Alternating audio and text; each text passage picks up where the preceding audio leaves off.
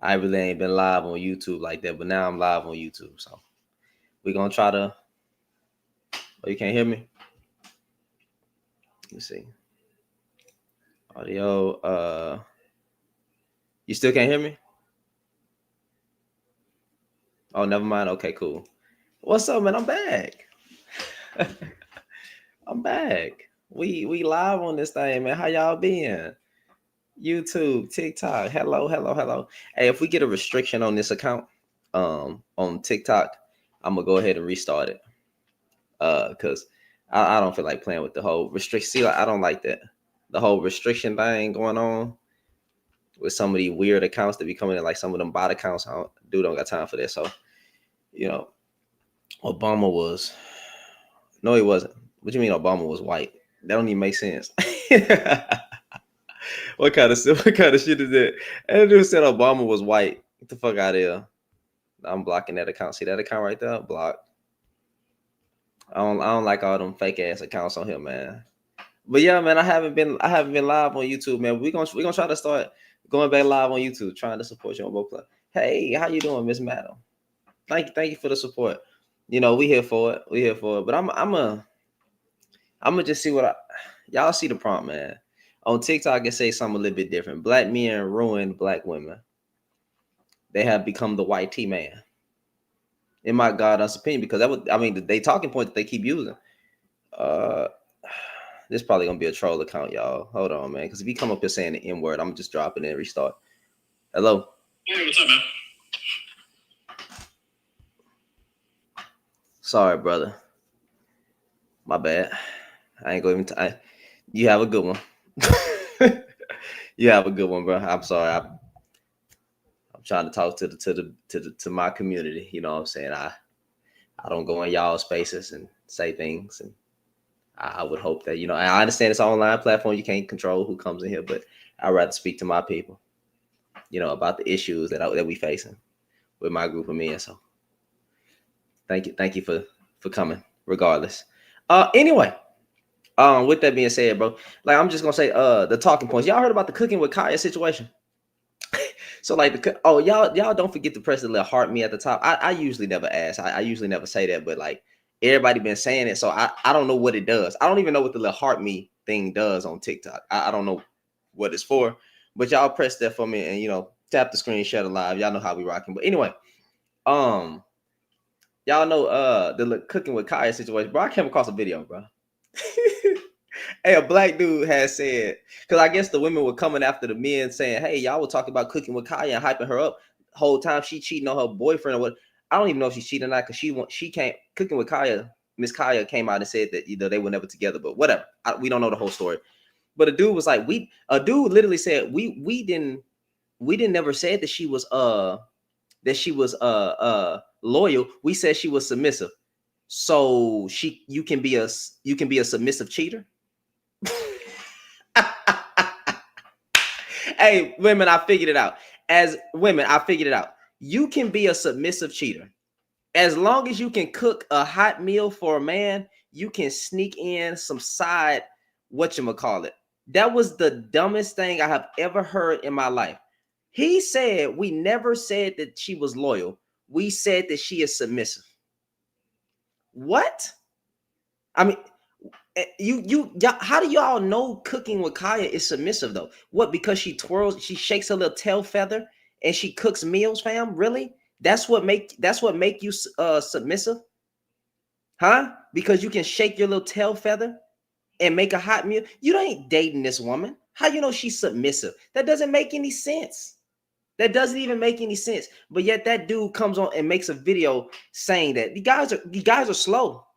At this point, I don't think men care about what they say anymore. Like, I don't think they analyze what they say anymore. I think they just be saying shit at this point, bro. I think they don't care that if they sound like they're not all the way there in the brain. Honestly, I don't think they I don't think they care, bro. But anyway, somebody has said intimate. Yeah, but anyway, going back to the prom, man. Black men ruin black women. And honestly, you know what's funny? See, I never said this, but I'm gonna say it today. Because black BLK men get on here all the time and they say it. They say it, so I'm a flip it. BLK men say that BLK women are a tool for white tea supremacy. Well, black men are a tool for white tea supremacy because the white tea people and the black man is tearing down the woman. How about that? How about that? You dudes with microphones have become the white tea man because all y'all do is open up your mouth to destroy black women and you never say anything good. So maybe y'all are the ones, we as men are the ones who need to take some accountability and watch what the fuck we say. I'm so sick and tired of hearing this whole disdain about what black women are doing, but yet you want to talk. I don't care about what black women are doing. Honestly, I care less. I'm a man. Y'all say we the head. Why would I go to the weaker vessel? Women, I'm not calling you weak. Y'all just got to bear with me. Why would I go to the weaker vessel, but you say we the head? Why would I spend my time talking to women and not talking to men? Why would I not have conversation with the quote unquote leader? Ain't that who you supposed to be having a conversation with? But y'all want to go straight to the accountability. The only time dudes use accountability is when it comes to talking down on women. You can't hold no woman accountable, fam. Can we stop lying? I know what I'm real. I'm gonna call it what it is. You are using black women for content. Vlad, leave because you're not even part of my community, fam. I don't know. I don't know why you can't even read the room. Now I didn't forgot what the heck I said. But anyway, the only time we use the word accountability is when it comes to women. That's it. When it comes to women, accountability. When you speak on men, no accountability. Oh, you're pandering. Oh, you're simping. You pandering and all this stuff. Man, nobody got time for that. Nobody want to hear that.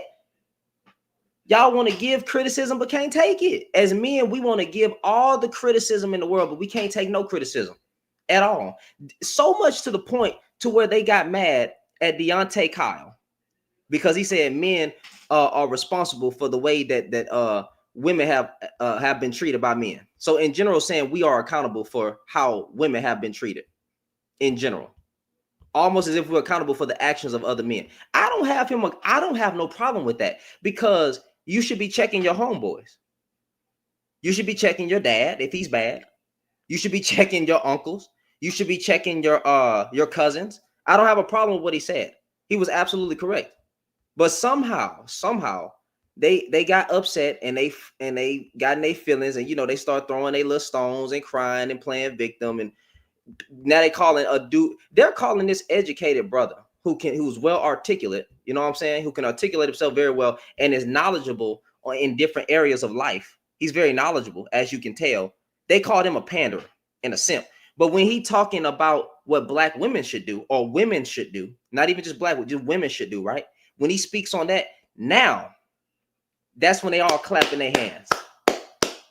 Everybody clapping their goddamn hands because it's all gravy. It's all gravy when you're talking bad about women. Well, I'm not saying he's talking bad about women, but I'm just saying when a man is talking bad about women or trying to hold a woman accountable, everything is all good and gravy. As soon as you flip it to let's talk about men, boy, these dudes start screaming. They start running for their life. I keep telling y'all, bro, accountability to men is like water to a cat. It's Superman's kryptonite. It's Superman's kryptonite. Men ain't accountable for nothing. That's why I get mad. I get mad. Your account name is Are You Trolling? I don't even know why I should let you up, and you sent the request. Like, why should I even let you up? Your name is Are You Trolling? Why should I even bring you up? That don't even sound right. Like what? For you to come up here and say something stupid? You know what? I'm gonna go ahead and entertain it because I don't understand. If you as a person make a fake account with no profile picture, I think you're a weirdo in real life. I think you are one of those people who's on my 700-pound life. You have no life, you big as hell, and you can't move. You're immobile. That's what I think you are. When you have a profile pic when you have a freaking account, no follow. Let me look at this thing. These be the weird niggas. Oh, I clicked on the wrong person. Let me see. Watch this, y'all. Watch this. He gonna get the live shut down, and I'm gonna restart it. Let's do it. Hello. What it do? Are you black? I mean, I've been real all my life. I'm still real. What the heck does that have to do with? I asked, are you black? I'm one of the original people on this land. I don't call myself my G. Please don't give me the hotep and melanin and 9-ether. I didn't say none of that. Yeah, but please just answer the. Are you? Brother, are you black? Are you a descendant of slaves? Lord have mercy. I said I'm of the original. Have a good one. I ain't got time. If you can't answer a simple question so we get a baseline understanding of who the fuck I'm talking to without you camming up, then I'm not going to talk to you, bro. You talking about original people. Answer the question. Are you FBA? That's it. Are you foundationally Black American? Are you Jamaican? Are you African? That's all you said. And you said you ain't black. So why would I talk to you then? If I'm speaking to my community, why would I then speak to a person who said that they're not black? I'm not worried about what white people are doing or Hispanic people are doing. But then you come up here saying I'm not black. Then what are you? You wanted to pull that whole card. I'm a human being. I would hope so. Well, I don't know what you mean, fam. Tell me what you mean, fam. You're not black, you're not white. Then what? Are you Hispanic? Goodness gracious. You didn't. If you can't, I can't stand one of those people. I can't do it. I can't do it, bro. I'm sorry. You have a good one, brother. You have a good one. I'm not finna do that today. I am not finna do that today. If you are on that whole 9-ether, my melanin has been opened, my pineal gland, and I can see the powers that be, and we Hebrew Israelites and stuff, nigga. I don't give a damn about that. I'm asking you about what race you identify with. That's it. If you get to come up with one of the original people, I don't know what that means. I don't know what that means. I don't get what that means. I don't even want to let you talk no more. All I asked was, are you a descendant of slaves? And this nigga couldn't answer the question. Where do these niggas come from? Where do these niggas come from? I'm not trying to be mean, but where these type of dudes come from? Women, this who y'all be dating, bro. This who y'all be dating.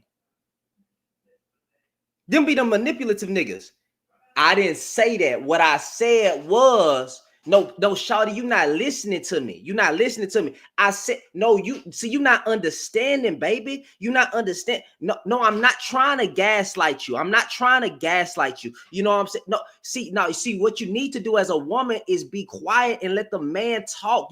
That's the type of nigga that you'll run into 10 times out of 10 times gaslighting. When you ask a simple goddamn question and the nigga can't answer it, fam. That's what y'all niggas, that's what y'all women be dating, fam. Goodness gracious, bro. Goodness gracious. You ain't say, I'm saying a whole lot.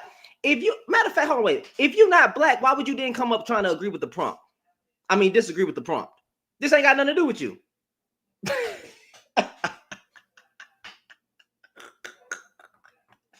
Hey, bro, if you're not black, why would you then try to come up and disagree with the prompt? But then you one of the original people. So it don't got shit to do with you, bro. You lying ass still didn't tag me in your post. I don't even know what you're talking about. Oh, from last night? Oh, I didn't go look at that. I didn't even zoom back to go cut it. I still got the live. I didn't go back and go cut it. Oh, I'll do that. Don't worry, it's coming. It's coming. And if I heard wrong, then I'll just say simply, then I was wrong. But I'll cut it up. My people was the Freedman. Let's look that shit up. The Freedman.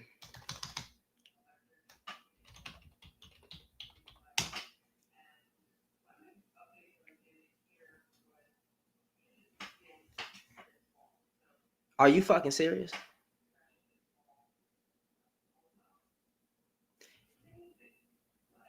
Are you fucking serious?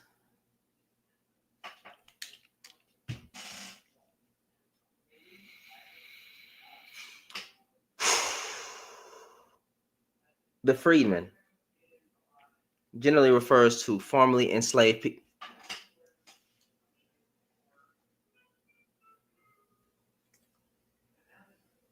Particularly in the context of the United States after the Civil War.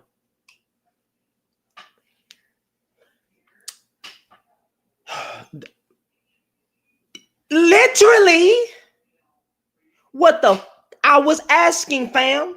All you had to do, the term also specifically applies to the descendants of those who were enslaved.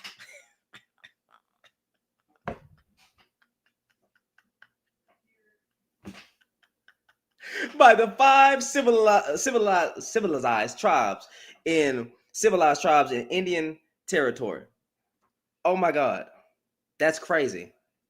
Damn, that's a shame. You are an idiot. You're an idiot. You know what? I actually feel like having some fun. Hey, but he's not black. He not black, y'all. He he Native American. He Native American. What it do? Right. What's your disagreement? You invited me back up. Yeah, you had came up, right? So I'm assuming when you came up, right, you were disagreeing with the prompt. You were assuming. Okay, then what did you come up to say? Let me see. Black men ruin black women. They have become the white man. Black men. I don't believe black men have become the white man. That's the white man. That's what I disagree with. Okay. Why so? Well, I don't see evidence of that nowhere. You don't think there's a group of.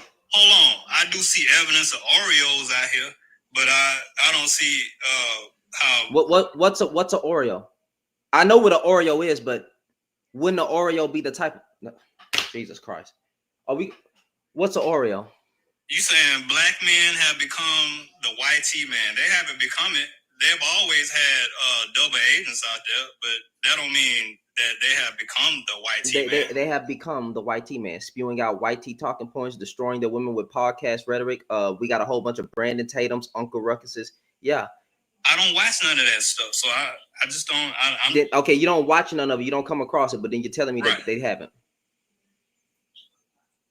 That's my experience. Yeah, I don't watch all the podcasts and things like that. Correct. I got you. Understood. Yeah. All right. It's all good, man. Look, because I know that not coming at my people in the wrong way. You're not gonna gain nothing by trying to, cause confusion or nothing like that with your own people. But all I had to say was I don't think that black men have ruined black women. Maybe the system has ruined black women that was created by the white man. Black men couldn't defend. Well, black men couldn't defend their women. They stood by and watched a lot of things happen. How far back do you want to go? Because we could take it back to the ancestors. Now I know these people get this very, very uncomfortable if I take it back that far. Oh, don't do that, Shannon. But no. How far back you want to go? Well, where do you want to go? We can go back to slavery if you want to. I'll tell this shit. I'll shut this whole goddamn thing down. What do you know about slavery? I know a lot of niggas sat back and watched. I know there wasn't a lot of Nat Turners. I know it was a whole bunch of people that willingly got raped. Not willingly. But I'm just saying, how far back do you want to go? I'm not trying to get too disrespectful, but I'm just saying, if you gonna say black men, it was a whole bunch of black men that sat by and did nothing. Sure. Yeah, and even let's not even go. They did have enemies out there. Let's not even go back that far. Let's go back to I don't know the fucking. You want to go back to welfare? You want to go back to civil rights? What you want to do? What about it? Speak on it. Well, black men couldn't defeat the white man. That's still your fault. That's still our fault as black men. We lost. You lost. I don't think that the black man lost. It's just that they didn't know the rules of the game they was playing. You lost. It's still you lost. Your Wall Street's destroyed. You have no army. You lost. Now, however, did you have a fighting chance to begin with? I could still say no, but as a man, it's your job to lead, protect, and provide. That's what we want to claim, leaders. Well, at the end of the day, we lost. I think the fight ain't over with. Shit. Okay. Well, we got a whole bunch of YNs now and a whole bunch of bang bangers who can't unite and lead their own communities. leaving their children. What do we have? What fighting chance do we have? Where's our army? Check me out. I'm getting ready to complete some how you say it? I'm trying to see how to word it. Gotcha. I got some things that I want to clear up, and once I clear them up, yeah, I'm gonna start helping more people. But I gotta get myself straight first. As a collective group, nigga, we ain't about shit. As a collective group, bro, it's okay. It's okay. Let's just keep it a beam. Let's just keep it a beam, bro. It's all good. That you can throw me in there, whatever. As a collective group of men, we ain't shit and we ain't about nothing. I'm here. I'm here for my people. But if they ain't here for themselves, that's them. Okay. So I'm gonna keep on the majority doing my thing. That's fine. I don't care about the individual person, the one black 5% of black men that's trying to do something. I'm talking about the collective. The collective of black men who claim to be leaders, providers, and all that shit ain't about shit. That's all I'm saying. They ain't about shit. You ain't about uniting. You ain't about financial literacy. You ain't about educate. The collective of black men are leaving college. The collective of black men ain't about a goddamn thing. Even if that's the case, there's still got some outliers out there. Why would I focus on the outliers when I'm addressing the collective? I need the collective to come on with it. It don't matter about a few. Well, I ain't gonna say it don't matter because one small seed can plant a generation. But however, there's been so many smalls for a long time. We need a collective change, not this whole a little segment over here and a little segment. Fuck that. I'm addressing the collective. So the collective of black men ain't shit, and nor do they care about their community. I wouldn't say they ain't shit, but I think they just misinformed. Okay, so when it comes to the community, they ain't about shit. How about that? They just ignorant. That's what I say. They just don't know no better. Even if they ignorant, you can lead these niggas to water. They ain't gonna drink it. You can lead these niggas to knowledge. They don't give a fuck about it. They only care about themselves. That's why we have an individual. We only have an individualistic mindset in our community when it comes to our men. Me and mine. I can show you the cowardness in us. Hey, I got to get back home to my family. Woman getting attacked over there, but I got to get back home to my family because my family. I got to get back home to my wife.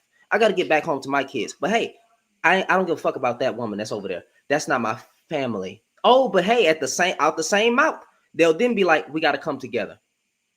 Oh, they out there for sure. Yeah. So the collective. I agree. They do have them. They do have them out there for sure. It's the collective. You're saying some though. This is the collective.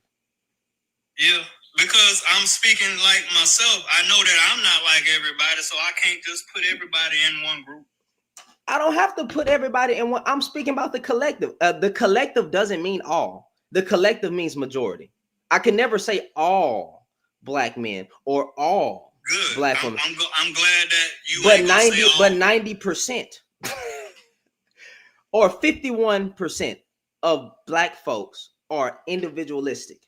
They don't give a damn about community. That has been proven because we don't do shit about it. We don't do shit about it. That's just the whole truth of it. Paul, look, this nigga name is Paul J. You could tell he ain't shit by his name alone. I just want to know what it does for you, Troll. What's up? For him to say all. I mean, I would think like I could say all. Reasonable adults why would you care about that? Why is there so much emphasis put on that? It's almost like you guys will jump through hoops and hurdles just to prove that you're not that person that should be included in that group of people. I could say all by example.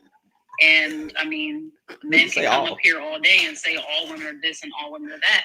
I'm personally not going to take offense to it because I know who I am.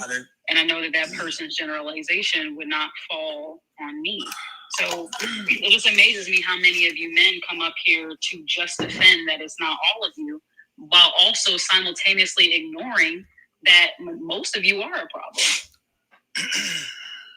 Most of you can't admit that, yeah, I do see men do this a lot more often or as common as people say. You guys can't even do that, but you want us to give you the benefit of the doubt when you're not even willing to acknowledge the actual problem. Can I respond? Yeah. All right. Acknowledging the problem. I feel like I see the problem out here. I'm glad I made it out the hood. It was a struggle to get out. You know, I'm glad I'm in a better position so that I can work on myself so that I can then help others. That's my goal.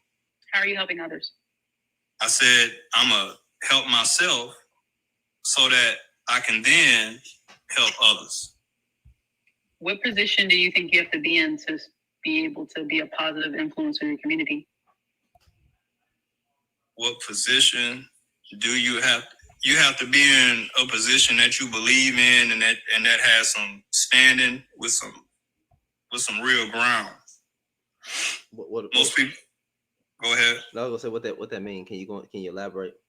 Most people stand on things that they're not sure about, and you know, just if you can stand on what you believe in and know where you going with you know, with what you're, you know what I'm saying? No, I don't. No, I don't know what you're saying. I really don't. I'm gonna say this, and then I'm gonna be quiet for a little bit. Fine.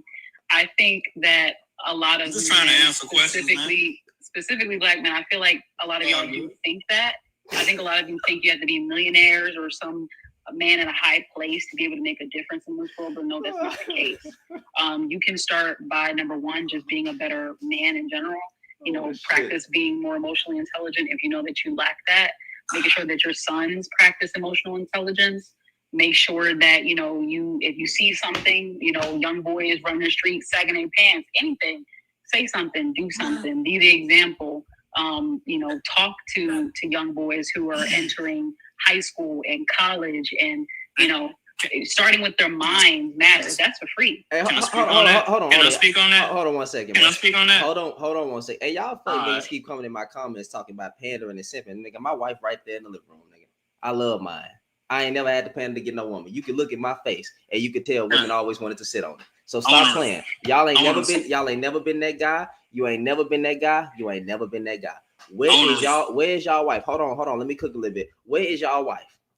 Y'all, when y'all come home, y'all gotta cuddle with that damn pillow and use that damn lotion. Your goddamn D dried in the Sahara Desert.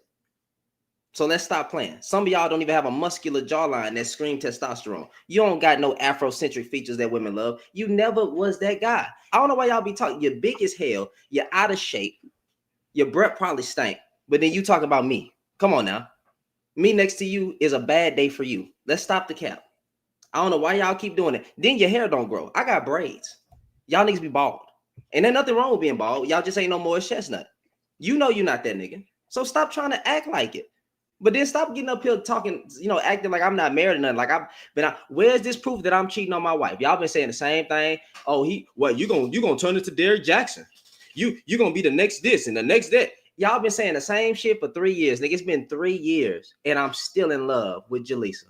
That's my wife. That's my black queen. Where is your black wife?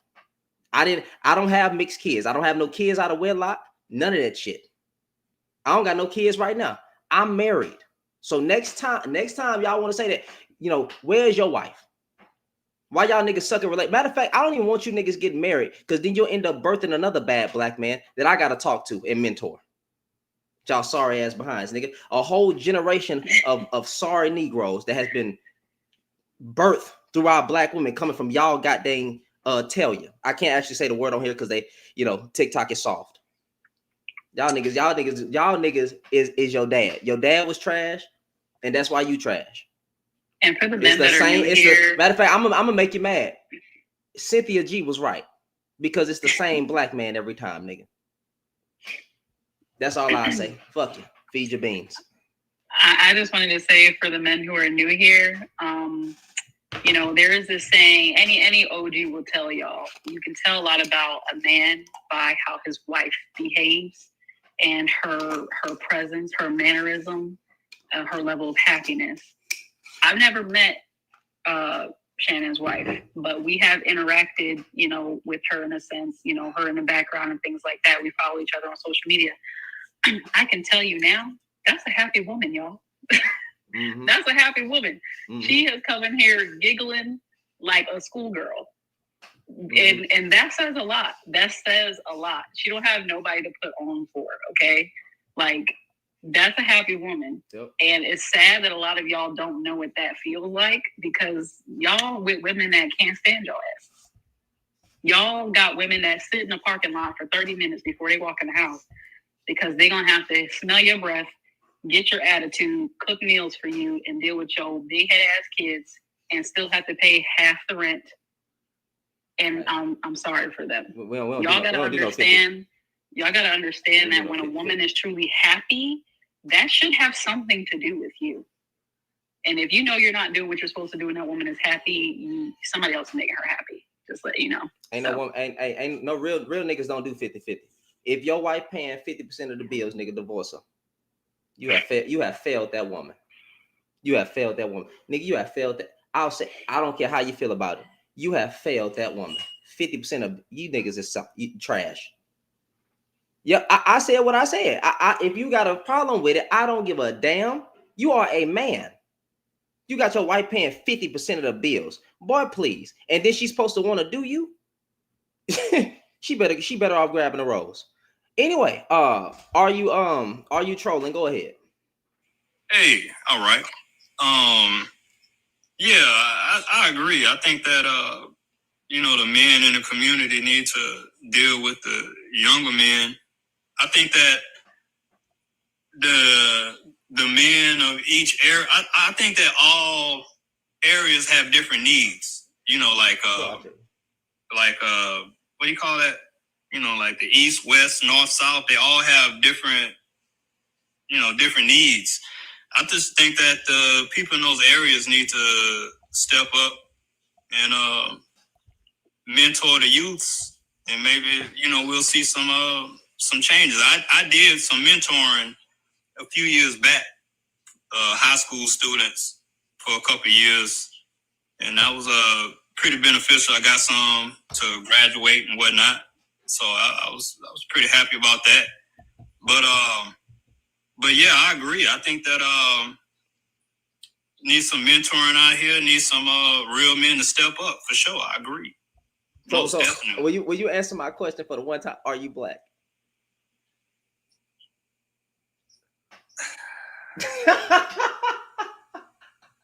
Hey man, why you keep saying okay? When you say my people, I don't know what you mean. What do you said my people to the free? I'm still stuck on it. I'm sorry because you speaking. That's just how I talk. Who taught you that, bro? That's just my understanding of things, and just that's okay. Who are you? I got a better question. I don't shit. That's not nothing. I got a better question. For a while. I got a better question. I got a better question. Who are your people? What color are your people? What color are my people? Man, probably darker than you. I can understand that. That's fine. So are you black? So black, right? Yeah, I mean, darker than you. Yeah. So black. I just don't say that. Right. Why not? What's the problem? I don't consider myself. You don't consider yourself black, but you speaking on black issues. I don't talk on. I don't consider myself a color that my people wasn't originally called. Okay, what were we originally called? What were we originally called? I'm so sorry. Educate me, please, my brother. What were we originally called? Well, like I said, I already told you my people was the Freeman. Then you can. What color was their skin? It wasn't a color. It was not a color. Everybody's a color. What color was their skin? Everybody is a color, bro. Everybody, everything, and everybody has a color. Even clear is defined. So what color were they? When you said darker than me, that's still a color. That's still a color. That's brown. But if darker than me will be dark, I'm brown skin, right? Yeah. All right. So darker than me will be a dark skinned black man. And what color would his skin be? They got all kind of shades on my family. So they would be blue, black, whatever. It still would be a color. Mm-hmm. All right, but you said so. You're trying to say color don't exist? You said race, and now you're saying color. I said color. That's fine. You know what I mean? I don't define myself by color. I define myself as what race? Based off the genealogy. What race are you? What race are you? As far back as I can go, like I said, my people was The freedmen. The freedmen. What were they? What were the freedmen? Because they were freedmen. What were they before they were freed, or before they would even experience slavery? They weren't black. They were not black. Correct. What did they come? Because if you do research on what the etymology of black is, you know that black is not necessarily what we know of as today. Or Cash App. I don't care about the black today. What color was their skin? But you do know that the black that we know of today. You do know the black that we know of today is not. What color was their skin, bro?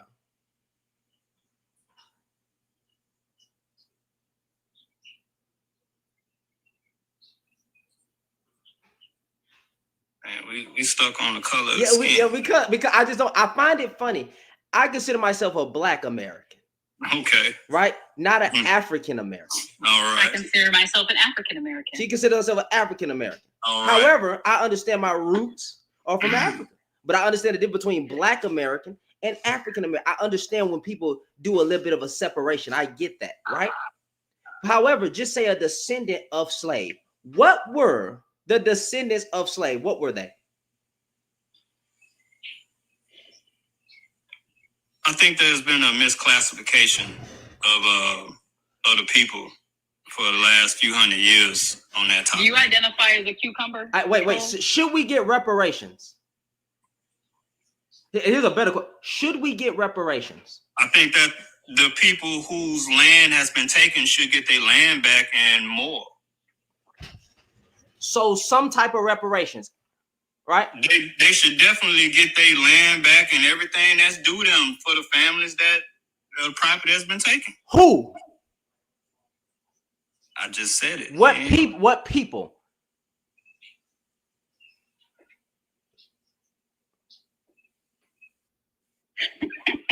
Sorry, but I can't take what? I'm sorry. I don't mean to put my face all in the thing, but like, what people, bro? What people? I don't know too many people who got their land taken but mine. Wow. Oh hey man, look, I'm out here fighting for real. Look. You ain't fighting nothing but the damn. Nigga, you can't even say.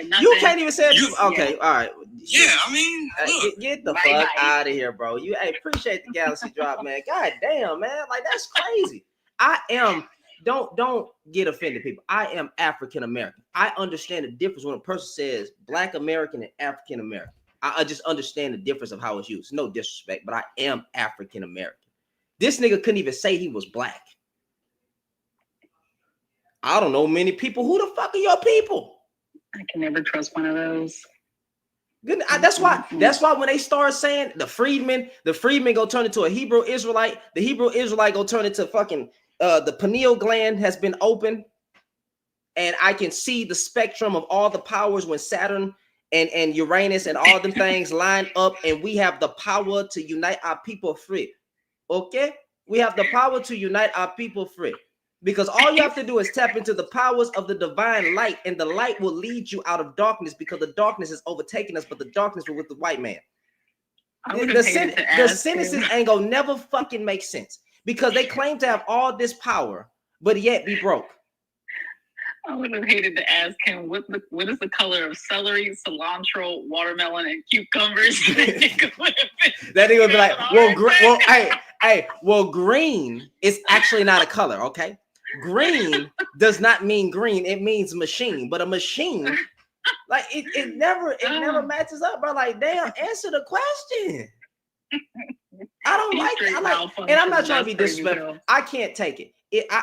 Like when people have different beliefs, I'll deal with your beliefs. I'll talk to you and all that stuff. But once we get to right here, I can't even say what a color is. And then you say pineal gland, and there's nothing wrong, because pineal gland is a real thing. And then the pineal gland lead to our people are from goddamn shit. We actually not black, we yellow.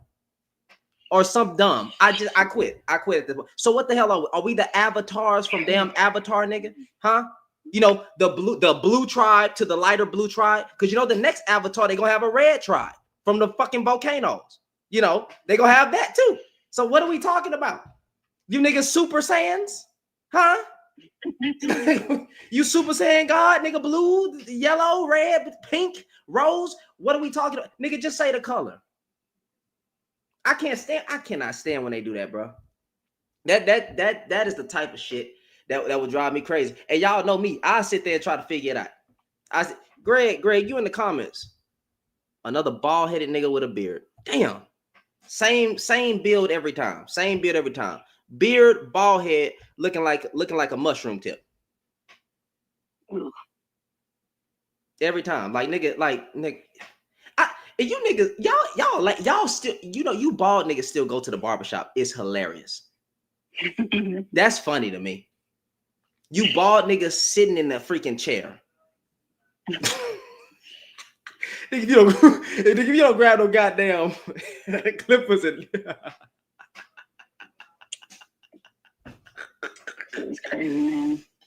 I'm tired of arguing with bald-headed niggas. Okay, please stop. I don't argue with bald-headed niggas. I know a bald-headed nigga that will argue you down and tear your behind up. His name is Rick the Ruler. I let bald heads deal with bald heads. Is he bald under there? No. Rick bald. Rick used to have braids and everything, but he bald-headed. You know what I'm saying? Well, cap sometimes. Somebody he take it off, he bald. Rick cool. He'd be scarier with braids. Hey, Rick cool as a motherfucker. You know what I'm saying? But yeah, that's the only cool bald-headed nigga I rock for. You know what I'm saying? That will advocate for. You other niggas, I know y'all be suspect. Y'all mad at women because they can wear weave, and you just mad you can't. You can go put on a wig. Some of y'all need a wig. Fuck nigga. You mad? I don't care if you niggas always say that I'm corny, I'm lame, I'm this, that, and the third, bro. I'm whatever.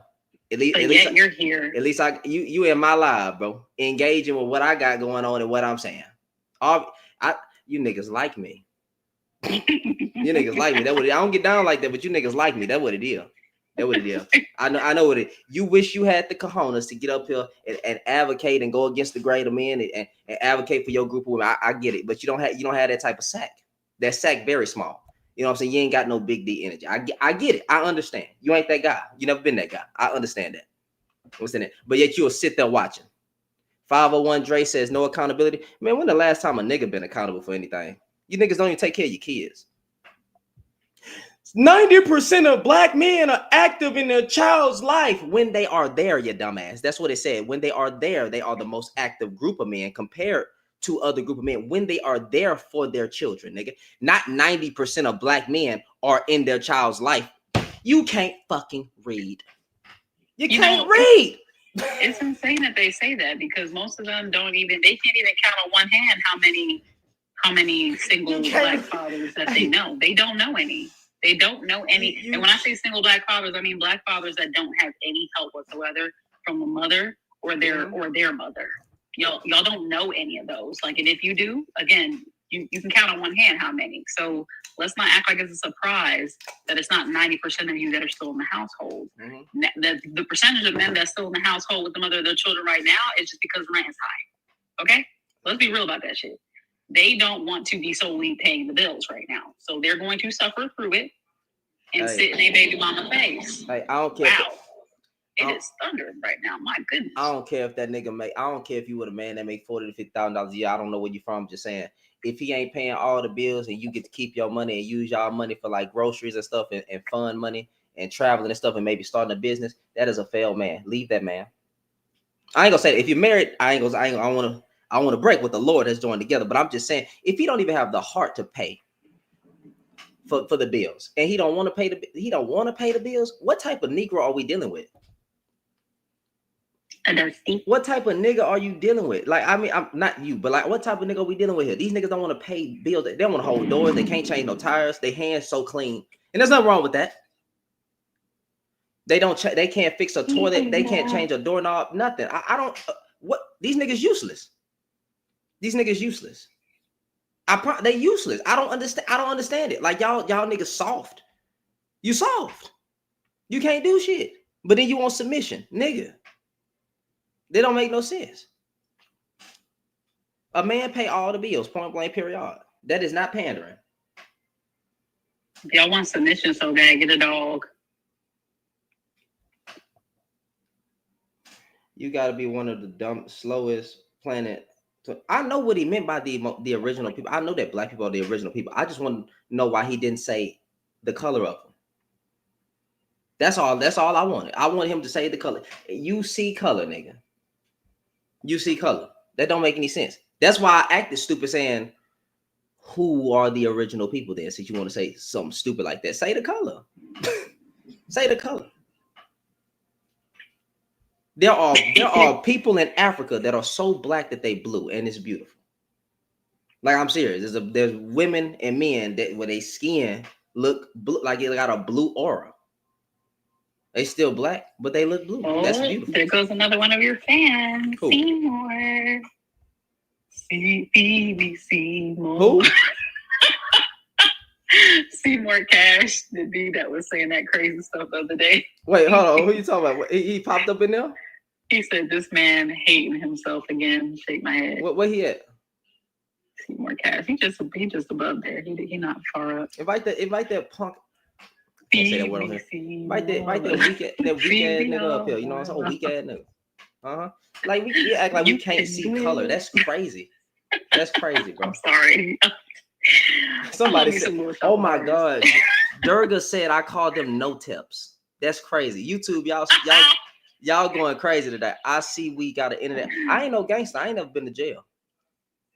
I ain't never sold product. Hard product. Never did nothing like that. You know, I ain't got no kids running around. Nothing. I am not no gangster. I don't want to be a gangster.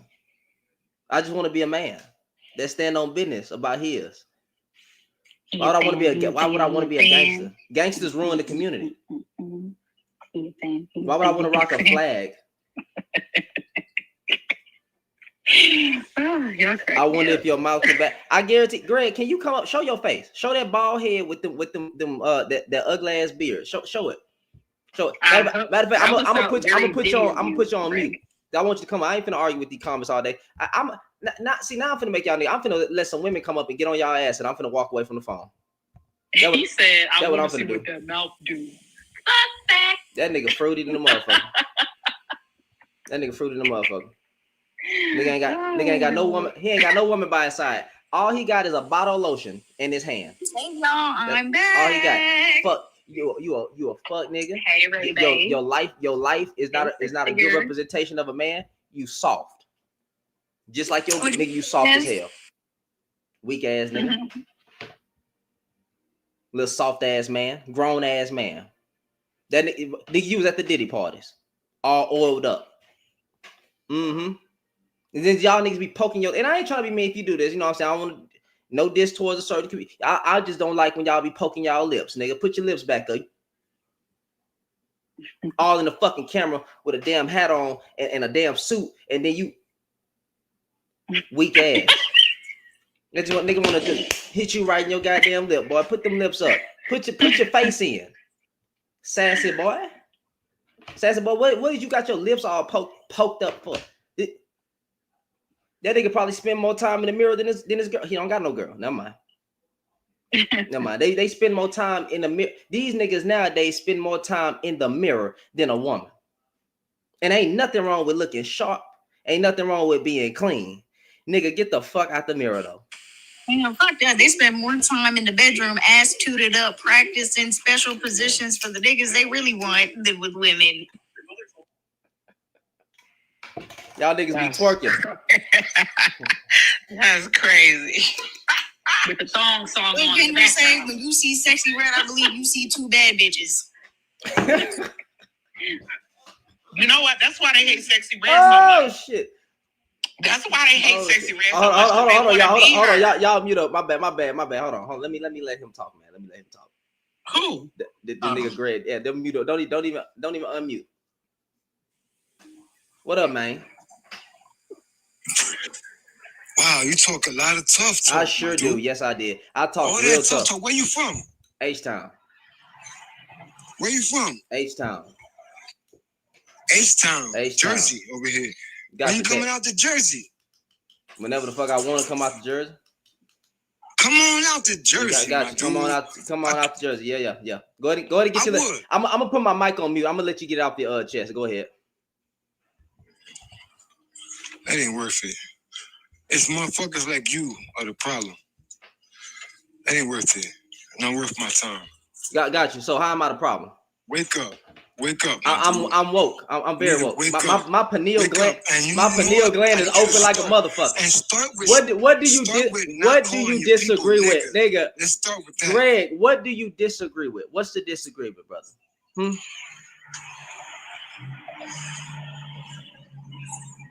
I'm done wasting my time with you. Yeah, exactly. Now get your motherfucking common looking ass on somewhere. Nigga came up to say nothing. When you coming out to Jersey? When you coming out to this? Nigga, it's niggas like you that are the get the fuck out of here. Y'all niggas always come up with the same goddamn sob story about trying to act hard online. Stop.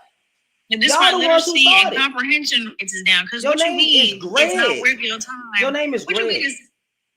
What you mean it's not worth your time to argue your stance, but it is worth your time to get on the internet and try to fucking procure fights from motherfuckers you ain't never done. These are older men, y'all. Older men. I told you the failures of the community. It's always gonna be a man with a beard. He wanted you to come to Jersey because he don't know fight. Hey, niggas can't they'll have no money, but also that beard. You notice he was bald. Niggas won't have no money, but that beard be sharp as hell. Be very sharp. That beard gonna be lined up. That's the only hair they can take care of. Only thing they can afford is goddamn hair on his chin. That's it. That Greg, it's niggas like you that are the problem. Well, how the fuck am I the problem? I don't get up here cussing out women. I don't get out here disrespecting women. I call us out as men. I thought y'all said men check men. I thought you said men talk to men. That's what y'all said. Men address me. That's what y'all said. But then somehow y'all keep identifying with the goddamn the failures in the community. I just find that funny. Every time y'all niggas come up, no accountability for the woman. Oh, now you an internet tough guy. We go from one point to another point because y'all niggas really don't got nothing to say because you soft. When you coming up to Jersey, all right, and then I mute my mic. I want to let you talk so you can get off your chest, and then your ass don't even say nothing. This a waste of my time. You ain't saying shit. You ain't saying nothing. You can't you even wasted the whole time. Yeah, y'all can't even articulate your own stance. Like y'all want to come up here and talk about spare and pander and all of that, but you can't even come up here and like formulate a full sentence. Y'all like niggas. make it make sense. As a matter of fact, for the men that disagree, when you get up in this bitch, if you say a word that's bigger than 2 syllables, you got to provide the Merriam-Webster's dictionary definition because these niggas be trying to get up here and use words that they think sound smart and using them in the wrong context. Girl, they think Merriam and Webster is TV actors. They don't know what the fuck a Merriam-Webster is. Niggas don't, bro. We read at a 3rd grade level. Why y'all keep expecting black men to read? We not gonna do that.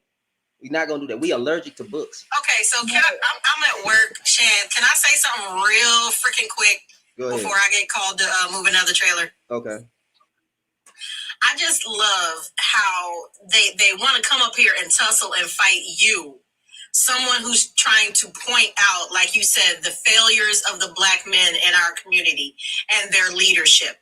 But I just saw several, and I mean several, back-to-back videos about the Passport Bros, how they are coming back home from the DR, from Costa Rica, from South America, from Brazil, and all these other places, dragging the sniffless and the Victor. The H5. Boy got that V. Y'all want to be leaders so bad, but the only thing you led other men into was their own demise. And you want us to follow you into the abyss too? No, thank you. What about yourself? As the little white tea girl said. No, thank you. No, thank you. At this point, every man got HIV. Black women in general. Every man. These mofos, there was a black brother, and he seemed like he was from the rainbow community. Went to, I think it was Cartagena. He did a video. Went to Cartagena. I saw the video. He said They was lined up like 200 deep. The group in front of him was 10 deep, but he panned around the airport, and it was like 200 black men that were in Cartagena for that particular weekend. And I guarantee, every last one of them came home with their dick just a-blazing. Flames. Flames. This is where your black brothers is leading y'all to. But y'all want us, the black women who got 48 senses and a pocket full of change to believe that y'all can lead us somewhere other than to an early grave. These men talking about with your lips are bubbling because you got lesions on your face. Coming home with your dang-a-lang squirting like a flamethrower. But you want me to follow your black ass somewhere. Oh, man. Talking about we high value men. Oh, man. But yeah, we high that's value. What HIV stand for, high value. It said talking about we high value men and we got all these assets, so we gotta look out. The only thing y'all niggas got is a creased up pair of Jordans, a fucking rundown PS5, and a 1995 Chevy Tahoe that has more than 100,000 miles on it. Y'all ain't got no motherfucking assets to speak of. And a partridge in a pear tree. Like, get the fuck out my face. Damn, boy, y'all boys out there. You know what I do for a living, right? Mm-hmm. You already know what I do for a living. Mm-hmm. Can't no mofo that come on this app tell me Jack Doodley squat and get me to follow him even to the corner store. But I'm wait, from Philly. We got corner stores in Philly. You can't even get me to follow you to the corner store, bro.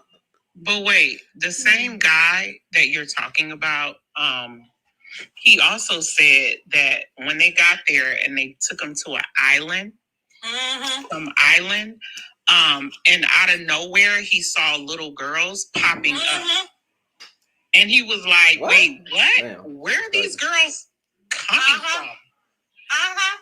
This is what they're going there for. We're not stupid. We said this when the passport bros started popping up all over the daggone place. I was on multiple panels where this is exactly what we were saying. We knew they were going there for. No, we not. No, we not. We going for wives. You done came back with everything but a goddamn wife, sir. Oh shit! I didn't mean to do that, bro. That was an accident. I didn't mean. Y'all done came back with every disease known to man and everything but a wife. Y'all go down there for debauchery, and I was on a panel where this dude, we were talking about all kinds of other things, and here he come talking about, well, the age of consent and the age to marry in Colombia is 14. Why do you know that, sir? I've spent 50 years on this planet and don't know that. Why do you know that? I mean, y'all niggas nasty, man. That part.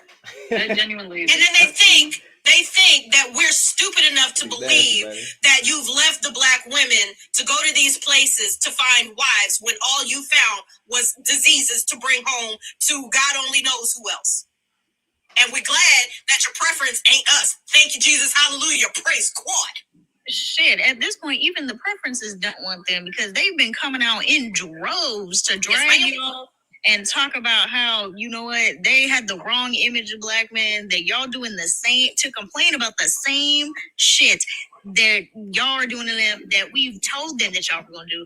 Oh, white women and fucking POC women up here 24/7 talking about how they give a black man a chance and they got left a single baby mother. Hold on, y'all. Hold on. What, nigga, you want to come back up?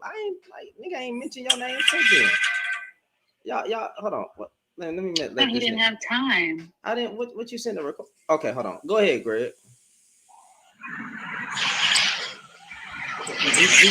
You came back up. So your whole show is based on black men ain't shit. Is that what you're telling me? Yeah, there is a large percentage of black men that ain't shit, and I gotta call them out. Yo. So that's what this whole thing is about. You're here online to talk shit about your own people. Yeah, why wouldn't I talk shit about trash black men? Malcolm X did the same thing. What you talking about? Muhammad did. Hold on. I just want Can to I say something? This country that we live in. I want to address what you say. So you quoted Malcolm X. Finish what? I said he did the same thing. I didn't quote anything. I just said he did the same thing. Malcolm X did not start his movement on talking shit. It ain't about what he his own started. He people. was still addressing men in his community. Tupac did the same thing. Like, my God. Tupac referenced what the fuck is happening right now in the goddamn song. Sure a whole race of niggas who hate the ladies. What the fuck are we talking about? Because you niggas hate women. That was then. But this. What you mean that was then? Hold on, wait, pause. Hold on, everybody chill out. Nigga, what you mean that was then? You heard about the wrong thing. What you mean? Hold up, y'all. Hold up. What you mean that was then? What you mean that was then? Like, nigga, that's now. Y'all act like a new story every day don't come out with a nigga unaliving his wife and his goddamn children, a woman getting dragged in between the alley. Nigga, we just saw a woman cheating. I don't support cheating, but she got caught cheating on the goddamn ring doorbell. Nigga, put his hands on her. You're entertaining. I'm not entertaining nothing, nigga. I'm calling out a problem. A man is calling out a problem. Fuck, nigga. Hey, fuck, nigga. A man is calling out a problem. That's what men do. Men call out their problems. They address their group of men. Y'all niggas want to get online every day and talk to women 24 goddamn 7. But as soon as it's time to start addressing men, y'all niggas want to act like cowards. That's why the white man got his foot up behind as a collective. Ass. Ain't got no goddamn smoke for nobody else. But as soon as it comes to a black woman, y'all got all the smoke in the world. As soon as a man start criticizing the goddamn man, now y'all say it's pandering, simping, or you doing this for entertainment. Y'all didn't say shit to Kevin Samuels. You didn't say nothing to Kevin Samuels. You didn't say nothing to these bald-headed niggas with freaking beards all online. Y'all don't say nothing to Mr. Let Go. You don't say nothing to Angry Man who look like a damn light-skinned Santa Claus. Y'all don't say nothing to them men all the time. And they got a whole bunch of videos degrading women all the goddamn time. Y'all don't say nothing to the men. But as soon as a man bring the smoke back to men and address us on what we supposed to be doing, then y'all niggas start crying, oh, you entertainment. You going against your own people. Motherfucker, they birthed me. They birthed me. The woman birthed me. So why wouldn't I get up here and defend the damn woman when you got a whole bunch of bald-headed Negroes like yourself that want to talk about women all day? Instead of getting mad at what I do, go address them niggas. God damn, y'all niggas, y'all don't address nothing. Anytime, no, men don't take accountability for nothing. That's why y'all not leaders. I think you should sit down and let women lead at this point, goddamn it. For real. Point blank, period. Because every time it's time to check a man and get some stuff done in the community, y'all niggas run away. The first person that's in line to raise their goddamn voice about issues that's going on in the community is a damn woman. And when she raising her mouth and she say something, she gets shot. Or she get beat up. Something bad happened to her. And she the first one that's always on the goddamn street raising her goddamn voice about issues that going on. And you know who never there to ride with her? The niggas. Never there. So miss me with this nonsense coming up here talking about your whole show is entertainment. I don't find it funny that black women have become entertainment. That's what I don't find funny. I don't find funny how a whole bunch of niggas getting online exploiting their group of women. But then when you need some help, it's a woman that elevates your dang life. When you need some support, it's a woman who emptied out her pockets for your ass. When you needed a couch to lay on, it was a woman who did that. Nigga, when you first needed a womb to be in, men can't give birth. It was your mother who birthed your behind. I never got up here and said black women are all good and black women I ain't never said that. Never said nothing like that. There's some bad black women. I'm not finna get online and say majority of black women are bad when I know that throughout history, men have ruined women. And that don't matter what race it is. Men have ruined women as a collective. God damn it. Misandry only exists because of misogyny. Point blank, period. I don't care how that sounds. It only women. Y'all said that women respond. Y'all said that women respond to what men do. So guess what? If you would have started off treating your damn women correctly, you wouldn't have this response. You wouldn't have this egregious response where women talking about it's all men until it's no men and all that goddamn stuff, which is true. It's all men until it's no men. I don't find no offense in it. Miss me with this goddamn nonsense, nigga. Stop crying in my goddamn lives like a goddamn man all the time, bro. For real, I mean, like a goddamn little boy, little baby. Unmute your damn mic. Fuck, nigga. I'm be wanting to high five your ass. Hold on. Can I speak now? Now go ahead, because old buddy seems like he don't know how to work technology. Okay. Oh, now you know. Now you know. Somebody might need to send him. No, yeah, actually, Greg, she gonna talk now. You got it. You'll speak in a minute. I'll let you speak in a minute. Fuck, nigga. This is why y'all some trash ass men, okay? Including you, Greg. Including you. Because you just got done hearing us speak about men going to other countries, giving people STIs, coming back, getting STIs, giving them to their people. And then on top of that, we just got done speaking about them same men going to these islands where little girls are popping out of nowhere, and your black stupid ass gonna come up here and talk about, oh, so this live is about, black men, and this is just entertainment. Instead of you hold on. Yes, because I don't fucking molest children. Shut the fuck up. I'll give you your chance in a second. Let her finish. I'll give you your chance. I promise I won't interrupt. This is why we bash y'all and we drag y'all niggas, because y'all are disgusting. Instead of addressing the real issues that these black men are going over there and doing some egregious stuff to children and bringing STIs back, you don't want to address that, but you want to come up here and address Shannon for standing up for women. Is you cool? Who raised you? Yo, who raised you? Who raised you? And I don't give a fuck about with your this dumb, stupid, you came up, nigga. You sent the request. Because you ain't got nothing to say about the P3DOs going over there. A lot of men in our community. Ain't nobody here trying to fucking say that he's wrong for saying that black people shouldn't be over there doing that dumb shit. Nobody said that. You didn't come up here and address Nobody that, came up here saying that. I came up here talking about how this man is kicking black people's back in. You did not come up here and address that, and the rest of the ladies on this panel up here stroking this fucking ego. Yeah, all black men. What ego? I didn't say all black men. Nobody said all black men. Nobody said. Y'all. We need people to stand up for us, not to kick our backs in. What? Give me something to stand. Hey, get out of the way. Now it's fine. Give me something to stand up for. Greg, give me something to stand up for. Sitting up here talking shit. Give me something to stand up for, Greg. We got a fucking whole war to fight with the damn country. Give me something to fight for. That's happening in this country right give me something to fight for, Greg. I don't think you do. Greg, give me something to fight for. Here fucking talking about how we all pieces of shit. I didn't say all. Greg, I didn't say all, Greg. Greg, I didn't say all. Wait a minute, guys. I didn't say all. Have some kind of order in here. Okay, this is the order. The order is I'm getting on this nigga because he's disgusting. That's the order. So I said it. All men. Because if you were that quote unquote good men, instead of coming up here and saying, oh my God, this is really egregious. What can we as men do about this? We really need to attack this issue.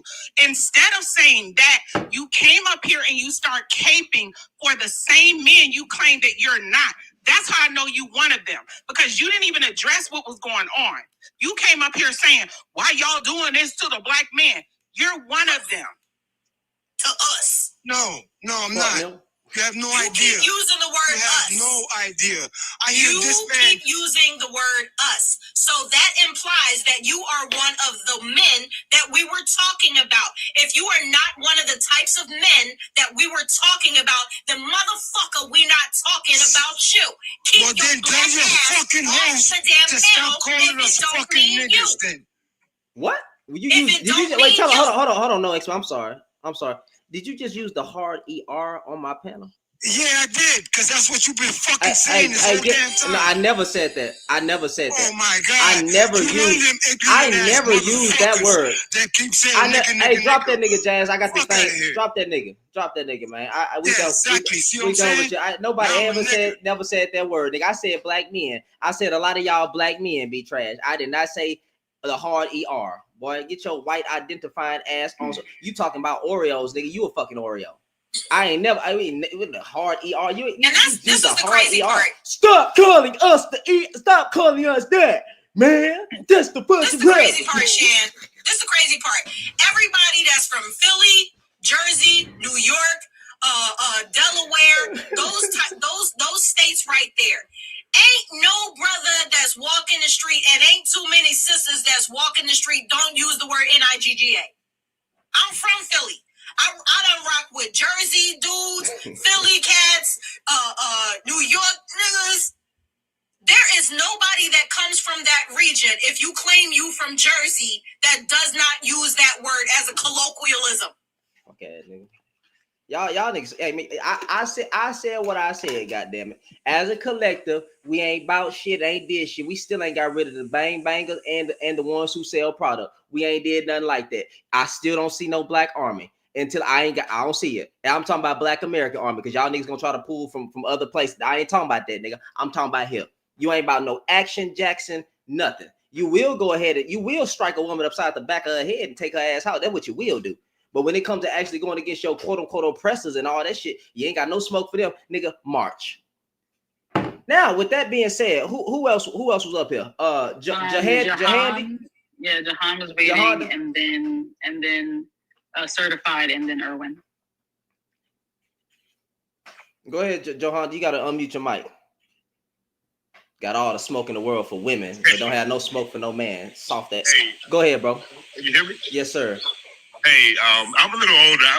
I'm 53 years old. I'm from California. Nice to meet you. And you know, just being, you know, born in the 70s and coming up through the 80s and 90s, I just wish that that black men and black women can somehow we get to a happy happy place where we can address black. Let him say. Don't interrupt. Let him hear him out. Let's hear him out. You know, I understand the pain. You know, the pain that black women have been through and black men have been through. But we have to start a dialogue. See, just coming on to this app and hearing the conversation, and that last brother, the brother with the bald head and the beard, I think his name was Greg. You know, I can understand where a lot of brothers will misinterpret what the host is trying to say and get offended by it.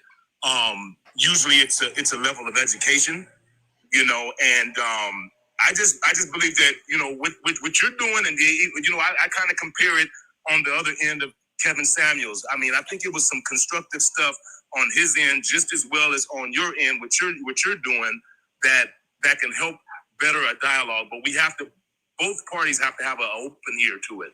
And I feel like I heard the word bashing each other, you know, bashing. When you bash somebody, a person tends to close their ear. And I think we shouldn't use words as bashing if we're trying to create a monologue where we are trying to communicate with each other. And I think that's where black men and black women are at right now. We're both hurt. We're both angry. We've been in bad relationships. Hold on. You know, so I just want to say that. Hold up. No, 1 second, brother. I ain't I don't think it's a disconnect in dialogue. I believe one side doing all the goddamn talking and they not doing no listen at all. Like, you want change. If we want change, and I'm not about to be mean to you, I promise. I'm not going to go off cuss, none of that stuff, because you was respectful. You know what I'm saying? But if men would listen more, we would have better results. If niggas would listen to their wife, if niggas would value what their wife say, they would have better results. But however, before we even get to a relationship, niggas be worried about. So let me not use that word. Black men be worried about relationships. Black women have always given us the recipe to what we need. I told niggas to go to therapy. Black men don't want to go to therapy. I told you to seek education. Well, a lot of men and women have told you to seek education. You don't want to seek education because a lot of them are lazy. Not putting that whole term on black women, black men as a collective, but a lot of them are lazy.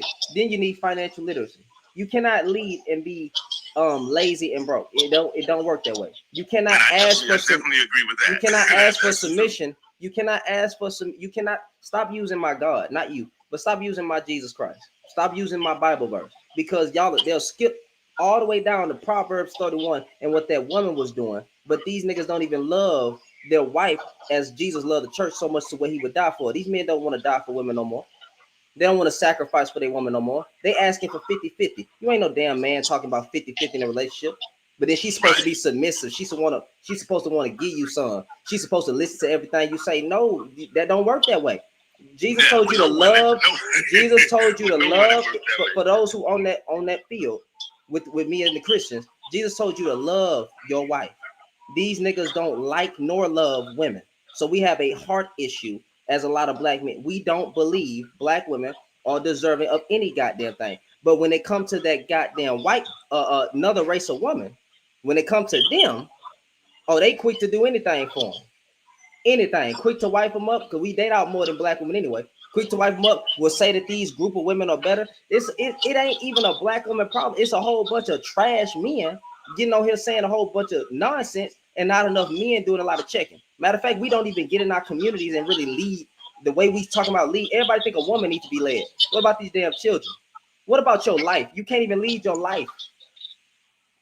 A lot of black men can't even lead their own life. They can't lead themselves out of poverty. They can't lead themselves to a job application. They can't lead themselves to therapy. They can't do shit. But God, give me a woman. Please give me a woman. Let me get in a relationship. You don't qualify for one because you're trash.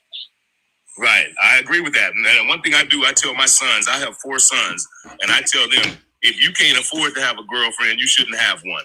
And none of them have kids, and I got sons in their 30s, and I preach that to them. Like, if you can't afford a woman, you should not have one. You know. And I'm happily married and been married for 20 years. That's all you got for them. That's 6 figures, dog. Come on, man. Can I say something to John, please? Like, you're not teaching them morals. You're not teaching them like emotional intelligence. You're not teaching them like self-control, how to deal with their anger, like things like that. Oh, most definitely. That's a part. Can I say something to John, please? I didn't do that. That wasn't. Hold on. The first thing you have to do, you have to lead by example. So my examples is one of the things that has been a real plus in my sons' lives, that where they see the way I treat my wife and how we live in our home, you know, with respect and everything. Even when it comes down to financial situations, we make those decisions together. You know, we don't. It's not like 50-50 or this and that. When I don't have, my wife has my back. You know what I'm saying? And I make over $100,000 a year, and my wife makes 60-70 a year. And we make this work, and we've raised 5 children together.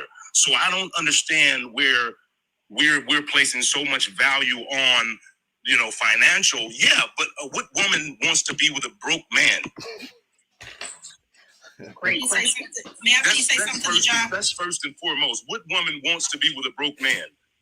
But when at my 20 years of marriage has been, you know, even with my little, $80,000 and $100,000 a year. What happened? I didn't do that. That's not me. Right, guys. But I just want to say that I think we ought to start more of a dialogue where we're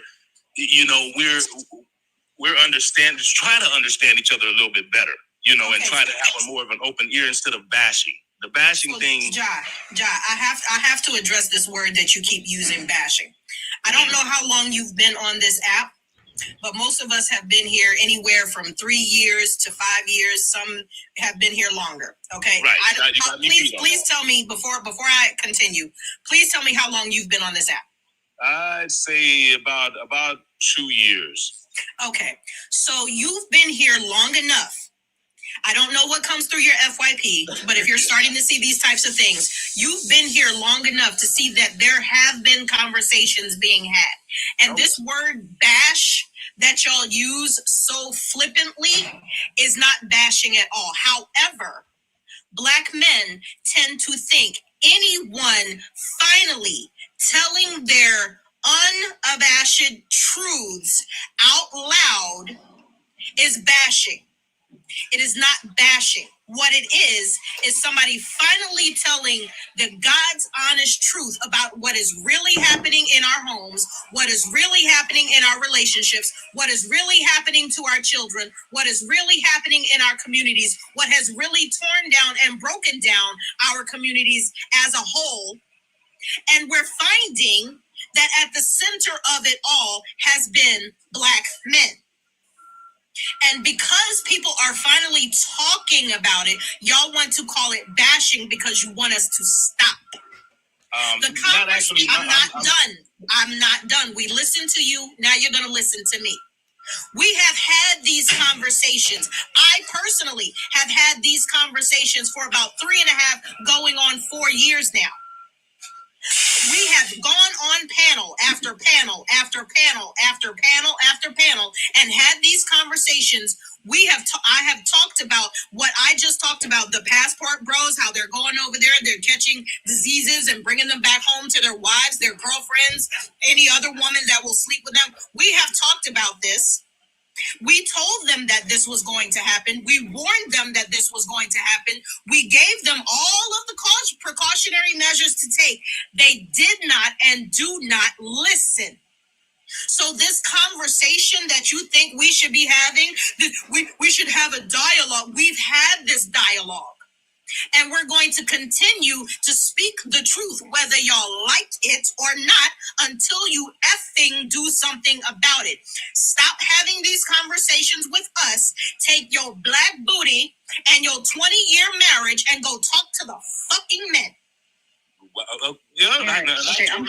I'm so sorry. Everybody pause.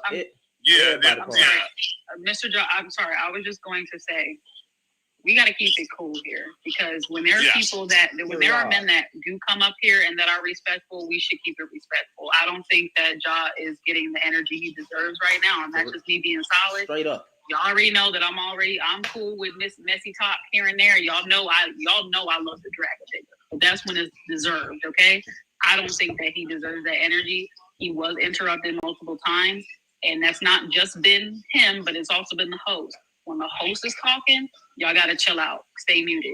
When somebody's being up here being respectful, let's keep it respectful. Like, all the extraness don't need to be had. I get being passionate about whatever you feeling. I totally understand. I'm not gonna call nobody angry, because I know that a lot of y'all fed up. Shit, I'm fed up. But I do know how to discern somebody who's being respectful, and that's just giving their opinion and trying to be neutral here, or to just speak their piece. Y'all gotta give grace, because if y'all want to be heard, you gotta make sure that the other person's being heard. No one's understanding what's being rebutted, because there's interruptions going on and over talking. So I'm gonna say that, Ja, speak your piece, and then we're gonna let the host get back to I ain't next. Sir Urban. Yeah.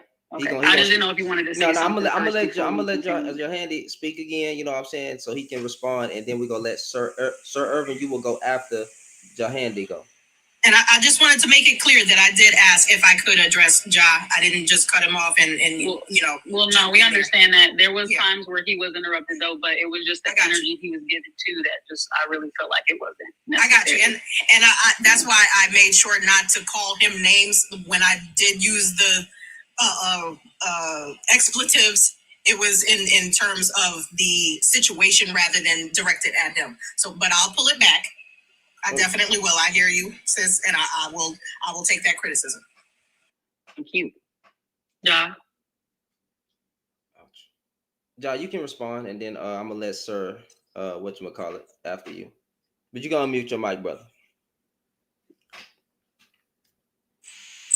Okay, and with that being said, I don't take it. I understand being passionate about your, what you believe in and your stance as a woman and everything. But see, that's exactly what I'm talking about. I didn't come up being disrespectful, but yet that's what I get back. You know what I mean? And I think we have to check ourselves.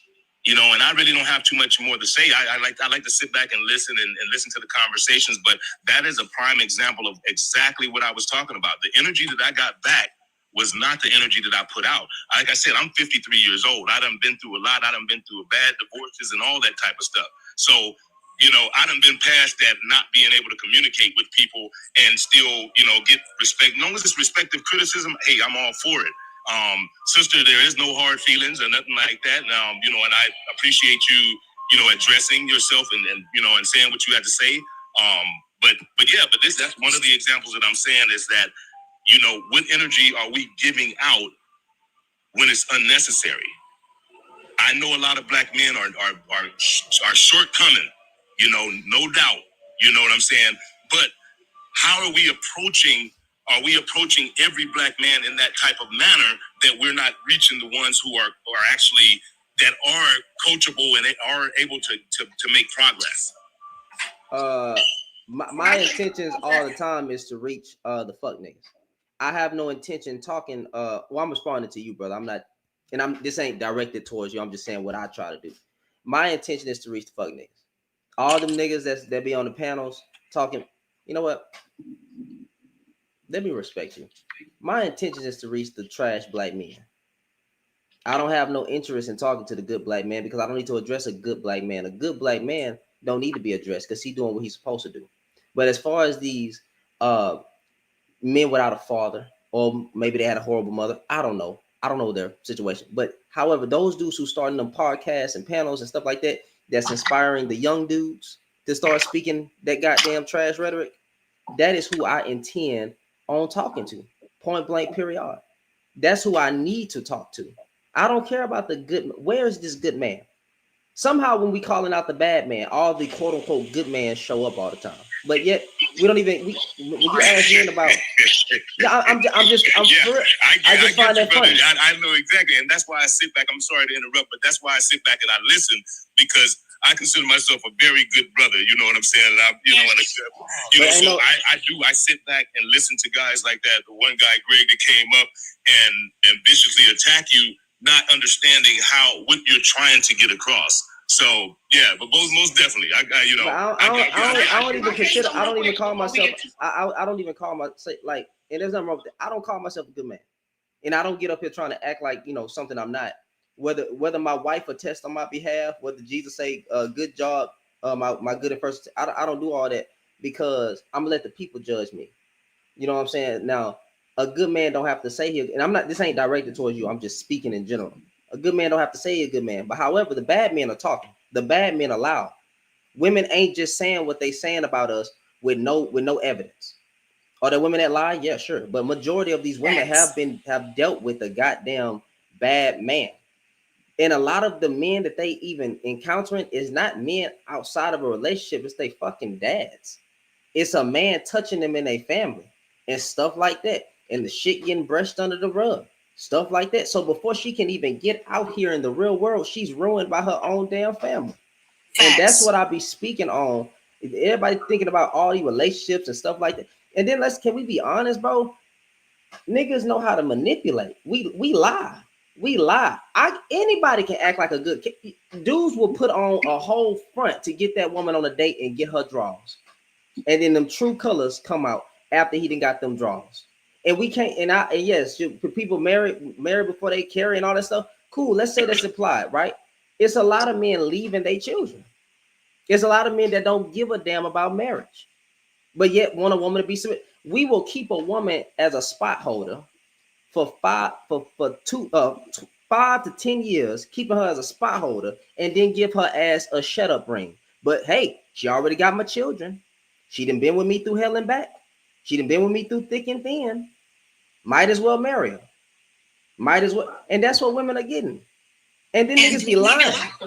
So I gotta address. I have to address those type of men. And the niggas who talking are exactly those type of men. Because the niggas who keep talking, where's their wife? Why they don't talk about healthy love? Somehow, as a group of men who only married at 36, we are married at 36%. 36. Let me meet you up, brother.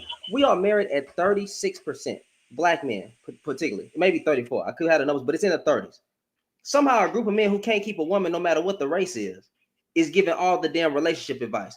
When your history shows you suck at marriage. We suck at marriage. We very good at divorce because you can't keep a woman.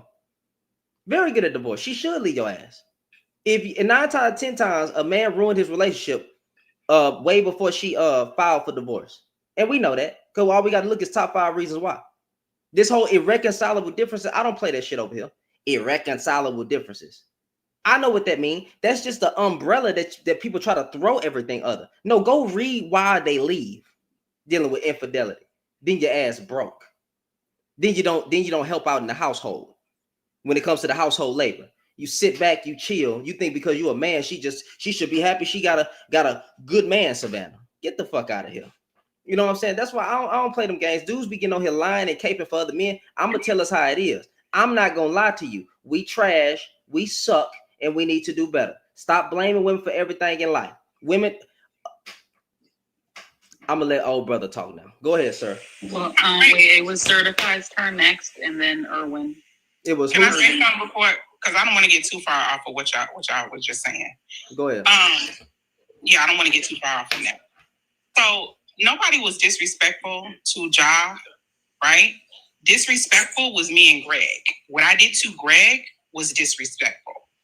Nobody on this stage, on this panel, was disrespectful to you, sir.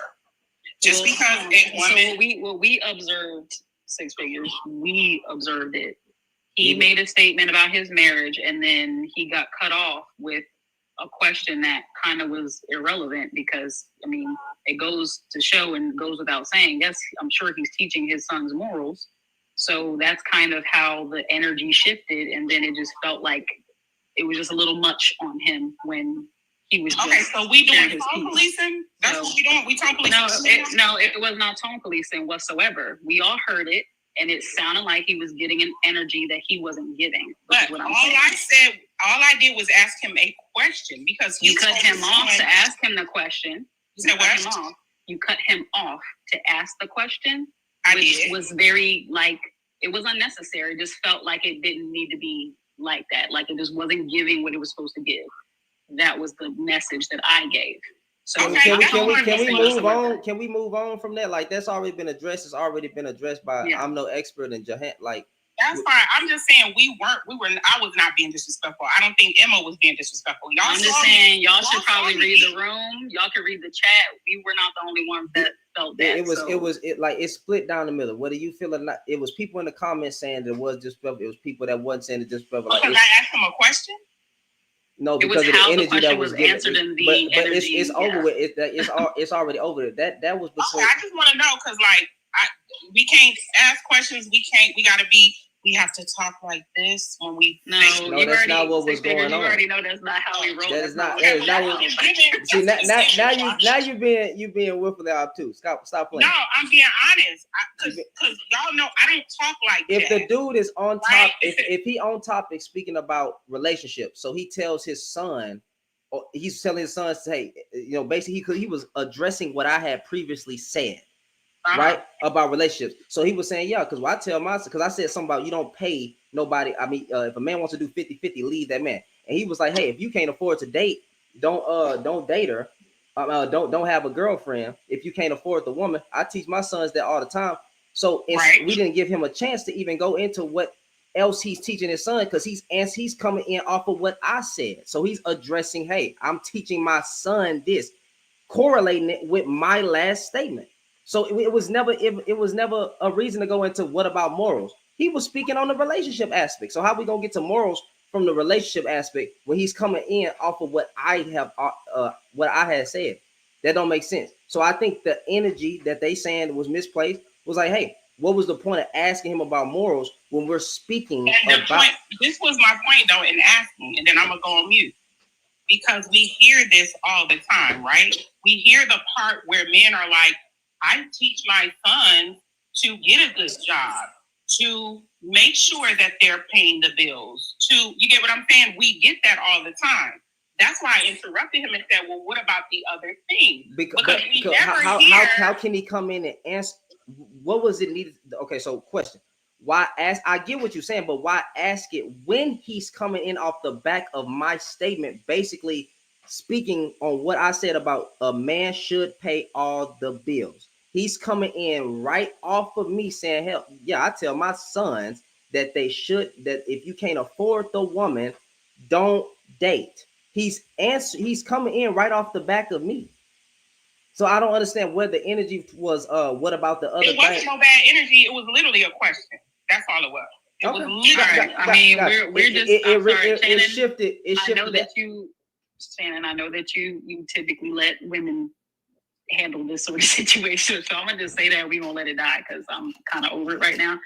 At the end of the day, it is not necessarily what you said. It was that you cut him off while he was talking, and it was how you said it. It was very like cutthroat when he wasn't giving that energy. If he was a man that was coming up here being condescending, being disrespectful, if he was cutting all y'all off before that, then yeah, I probably wouldn't have said nothing. But that's not the energy he was giving. We all saw it. Again, read the chat, read the room. We're not imagining it. We're not assuming. We're not putting words in your mouth. We're not twisting anything. Read the chat. Everybody else is 321 people in here right now. Read the chat. So people that agree. Certified was next, and then we're gonna go to Irvin. Okay, so certified was next up. Yeah, she was up here before Irvin. Go ahead, Mal. Irvin, sorry. Okay, how y'all doing? And I wanted to say I've been listening pretty much the whole time. I was here when they were arguing with Mr. Greg. I was here when they was Fuck Greg. Okay, yes, sir. No, I'll just play. Go ahead. Go ahead. What I want to say is I'm a woman that dates women, right? And they be like, well, how does it work in your situation, right? And I was like, I don't do 50-50 because I'm a whole individual. I own my own house. I pay my own bills. So even when I decide to be in a relationship with somebody, they're not coming to pay 50% of what I got going on at my house.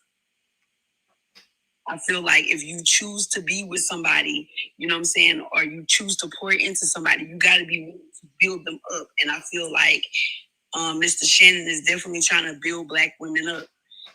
But I want to hold us sisters accountable, because when brothers try to talk calmly and peacefully and respectfully and put out there what they're trying to put out in the world, like we attack them, like we feel like they should be perfect men and do everything right, but we don't expect that we should do everything right.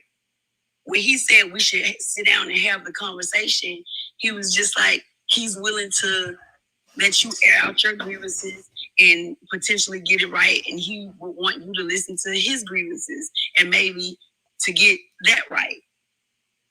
So yeah, ma'am, I feel like you definitely did disrespect him, and I feel like he definitely was being loving. But I love the conversation. I was just coming to tell the ladies that I think they are badass, and I love it. Appreciate that. Let's go ahead, Sir Irvin. Go ahead, bro. Hey, yo, what's up, y'all? Thank you, first of all, for getting my name right. Usually people throw a W in there, so I appreciate that. Oh, they say Irwin? They say Irvin all the time. I got to go like Irvin Magic Johnson. I appreciate the conversation tonight, everybody, everybody's input. I just wanted to put some history on the conversation tonight. I don't think we never dwell into why Black men perform in the ways that they do. And the things that they have been. And sometimes some of the things that I say to Black men and Black women is that Black men are the monster in every room we walk into until we're proven not. And that's just in history. That's what propaganda. That's we are the uncle who raped you. We the father who left you. We the boyfriend who beat you up. We the son that don't love you. And that's in every race across every diaspora of communications. And we have to have a conversation about us, because those men who you speak of, I'm glad I don't know those brothers, right? I don't know them. I'm glad I don't know. I mean, personally in my circle. But when you have a circle of men who are, who love Black women, who honor Black women, you do run into those men who have the notion to pick everybody except the person who looked like their mother, right? And what happens is we get into these kind of conversations where the conversation change. So how did we get here? When we talk about Black men, and let's move past enslavement. We're going to move past the Jim Crow era. We're going to move past the not having rights. So technically, Black men didn't have rights to be fathers until like 1947 sometime, just like Black women didn't have rights until 1973. And what happened, what we as Black men have to accept is that we were given the power to run our households.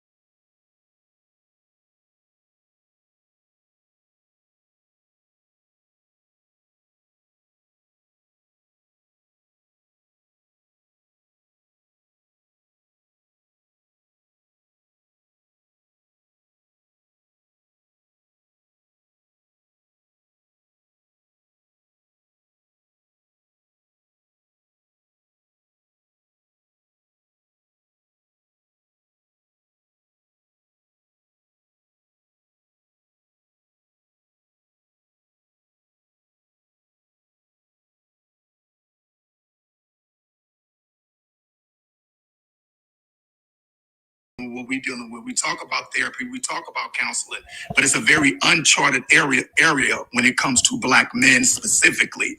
We have an issue specifically as Black men that unfortunately Black women won't understand, unfortunately white men won't understand. It's an issue with us that is an uncharted area. So we have to get our therapy don't look like everybody else's, just like Black women therapy don't look like everybody else's.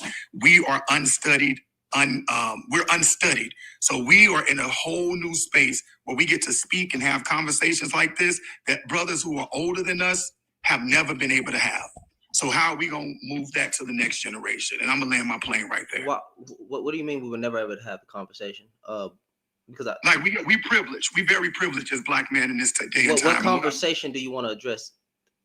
Well, it's a few. So the conversation I want to address, say for instance, you were talking about earlier, being educated, getting therapy, those kind of conversations. We want to address that. Why aren't we getting therapy? Why aren't we getting education? I was a teacher for 20 years. One thing I can tell you right now is that Black boys are targeted in all educational programs, right? They just are. It is what it is. How so? Because what happens is that education is a very woman-dominated field, right? And I'm gonna put some history on this, right? So when we first started schoolhouses, it was male teachers, and then all of a sudden, what came along was we're gonna make this a female job. We're gonna give it to privileged white women in communities to teach Black kids, and we're gonna start making this a very female-dominant educational program. So what happens is that when you have issues with the opposite sex, whether you're a man or a woman, when you have issues with the opposite sex, you also have issues with Black boys specifically. So a Black boy can curse you out and get 10 days suspension, right? Facts. I'm just letting you know. I'm letting you know what I've seen. But a woman do the same thing. Because Keisha, because it's a community of, if you go into a school building, not Black men. Pause. Something caught my attention. Mm-hmm. Did you just say Keisha? Yeah, what about it? This Keisha word, I'm hoping that you're being like genuine, because I came across this name. The name Keisha usually identifies with quote unquote angry Black woman or woman with 5 kids who ain't no good. And I'm trying to. I hope we're not going down that path, because I don't. No, absolutely not. Because why that? I work with Black kids specifically, so I would use Tyrone and Keisha as a Black acronym for Black children. That's it. It has nothing to do with. All right. I work in the urban community. I don't do that. Okay. So what I was saying is, because Black men are in school buildings and we only 3% of all teachers in the school building, we work in a very woman-dominated field. And when that happens what happens is that you find out there are women who too have issues with Black boys. So those issues show up in the classroom. Those issues show up there are Black men who have issues with Black boys. So Black boys are very targeted in the educational system. So a lot of people are walking away with a very negative connotation about education, which they walk away with a negative connotation about therapy, about counseling. Hold on, so what I'm showing you say what? No, I'm telling somebody to hold on. Please don't keep your mic muted. Let them finish.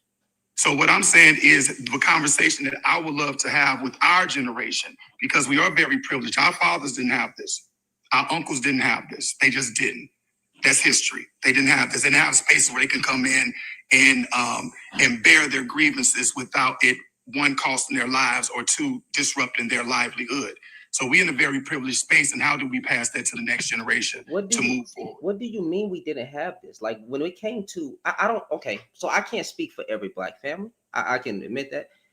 My dad, if I needed to cry, come cry on my shoulder, son. If I needed to cry, my mom, come cry on my shoulder, son. Supports granny. If you need to talk to me, come talk to me. Don't do nothing stupid. Uncles, hey, if you need some advice, come talk. Like I don't. What the fuck are we talking about? And I'm pretty sure. And now I can't speak for every household now, but I'm pretty sure there was some people in your family that provided the space for you as a son or a daughter to come and air out your grievances. So I'm trying to figure out how, when you say that we didn't have this, that doesn't make any sense. Even the daycare systems that we put in sometimes, if it was a Black daycare, well, I'm not saying all good daycares are good. Just bear with me here. But sometimes there was people around you that gave you the opportunity to speak out.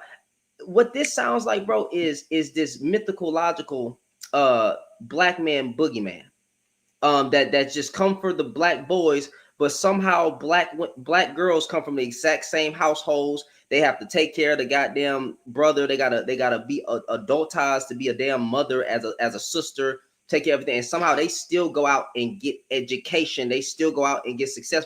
But woe is me as the black man. And I'm not trying to say it's that. I'm not trying to say it's that. But this is what it sounds like every single time, because a lot of the times, brother, niggas just don't like education. That's what it comes down to. But the question is why? Why don't black men like education? You tell me. Okay, so let me explain. And you have a very valid point, but you also got to keep in mind too that sometimes we are the exception to the rule, right? What exception? You're an exception to the rule. So for me, I was born in the 80s. I watched crack cocaine come through and take out an entire generation. You have to use TikTok friendly language, sir. I'm gonna have to drop you. Oh, I'm sorry. What did I say? I'm sorry. You just use the names of narcotics. Say narcotics or say candy. You cannot say that on TikTok. I do apologize. I don't do this often. Okay. So candy. Use the term C-rack or candy. C-rack or candy. Got it. Appreciate that. So C-rack, I watched C-rack come through my neighborhood and destroy it. I watched it take out an entire generation before me, right? I did. So there were no, including my father who was in the household, there were no men that I can directly look to that wasn't on some kind of narcotics abuse, right? Whose fault is that? So we have two different childhoods. You had men who you can lean on. You had men who showed whose fault is that? I promise not to interrupt again. Whose fault is that? Whose fault is what? The product being sold. That black neighborhoods were targeted with drugs. Whether or not they were targeted, yeah. Who were the leaders and who decided that we're going to sell poison? Well, it's not that. So what happened was, and this is not making excuses. I'm just giving history facts. What happened was when we came out the civil rights movement, we had to figure out how we can destroy the black community, right? And how we can destroy the black community is one was getting the male out of the household. Two, also flooding the community with drugs, in fact, and C-rack and candy. So what happens is that we brought this candy in as if it was medicinal, like cigarettes, as if it was like this is the new hippie drug, the new hippie candy. We brought it into the community like that. So when it hit the community, it wasn't oh, I'm going to be addicted to something the rest of my life. It was, hey, try this new party candy, and it's just like how we did back in the 60s. And it hit everybody in the 80s hard. And I'm just giving facts. I'm not making no excuses. These are just hardcore facts. If you grew up in the neighborhood and I grew up in, and you watch these two-parent households turn into one and watch the entire neighborhood go down, you will understand exactly what I'm saying. And if people looked at people who do candy, because I just saw a comment, people that do candy, if we look at them like we do cancer patients, like we do diabetic patients, we would look at them differently. Oh my bad. I wasn't doing that towards you. I wasn't doing that towards you. I was going to say, Jad, I know Expert wants to ask this man a question. So I'm saying, I know you're rotating the panel. So yeah, I was going to keep her. She after that. I saw that she wanted to ask a question. We're rotating the panel, y'all. So just bear with me. That's fine. And I always say this too. Like I said before, if we don't like the men that we're dealing with, we have to. If we don't like the generation that's coming behind us, we have to be responsible for raising it. And I want us to be responsible for raising the generation that's to come. And when you get on panels like this, and when your mother's saying your father's not nothing, and your sister's saying that your brother's not nothing, and then you grow up with that subconsciously in your head, don't be surprised. I heard y'all say the nigga word. Don't be surprised if you keep calling that little nigga. He grew up and be a little nigga. Now we mad that he a little nigga. That makes no sense. I'm gonna let Expert talk in a second. Once you can go right after. There is a certain sternness that I have to address some type of men with. I'm not speaking to a young boy. If you're 25, and I set the adult thing to 25, 18 and up. So you have some type of understanding to what I'm saying. It really ain't no children coming in. People can lie about their ages and blah blah all that. I don't care about all that. But I'm speaking to adult men. I don't have to be nice. You know you let me tell you something. Men know they fucking up. I'll give you one good example that men know they fucked up. That men be knowing that they fucked up. Because when they mess over a woman, they'll start crying. When they mess over a woman, they knew they was doing that woman wrong, but when she finally decides to leave him, now he wants to do right. So the motherfucking men already know what's right from wrong. They just choose to be stupid. So I'm not finna get up here and be like, oh, you didn't know, you didn't know any better. These men know what they are doing. The solutions are the men. Ask you a question, brother. Go ahead. Ask you a question. Go ahead. How old were you when you realized you was in survival mode? What do you mean? Have you ever been in survival mode? I don't know what type of survival mode we talking about. So survival mode mean that, so what they teach you in education is that a kid don't care how much you know until they know how much you care, right? And you can't be beating a kid over the head. Okay, so let's answer this. I lived on my own. I had to raise myself. Mom was in and out the hospital. Stepdad at work. Dad, he dad was part of my life. Stepdad, mom in and out sick whole life. Had to raise myself because she had type 1 diabetes. You know what I'm saying? So I really didn't have my mom in my life like that. She couldn't. But when did you realize you was in? Are you still in survival? Why would I be? I was never in survival mode. I don't know what that means. I've never lived homelessly. I've never had to live homeless. Have you ever had to choose between eat and sleep and eating? No, because I knew how to manage my damn money. I'm talking about even as a child.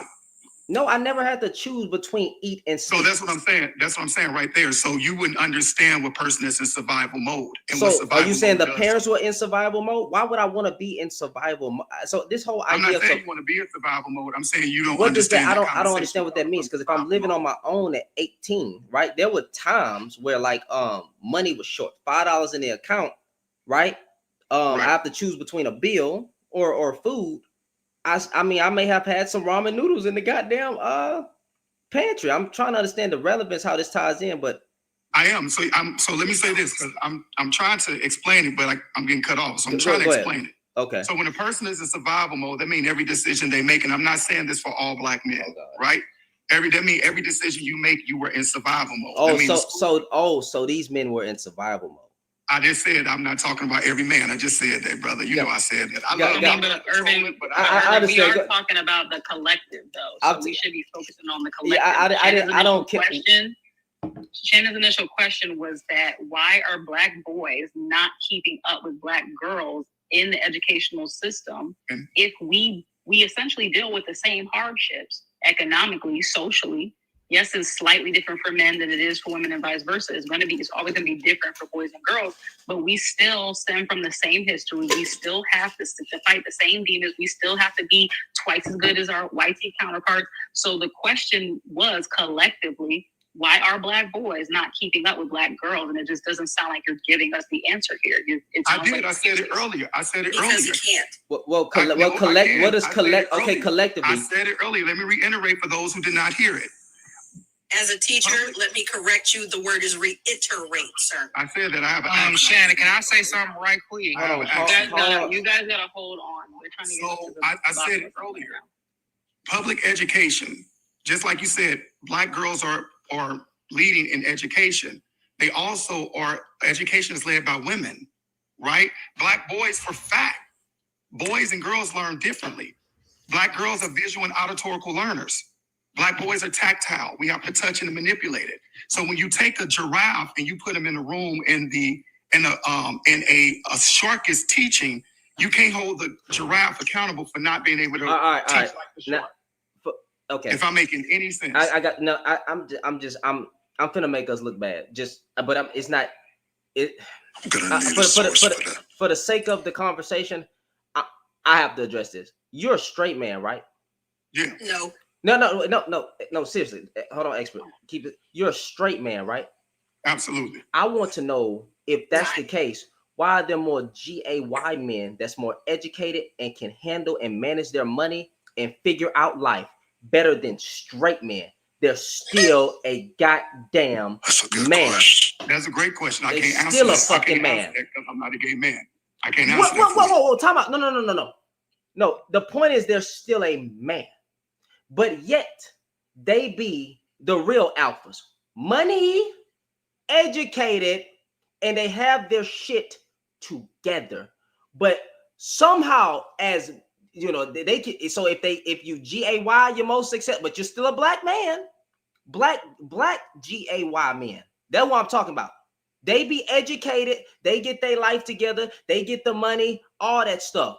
But a straight black man has excuses, or it's always something. But they're a man, they're still dealing with the same problems, and they make it out with the black woman. I don't understand, and I'm not trying to come down. It baffles me because they're still a man. So how are they getting more educated and getting more money and reaching higher levels in corporate America? How are they getting it? And they black. Could I ask you this question? Could it be, and it's just for the sake of conversation, everybody can answer this. Could it be that most heterosexual black males are threatening to said system that I just mentioned? How? What? I don't understand. I don't understand. Well, hold on 1 second, because I wanted to let Irvin speak, and I let him make some points that still don't seem to be points.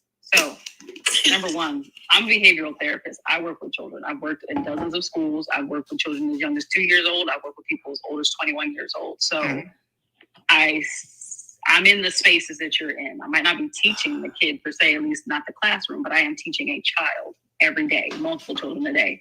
So, and I get to be in classroom. I work in a predominantly black private school right now, where I get to observe black boys on a regular. Some of them that have behavioral issues, some of them have ADHD, some of them have autism, some of them are neurotypical, right? So, in these spaces, I can tell you right now, it has everything to do with how they are raised. Facts. It has everything to do with how they are raised, because I do see some of the girls who may have behavioral issues, or they're just acting out for attention, right? And then you also have the ones that come to school, mind their business, do what they're told, or they're just reacting from their environment. So at the end of the day, they're getting the same education. They're all learning from the same teacher. It's the school that's failing. You went mute. Oh, you guys it's probably my phone. Hold on 1 second. It's the school that's failing the children. I can still hear you, Chaz. Yeah, it's the school that's failing the children, because these teachers barely teach. I'm gonna go out and go back in because I can't hear. If you hear me, I can't hear you. I'm sorry. Okay. Hold on You 1 can second. hear. You full of crap. He probably not even on this he might have. right Hold on. Listen. Y'all not gonna be doing that. We're not doing that. We're not.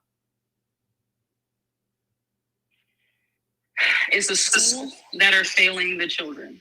They're barely teaching. They're letting these kids learn from videos and tablets and just barely doing anything, right? Obviously, even neurotypical children are not going to learn that way. Children need to stop unmuting. No, you need to stop talking while I'm talking and stop unmuting. You've been muted multiple times. Wait your turn. I'm speaking. I swear, this is the shit that annoys me. We're grown people. Like, I work with children, and I swear I can have a conversation with a classroom of children. They know to shut the hell up when I'm talking. Like, my God.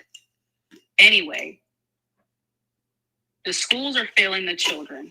It doesn't matter if it's a private school. It doesn't matter if it's a public school. The curriculum is failing them. Yes, all children learn differently. But you guys need to understand, it's on us as parents to teach our kids. We can't leave it up to teachers.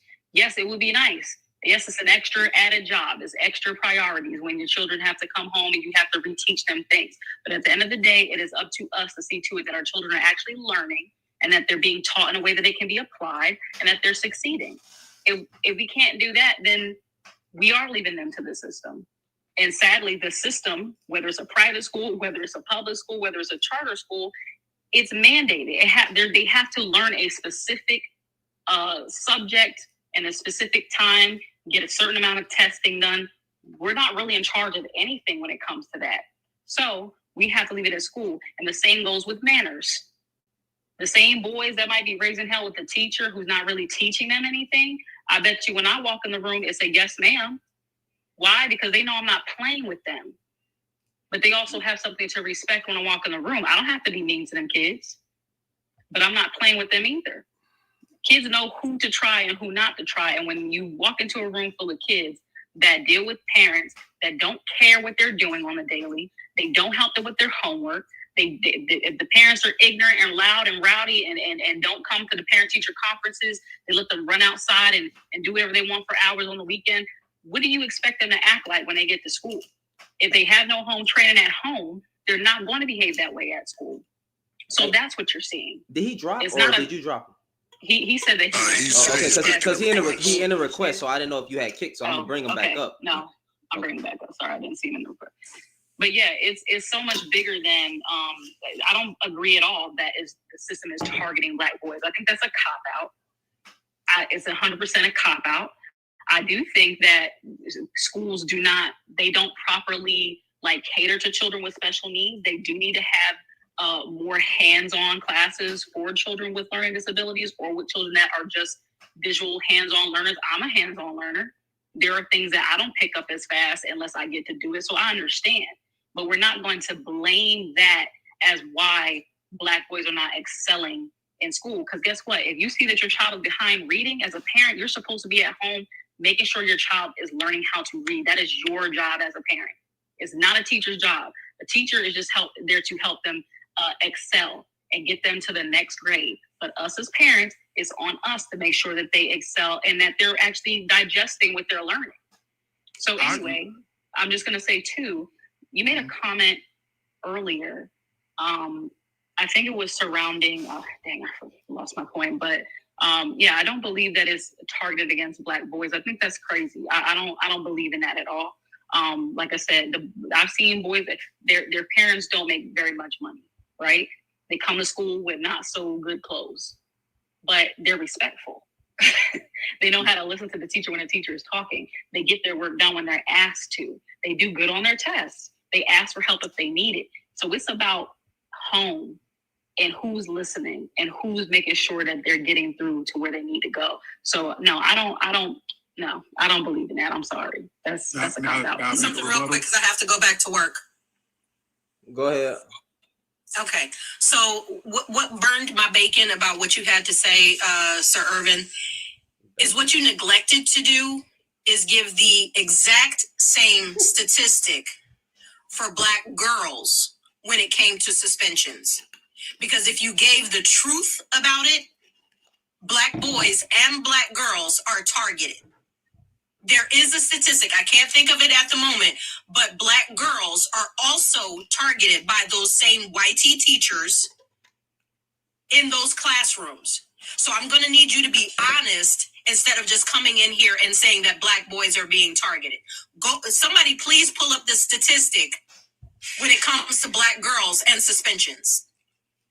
Because he's leaving that part It's out. especially the case for darker skinned Black girls. Hold on. This is the part that irritates us and gets us, to the point where we're lashing out and just frustrated and angry when we speak and heated. Because what y'all always fail to do is tell the flip side of what it is for girls, women, children. You only want to focus on the male aspect of anything and everything. We're not stupid. We're not slow. We're not uneducated when it comes to these things. We're not. And again, as I said to Ja, we've had these conversations at length and at nauseum when it comes to the data and the statistics of it all. So please don't come up in here trying to play in our faces and not tell the whole truth about both. Now, I got to get back to work, and I'm not going to be able to hear, but that's what I had to say about it. And I'm still speaking, as she said. You just said you had to get to work. If you would, Shannon, if you could pull up that statistic for me, I would be ever so grateful. I'll stay offline. I'll stay with my tractor quiet so that I can hear it. Because I want to make sure I put it in the memory bank so I can pull it up again. Black women are targeted 5 times more likely than their white tea counterparts. Black girls also account for 45% of out-of-school suspensions, 37% of in-school suspensions, and 43% of expulsions. I remember hearing a statistic when it came to Black girls that the number of days that they're suspended are longer than any other counterpart as well. That's not true. Baby, again, please understand, you are not talking to a stupid woman. You are not talking to an uneducated woman. You are not talking to a woman who does not look these things up. I may not be able to pull it up at right now because I got a whole bunch of other things going on around me, and it's not pulling up from my memory banks. But again, you're not talking to a stupid person. Was I not telling the truth, or is she not? She don't stop breathing. I mean, I'm just trying to respond. Well, you're trying to respond while I'm still speaking. Okay, you have the floor. Like I said, you're not talking to an uneducated person, and you're telling the host he's a liar because he just read it off a freaking screen. No, I didn't say that. I was talking to you. Okay, I'm going back to work. Y'all can unpack that. Okay, I said my piece. Thank you. Go ahead. Shannon, really quickly, just to tie another on that, 2024 report by U.S. Government Accountability Office found that Black girls with darker skin are twice as likely to be suspended than their YT counterparts. The YT counterparts, absolutely. And that's, if you want me to dig more and how it relates to our community as a whole, I can do that. I don't mind us digging into this. I think it all ties into, because I'm trying to figure. It's some of this stuff still sounds like an excuse to me. Not the Black woman part, but like the fact that Black men can't get it together, but a GAY Black man can't. Let me let Telvin speak real quick because I saw your comment. Tevin, my bad. I don't know where the L came from. Black people can't read, man. I'm still a Black man, y'all. I can't read. I'm sorry. I still get upset when people call me Telvin when I was named after Tevin Campbell. Go ahead, bro. A lot of y'all have been right so far. But y'all say Black men ruin Black women. I mean, it could go either or, because we do have some women in our community, like me and my siblings. It's 4 of us. Each one of us got our own different biological father. And all of us don't act the same. Me and my oldest sister, it's like we're heading on the right path or staying out of trouble, but my brother that's older than me and my sister that's in between, because my mom had 2 daughters first and 2 sons. The youngest sister and the older brother, they act kind of the same way, and they both are easily triggered. So I try my best to keep peace with them, but both of them act like the stereotypical BLK man and woman. And I know the 2 be the main one. They be stressing my mom out. So my older sister, she been on the right path because she got a job. She ain't even college educated. She been had her own place since she was 21. It like she making better decisions than all of us, even me. Luckily, I ain't been to jail yet, and I'm 32. That is crazy. Yeah, I'm the only one of them that ain't never been in jail. But my older sister, my brother, they was only there for 1 day max. But my other sister, that's younger than the older sister, she been in jail multiple times. She wasn't just chasing out the wrong men. She was hanging around the wrong women too, and she was easily influenced by Pookies and. Hey, bro, listen. Hey, no, we gotta be real here. She was influenced by Pookies. Tevin. With all, she's still making bad decisions. With all due respect, what the fuck are you talking about? Like, I don't. Like, you talking about your whole goddamn life story? I don't know what the fuck. I want to just go back to the point where you said it can go either way. Yeah, it still can go either way.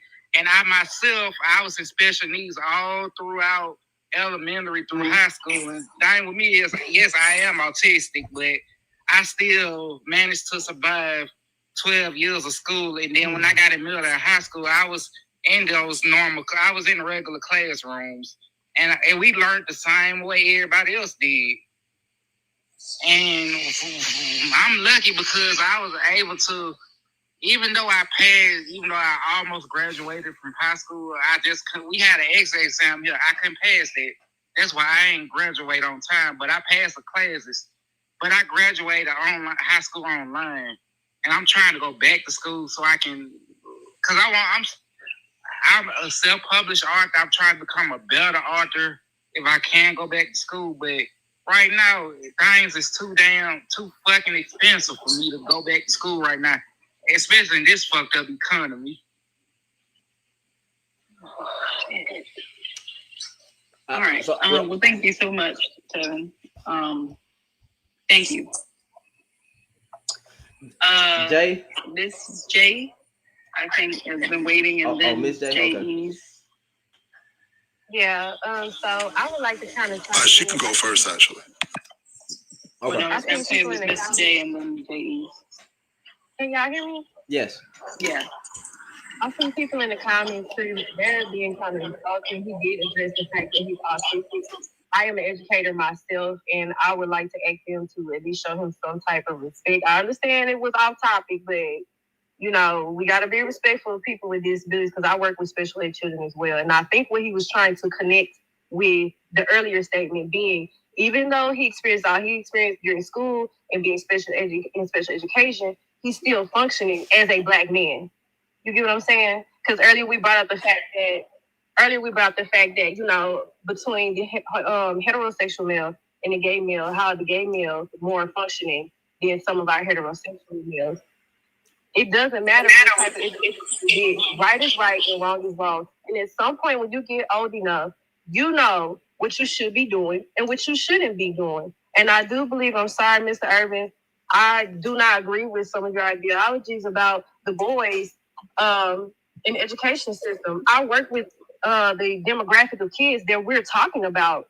These kids are coming from homes where group homes, some of these kids are coming from homes where their parents probably don't come home at night or missing at three nights out the week. I've even had kids that I've had to feed personally out of my pocket in order for them to even eat. But they are still on the path to greatness. I have one kid that was very troublesome, but because I nurtured him and showed him the care that he did not get at home, this child, he's 17 and he created an entire book. He's an author now. So I don't agree with the ideology of subscribing to, oh, we had this and we had that. Like we face all of those issues as a community. The main goal here is to, what can we do together as a community to address the issues dealing with the Black males? Like, we have to address that. We already talk about women all day long. Let's talk about the issues of the Black males, and then we come together and talk about everything and wonder how we're going to fix it, because we're hindered as a race, period. So before we continue, I would like to personally apologize because I thought you came up as one of the typical Negroes that I have to deal with that just keep rambling. So me personally, I apologize. Now I'll also apologize on the comments. I wasn't paying attention. I accept your apology because I watch your YouTube videos and your other lives. I see how these niggas be wild. I know. Yeah, appreciate it. I appreciate it. They be fucking up. Yeah, thank you, man. Thank you. And some of these same niggas, they be having multiple children, multiple baby mamas, and these other Black men, they don't want to talk about this shit. They know how fucked up that is too. Can't say that. I didn't know you support me. Most of us didn't know until the end of his message that he was autistic. We can't know any of that when we're talking to people randomly, but I do understand. So I didn't know. Once he said that, it was all straight face. Yeah, it was all straight face at that point. I just wanted to point that out. I wasn't trying to be. No, you can. No, I'm not even talking about you. Oh, okay. No, I could tell by the way he's talking because I deal with kids like that. I caught it early on. I couldn't catch it. I ain't gonna lie. I didn't either. I've been. I would have thought he was one of them.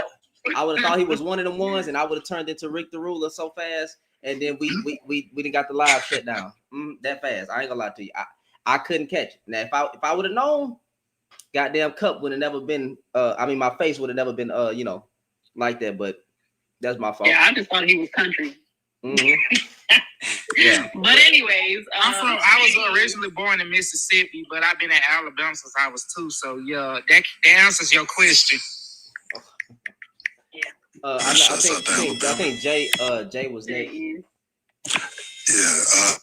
First and foremost, greetings, good brother. What's up, man? How you doing? What's good, Jazz? So I'm with y'all. I thought the brother was country too. I mean, look, I'm in Alabama, and that's why I was laughing when he was saying the N-word. It reminds me of my uncle. My uncle said the same way. So, but to address the prompt though, I do have a lot of examples, unfortunately, with stats and all that stuff to back it up. But the one that stands out to me the most as to why I believe a significant amount of us has ruined the women within our community is because of the violence, man. And the numbers hurt. Black women are 3 times more likely to be unalive by their own men. Hold on, Jay. There will be no jazz slander. We are going to listen to jazz in this live, and that is part of my boy's niche. But there will be no jazz slander. We love jazz on this side. Y'all better open your ears. If you don't like it, leave. I promise y'all, I forget that it even be owned in this room that I'm in, man. Because it plays all day until this other device is powered down. but yeah, 3 times as likely than their YT counterparts, specifically them. But not only them, these numbers also continue to indicate that about 9 out of 10 Black women who are victims of that, the offenders are often somebody they know. And not even somebody they know, somebody in whom they live with or in their family. When it comes to intimate partner, when it comes to that, 5 out of 10 experience or will experience it in their lifetime. It's a rate higher than YT women, Latinas, Asian, and Pacific Islanders combined. And the offenders, every single time, well, for the most part, for Black women, the offenders are us as Black men. So when you continue and say they have become the YT man, here's a way that I'm going to help my brothers understand that. We understand racism, right? No, we don't. No, Jay. No, we don't. We don't. As a collective group of men, we just don't. We got to stop trying to. It don't work no more. They don't understand racism. Explain it to them. Explain it to them, Jay. The point I was going to go to is we know the ugly, dangerous, disgusting history of what we face, people who look like us in this country. And although all the way up to now, we seem to not say the women's names as much. It's like every so often we say them. Once they actually make the headlines. The ones that we're always sort of marching for are Black men. And those Black men are usually unalived by a YT cop. If you understand that those numbers hurt, whether you know what the actual numbers are and whether they're high or low, you look at them and feel as though they're high because you can connect to that stranger Black man that you don't even know because you see him as another Black man and by extension you see him as another human being. We, unfortunately, are not seeing our women in our very community as human beings enough to say, damn, why are so many of us taking out our own sisters? So when we say Black men ruin Black women, there are other examples. But if we want to start at the top, that is where we're going to start. Hold on, Jazz. Before you end, Jay, I did want you to to speak about the therapy, the Black Man Therapy card game that you're currently working on for us to. Since y'all think niggas ain't up here, since y'all think niggas ain't doing something, since y'all think that I don't be bringing up good black men that's actually doing something, listen to Jay real quick. Oh yeah, so we are currently working on boys and men's mental health card game. It's called Behind the Mask. It is broken up into age groups. The first group is 13 to 16. The reason why is, and you know what? Just as an aside, I just posted a video, right? And one of the hashtags I wanted to put in there was red pill. Did you know TikTok hit me back and said we got to take that?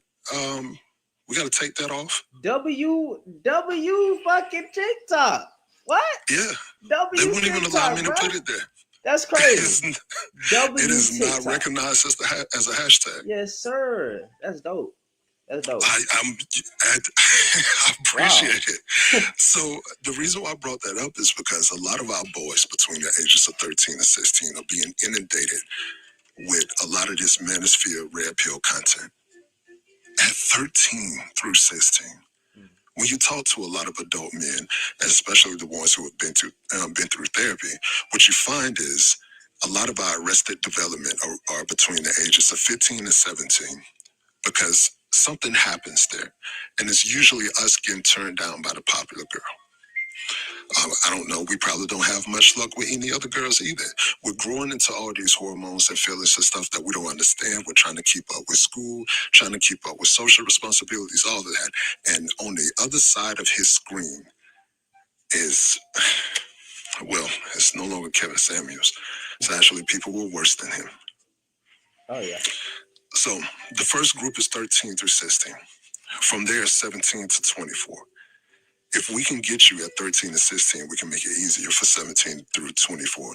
But if you're still a vessel at 17 to 24, this is going to help you for the next age range, which is 25 to 29.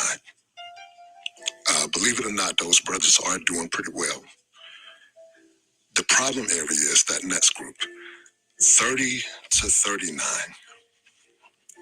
And the last group is 40 plus. That 30 to 39 is out here causing a ruckus. And the reason why I say that is because, believe it or not, the crime rate is as low as it's ever been in American history. Mm-hmm. It has been declining since the mid-90s. It went up a little bit in 2020, but we know why, and then it went right back down. And among that, you're not having the youngsters actually doing the bulk of that. It's us between 30 and 39. The other group that's going to be hard to get, and I understand that, is 40 plus, because once you reach 40 as a black man, it's like, yo, I'm still alive. I must be doing something right. It's bittersweet. It's bittersweet because, yeah, you made it over 25, but damn, what else are you doing, brother? So the last thing about the card game is this.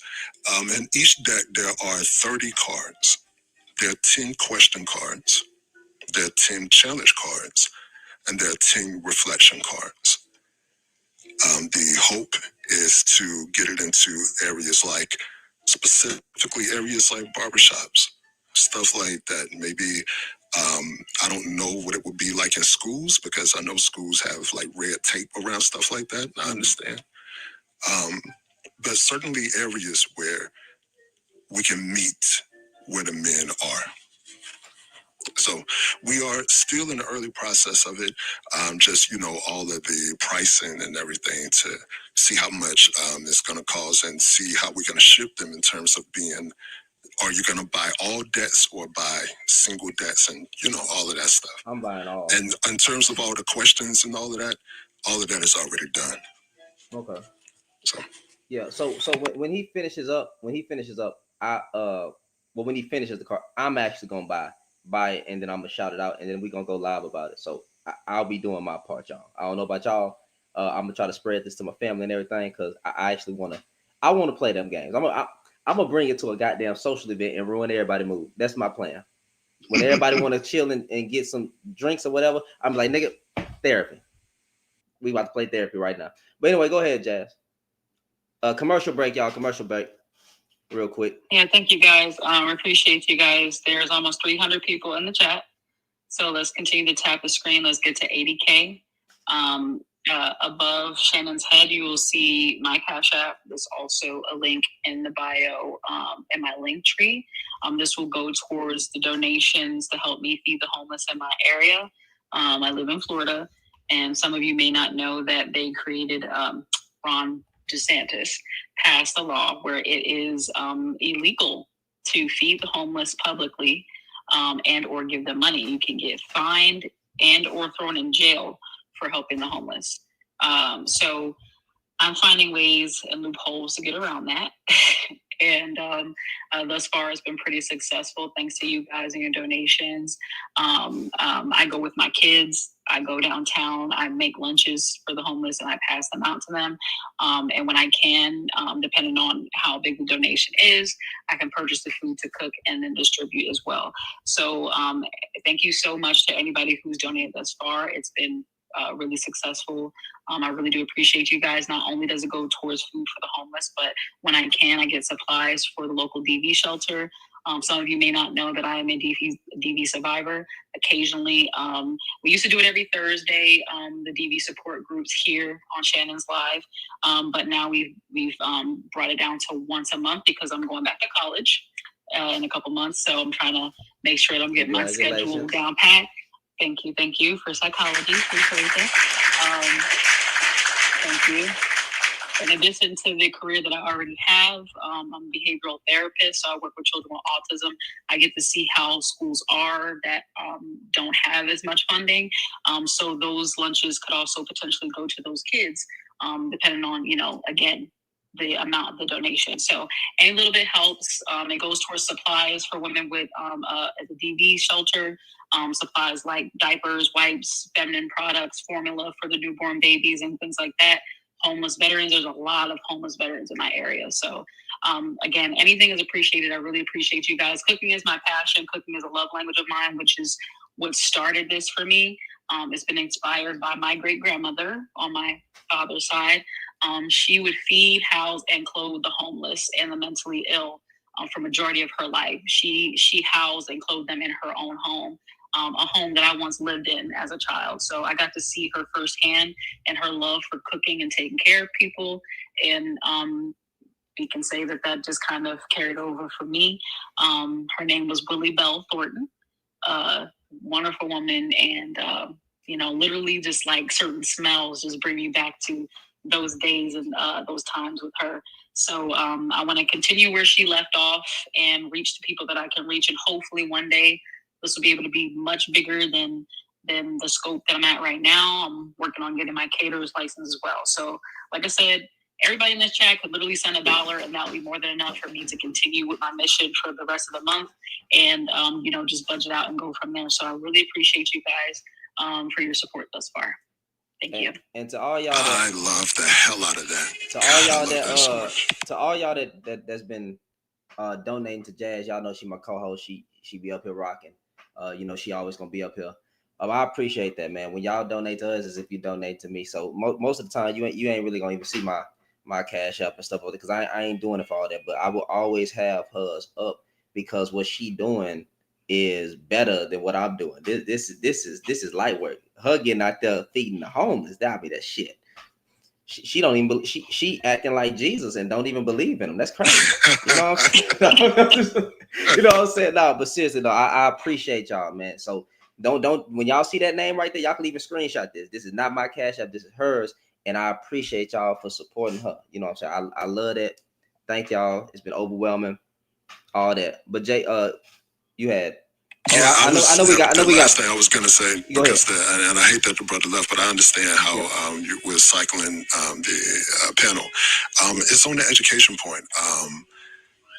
Here's the thing. It's not so much that I think black boys learn that much differently than black girls. It's just for whatever reason, as a community, we have accepted that we're not pushing black boys in the direction of education. Like, let's not forget, a couple weeks ago, we had a bunch of black men on this app arguing the fact that black men aren't going to college. We aren't interested in going to college, and we don't need to go to college. They kept pushing us in the direction of trades. Here's the thing. If you get a trade, that's awesome, but do you know how to read, bro? And the reason why I ask that is because as it stands, according to Sage Journals, only 1% of black American men are reading on an advanced level. Only 8% of us are reading on a 12th grade level. I get it if you believe that the mountain of education, higher education, is too high for you to try to climb, and that you're going to do something different because we live in capitalism, so of course you need to have some type of skill. I understand that.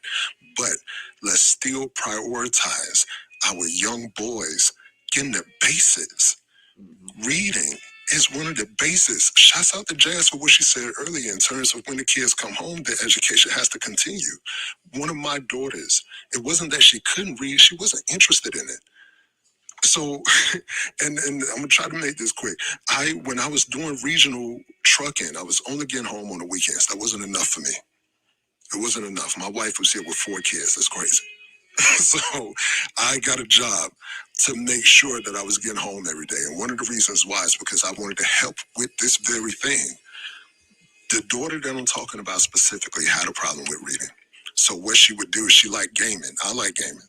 So when I would get home in the evenings with them, I would play the game and I would put the captions on. And we would pause the game and read the captions together. By the end of that school year, when the awards day came around and she got most improved reading, man, come on.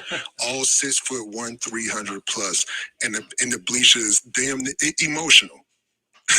And this year alone, she did that. She just got another certificate for like the iReady diagnostic reading thing or whatever. And she's reading a grade above the grade that she's even going to. Amen. That shit right there. Look, I'm still excited, bro.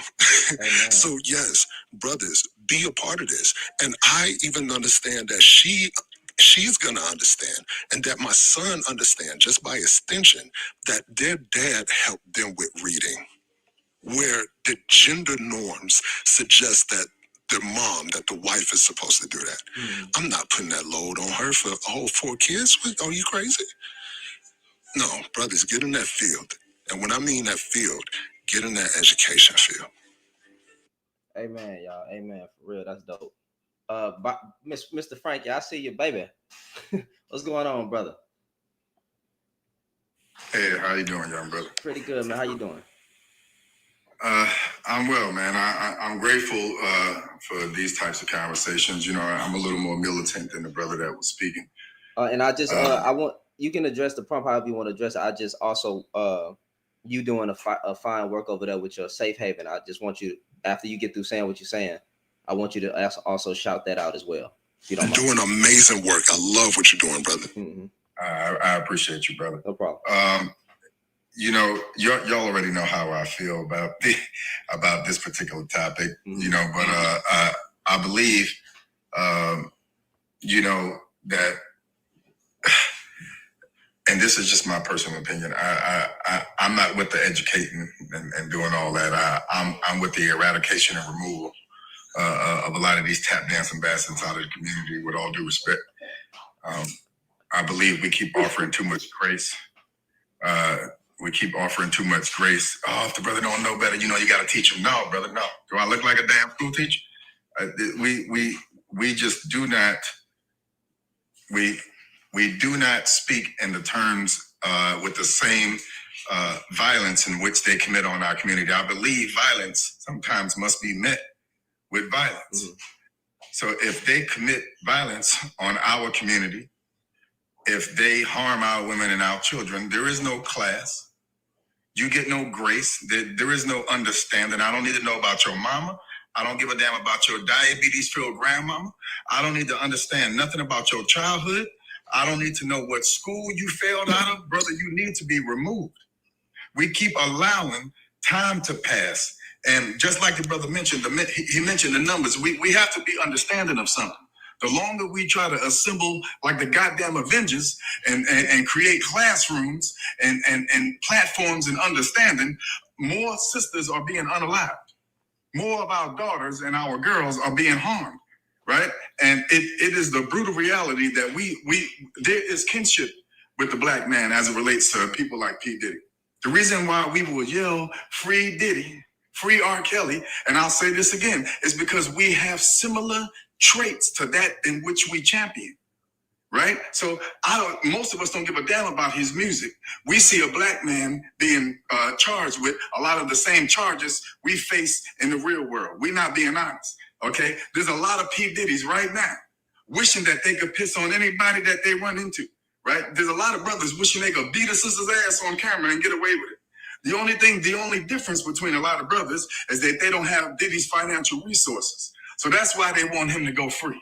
That's why it's free Diddy and free R. Kelly. Most of these niggas don't understand R. Kelly's song from the beginning to the end. They couldn't cite not lyrics from beginning to end. It is the person that they have kinship with. It is the charges. And this is what I got to say to brothers. You know, with all due respect, you know, I'm sure a lot of you brothers and sisters were aware of this. I believe his name is Dante, or however you pronounce it. Dante Kyle. He was absolutely correct in what he said. Yeah, and the brother, of course, as always, because this is what happens when we speak the truth about our reflection. Let me just sum it up for any tap dancing bastard that would think that they don't understand what he's saying. If I, as a black man, let's just say I took a day trip to the suburbs and I saw a random YT man with a Make America Great Again hat on, my first assumption is that he shares the same ideology of the other millions of people that represent that hat. So imagine a sister walking by herself. She's been harmed her entire life by black men. Her black father, her black uncle, her black cousins, her black brothers, the black neighbors. And then she grows up to be surrounded by nothing but black men. She should be absolutely cautious of me. She should absolutely walk across the street until my actions prove that she does not have to. This false assumption that I'm not responsible for the actions of other black men it is insane. It is absolutely ridiculous.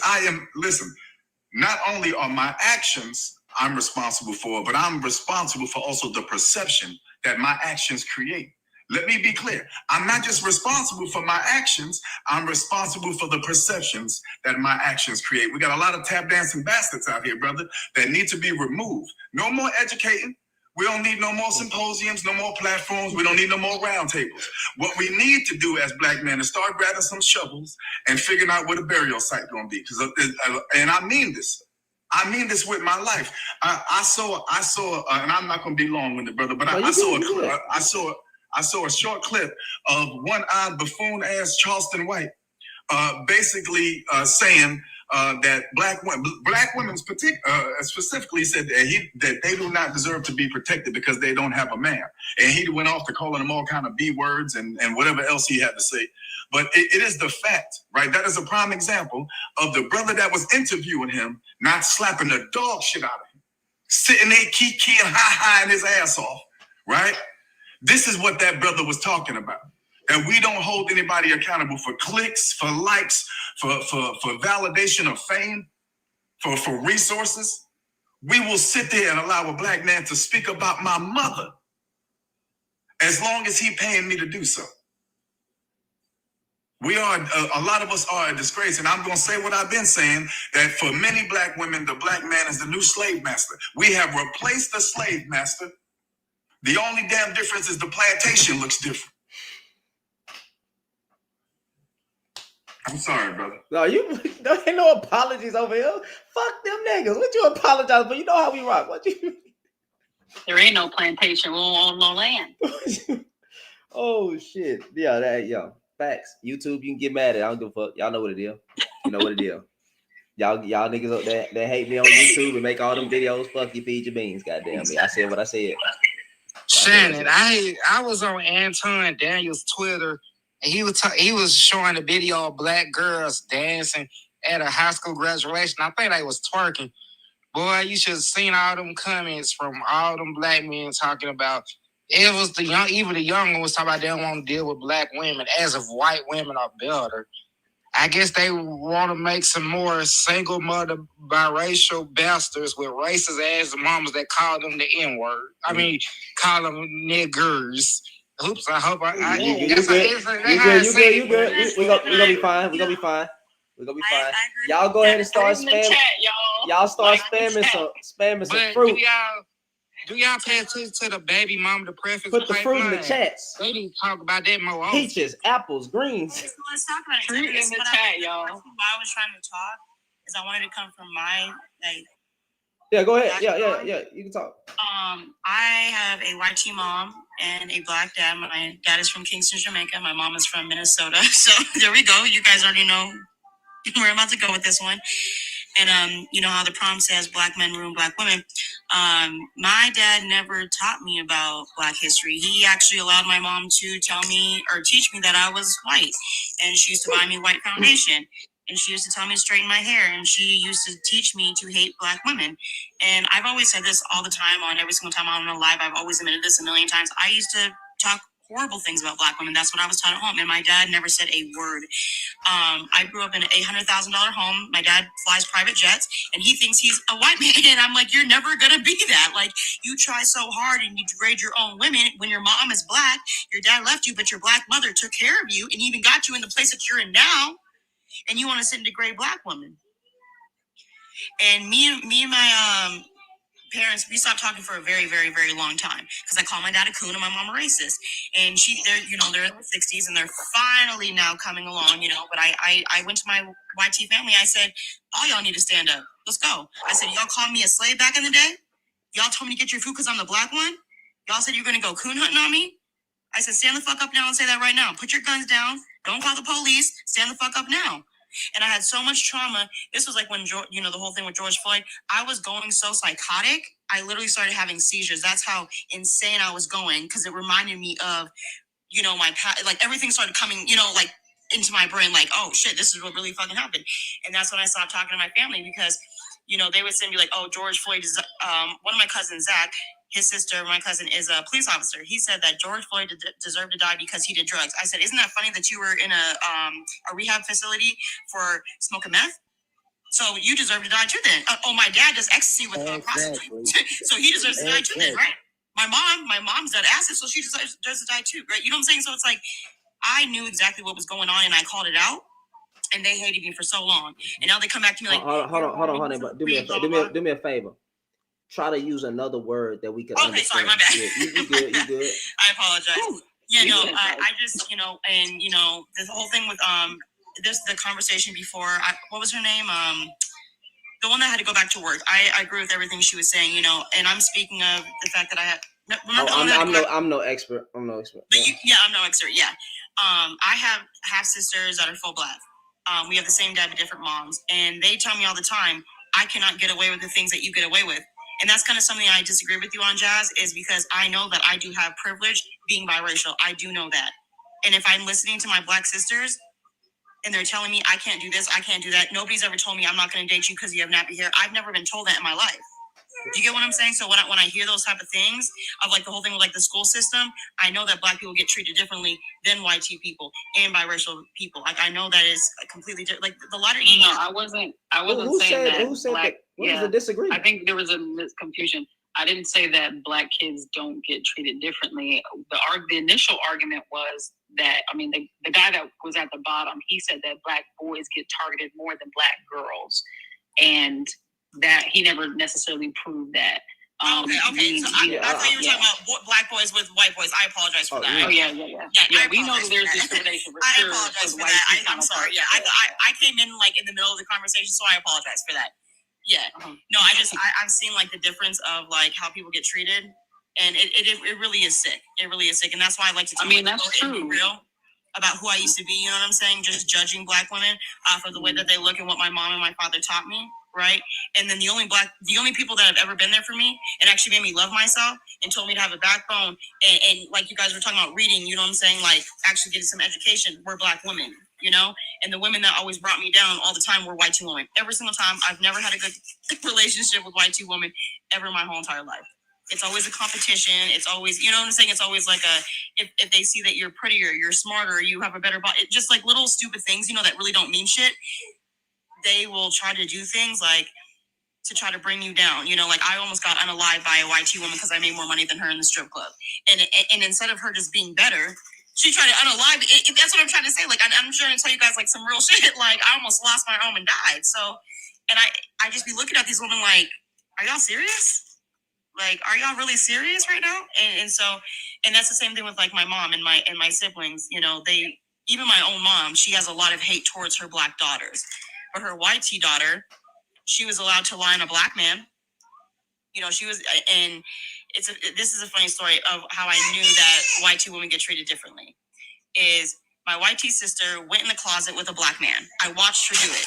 She was probably in like 8th or 9th grade, and I was like in 6th grade. And I watched her go in the closet with this black man. And she did it willingly. And her best friend did it with another dude, another black man in another room, right? And I watched them do it. They had no problem. And then she got embarrassed that she did it because he didn't want to be with her. So she tried to lie and say that he forced her. I said, they're like, we're going to call the police on this black man. I said, I will tell the police the truth of what happened. So they literally moved her to Minnesota, back to Minnesota, away from the house. But all the times that me and my black sisters got abused, they didn't say a word. My dad said, I will never fight for you. Even though he was knowing that my younger sister was getting pimped on, he knew that like we were getting beat and R-worded, all that, never did anything at all. But as soon as she lies, they protect her. So I saw the difference, and I still see it still to this day. Wow. First, I want to say I'm sorry that it made me who I am today. Right, but that's extremely traumatizing. Like, oh shit, like, my bad, bro. Cool. I was rotating the panel, bro. My fault. You had opened your mic before I could even. I mean, as soon as I press the thing, I'll bring you right back up. Just put a request in. So, wow. So okay, wow. Awesome. Yeah, let's not. Really back a little bit. I'm not going to speak on that.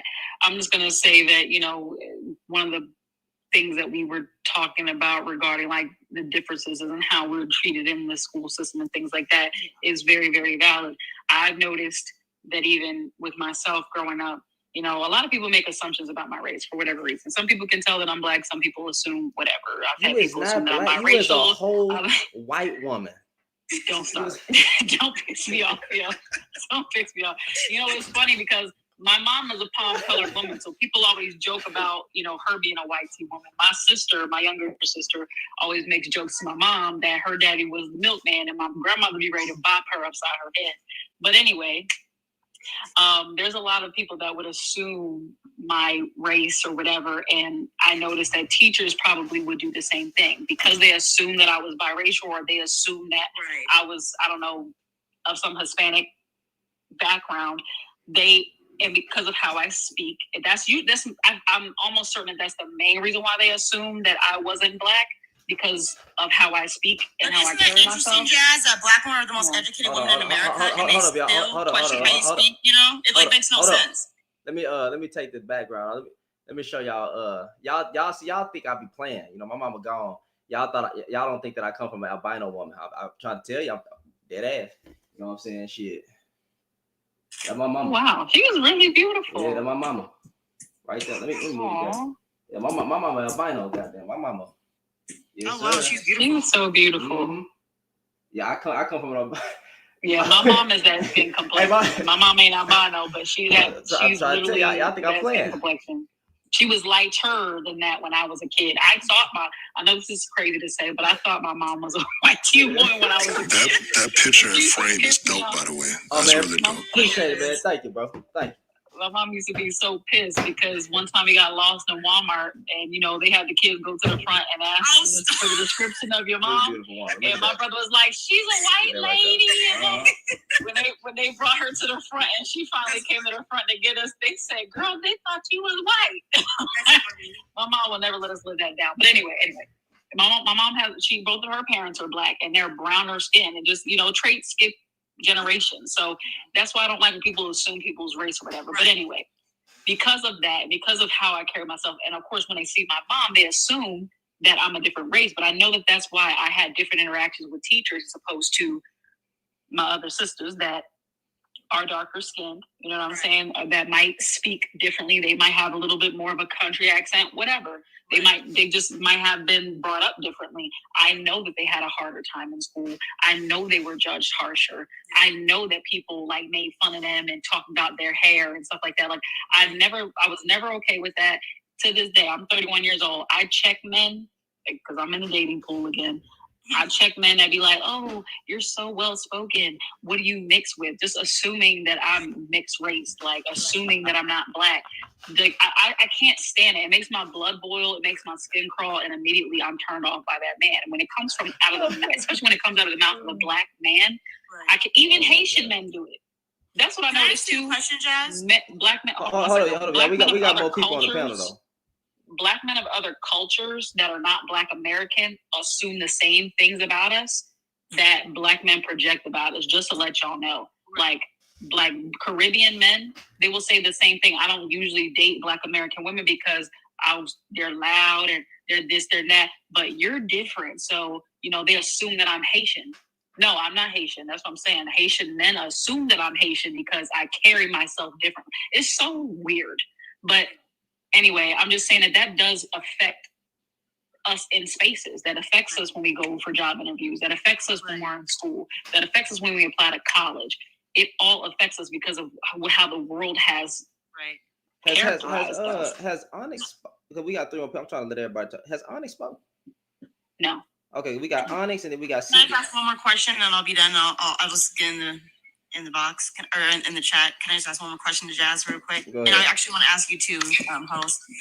Even though it's proven that Black women are the most educated women in America, even though it's a proven fact, even if the facts are there, do you think that anything will change? Even if the facts are right there in people's faces, do you think it will ever change whether they look at Black women differently? Knowing that the oppression that they've gone through and they still are the most educated women in America, like, do you think that will ever change? Do you want my honest answer?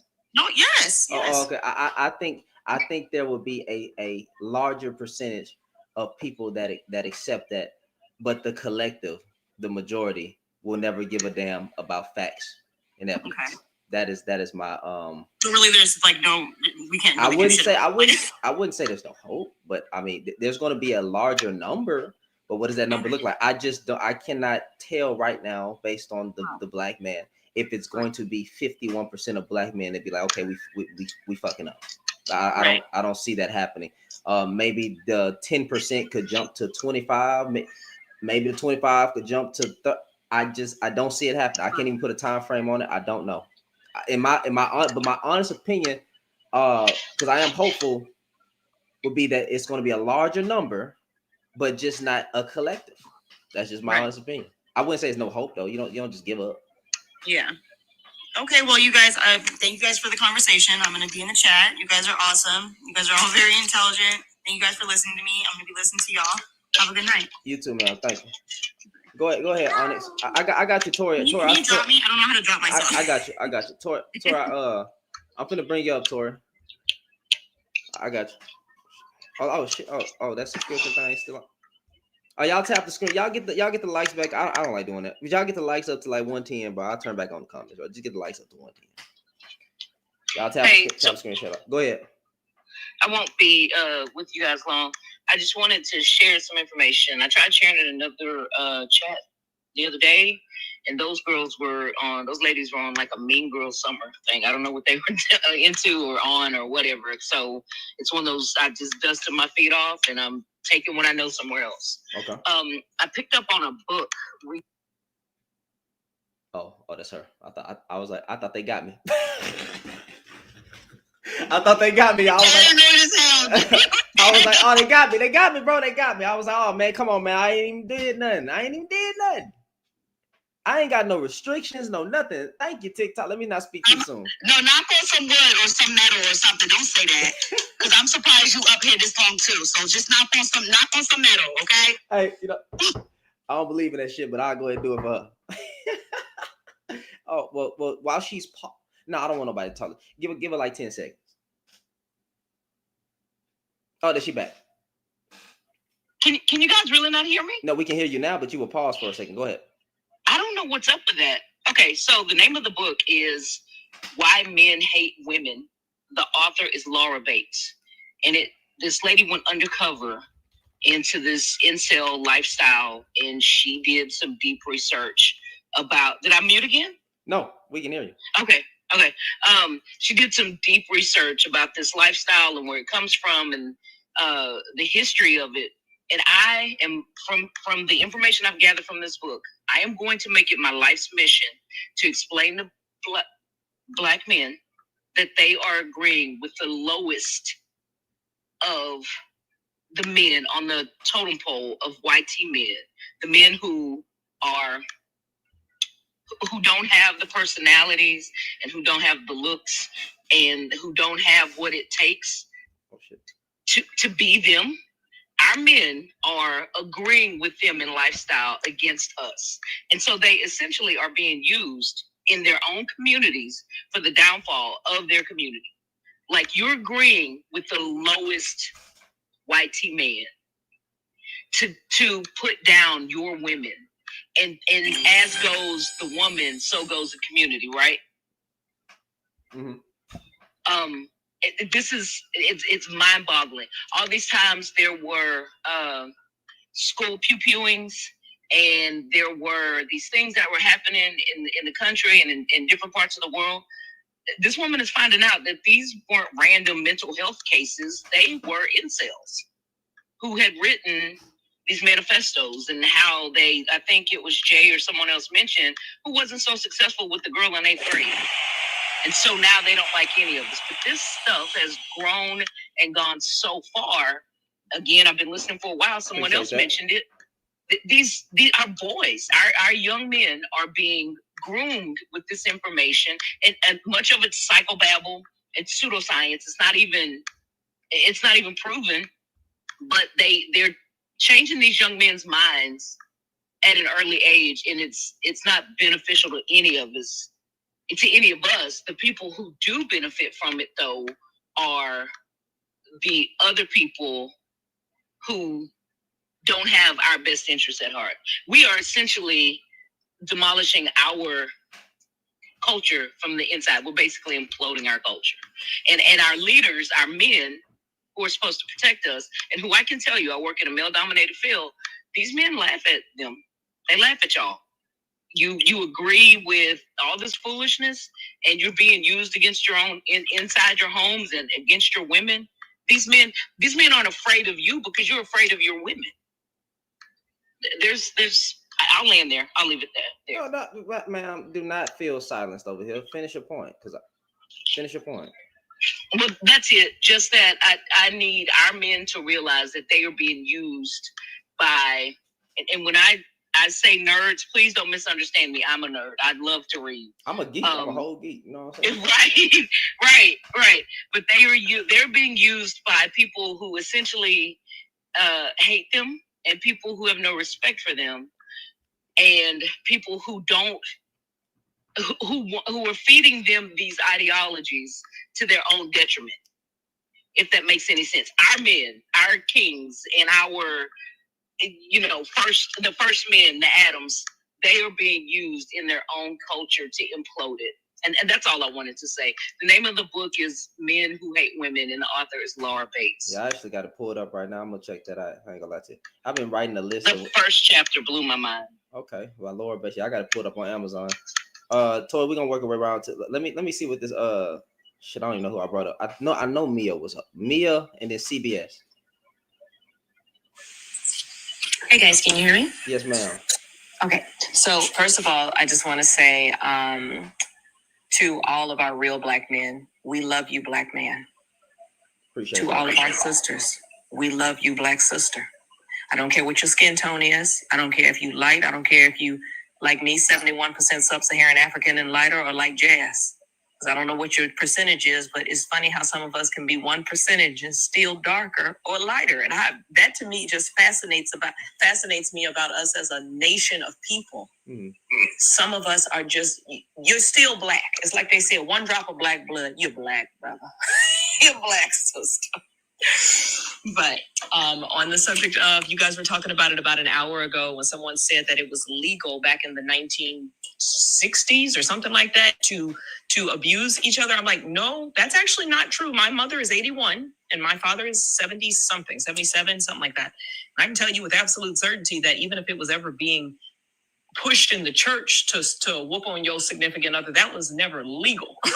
So I just wanted to correct that. That's not legal. That's never been legal. Adultery was even illegal back then. No, actually, ma'am, it kind of was. You was allowed to beat your wife on a Sunday, but you can't leave any marks by the courthouse. You can look that up. It was legal. Illegal at what date? What date was this? No, it was. I'm pretty sure if she's 80 years old, yeah, they had laws like that. Let me look that. Literally. I'm telling you where my mom was. She said no, you were never allowed to do that. No, if she was a black woman. That's fine. I'm gonna look it. I'm gonna try to find it. Look that up because I heard they literally said that it was a law saying that you was allowed to beat your wife. What was it on Sunday? Leave no marks by the courthouse. I literally heard that so many times. I was gonna say maybe that was in certain communities. You know how you have certain states that have certain laws and other ones don't. So maybe it was a law though. It was a law you was allowed to. I'm not even sure when it stopped. Maybe and it was actually when it called a spousal rape. It stopped in the 90s. It was in the 90s. They stopped spousal rape in the 90s. It was okay to rape your wife. If she told you no, you was allowed to because her body belonged to you.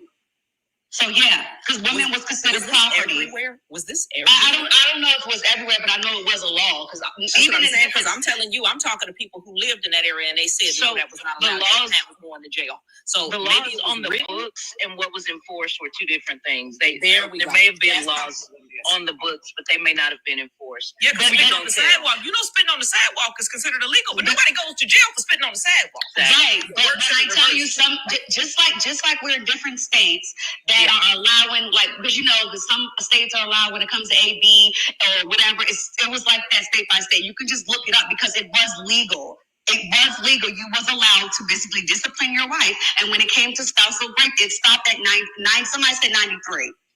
Because technically, when it comes to a woman, as a woman, you basically belong to your husband. So they stopped that and they said 93, but it was in the 90s. They had laws when it comes to women. I was gonna say, they were still putting people in jail for it. So I don't know what kind of law that was, who was actually upholding it. But I'm telling you, I've spoken to people who lived in that era, and you went to jail if your wife came out there and was black and blue in the face. And I'm telling you, I asked her this question. So I don't know. That's weird, but I'm not gonna say it wasn't a law in the books because I know for a fact that a lot of YT people would do that kind of stuff and they would talk about that kind of stuff. But I always wondered, I'm like, how is that legal if you're putting people in jail for it? When I'm looking it up, I can't find it. As of right now, they're saying that it was an urban legend that you could do this in South Carolina. But I'm still looking for it. I'm just saying, as of right now, they said that it's a myth that this happened. But things get lost over time. It could have been. I'm still looking. I just can't find it. I don't even know what to search for. Can I add this? Well, let's let her finish her point because she ain't really got. Okay. No, I don't mind being stopped. I'm very chill about that, because I know people get a little emotional about these things sometimes and they want to say something in the moment. So if there's something that you know about it, by all means, step in. But that's why I said I'm only saying it because I talked to people who lived in that era and they told me that's not accurate. But again, if it's written down somewhere, then maybe it did happen in certain states and eras and, in areas and was allowed. So, I just wanted to be clear that even if it's allowed in a law, that doesn't make it morally right. We all know that.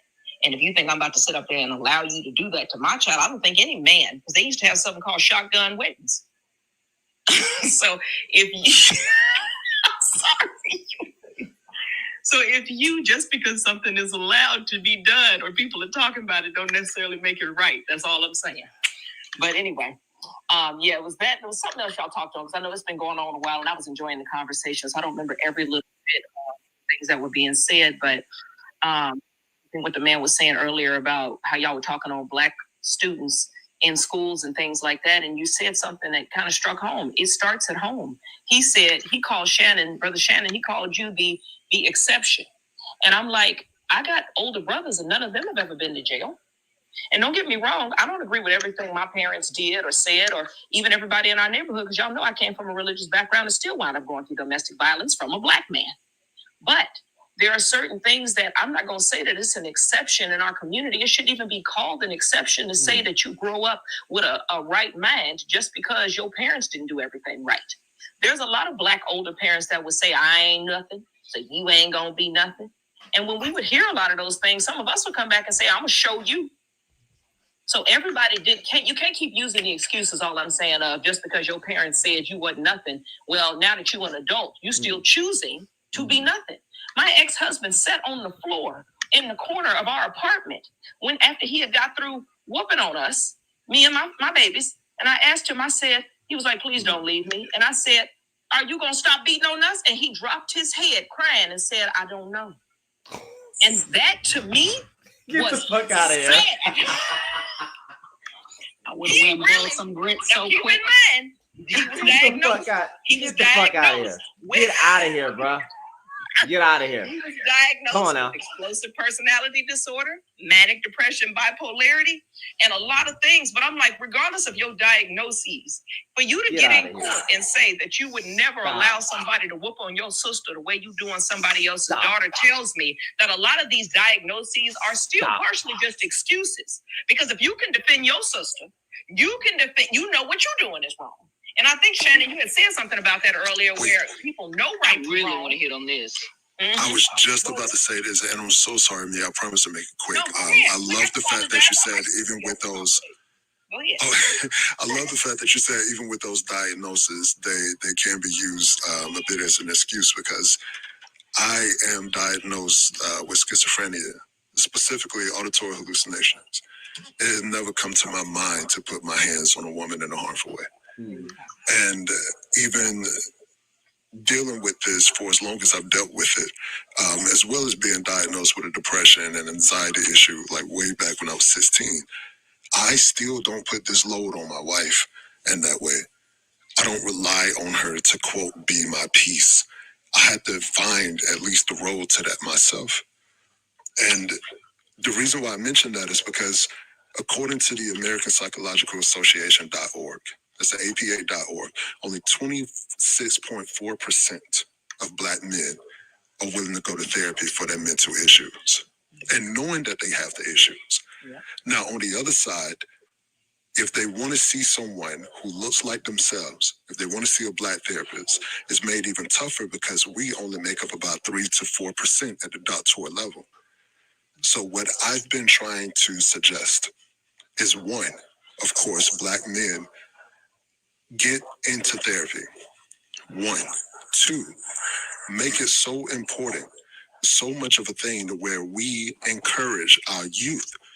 If you are interested in higher education, at least consider this field so that you can possibly be one of those licensed therapists to give back to the community in that way.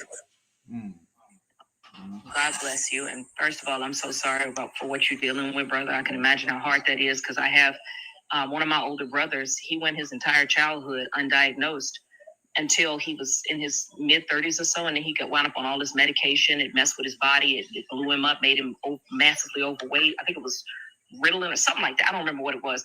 But he was diagnosed finally with bipolar disorder. Yeah, I used to take Paxil. Yeah, I used to take Paxil, and I appreciate the well wishes. I promise you I do. At this point, I've started to look at my schizophrenia as a gift, and I've been working with it ever since. Yeah, because my older brother, he never harmed anyone, but we figured out something was wrong with him when we were out in we were on a field trip once. Because I was from a religious community, and he started hitting his head on a tree, saying, "What's wrong with me? What's wrong with me?" And they had to pause everything. We're like, "What? Why are you doing that to yourself?" He's the person who is so self-clinical that every little thing he did, he'll be thinking, I did something to you. I said something I shouldn't have said to you last month, and I'm so sorry. And we have to tell him we don't care about that stuff, but it was the diagnoses that we needed. Bipolarity impacts everybody different ways. Yes, it does. Schizophrenia, I can imagine the auditory hallucinations where you're hearing things sometimes or seeing things, and you have to kind of catch yourself and remind yourself, this is just my mind. It's kind of like I tell people even in my chat, because when I talk to people, it's a lot of folks with mental issues that don't go see anybody. I tell them, you know what that's like? You know when you was laying in bed and you saw that coat on the wall over there and you thought it was a person moving? Now imagine seeing that. during the day, because one man who had schizophrenia, when somebody asked him to describe it, he said, I'll be driving along in my car. He said, and just like I see you sitting back there in the back seat, I'll see the devil with horns and everything sitting clear as day in the back seat. He said, and that's what it feels like. It's hard to explain, but we see things and we hear things clear as day that nobody else sees and hears. And that is very, very humbling. So I can see how you would see it as a gift in certain ways, because it reminds you, if you got to struggle with that, be more patient with other people with struggles, because you don't know what somebody's going through. And I'm not excusing my ex-husband's behavior by any stretch, but I recognize he came from a family of people where when he was younger, he was breaking up fights between his own family members. They was calling the police on each other. I'm like, do you realize that you can give a child an excessive mental problem by growing them up? Like y'all said, it starts from where you grew up and where you came from. It started at home. So I had to get away from him. And to the person in the chat who asked, how long did it take me to get away from him?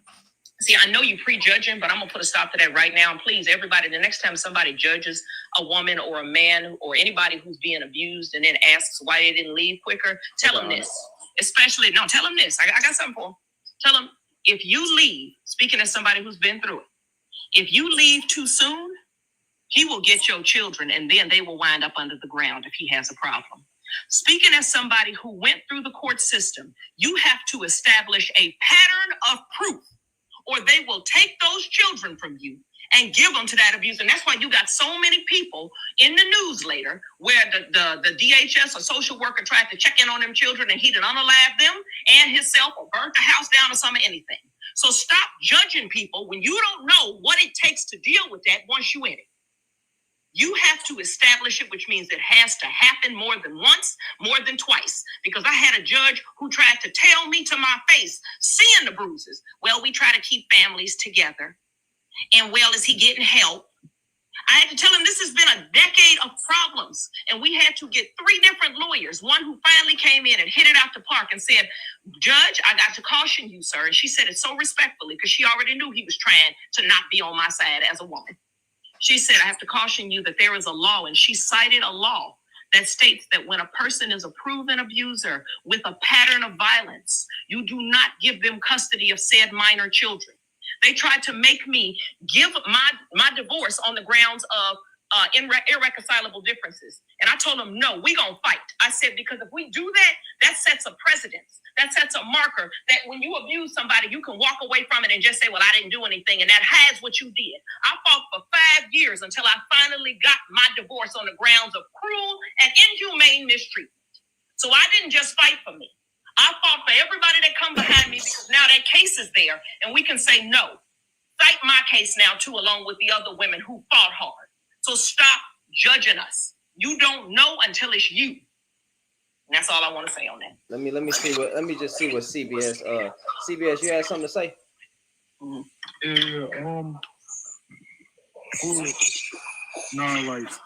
So for the situation and the Tory Chris Brown. I can't hear you. I can't hear you, bro.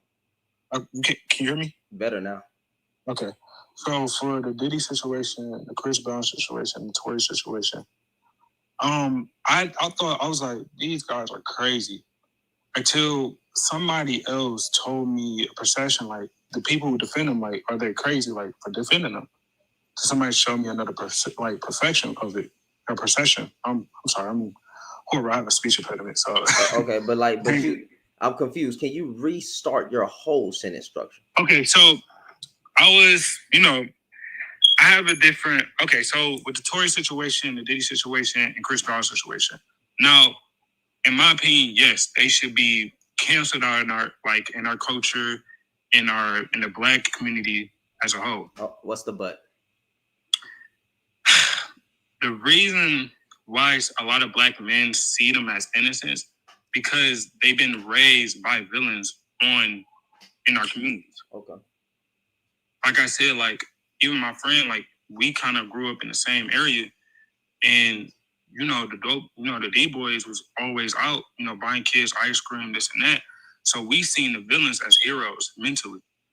We didn't see them as villains as everybody else.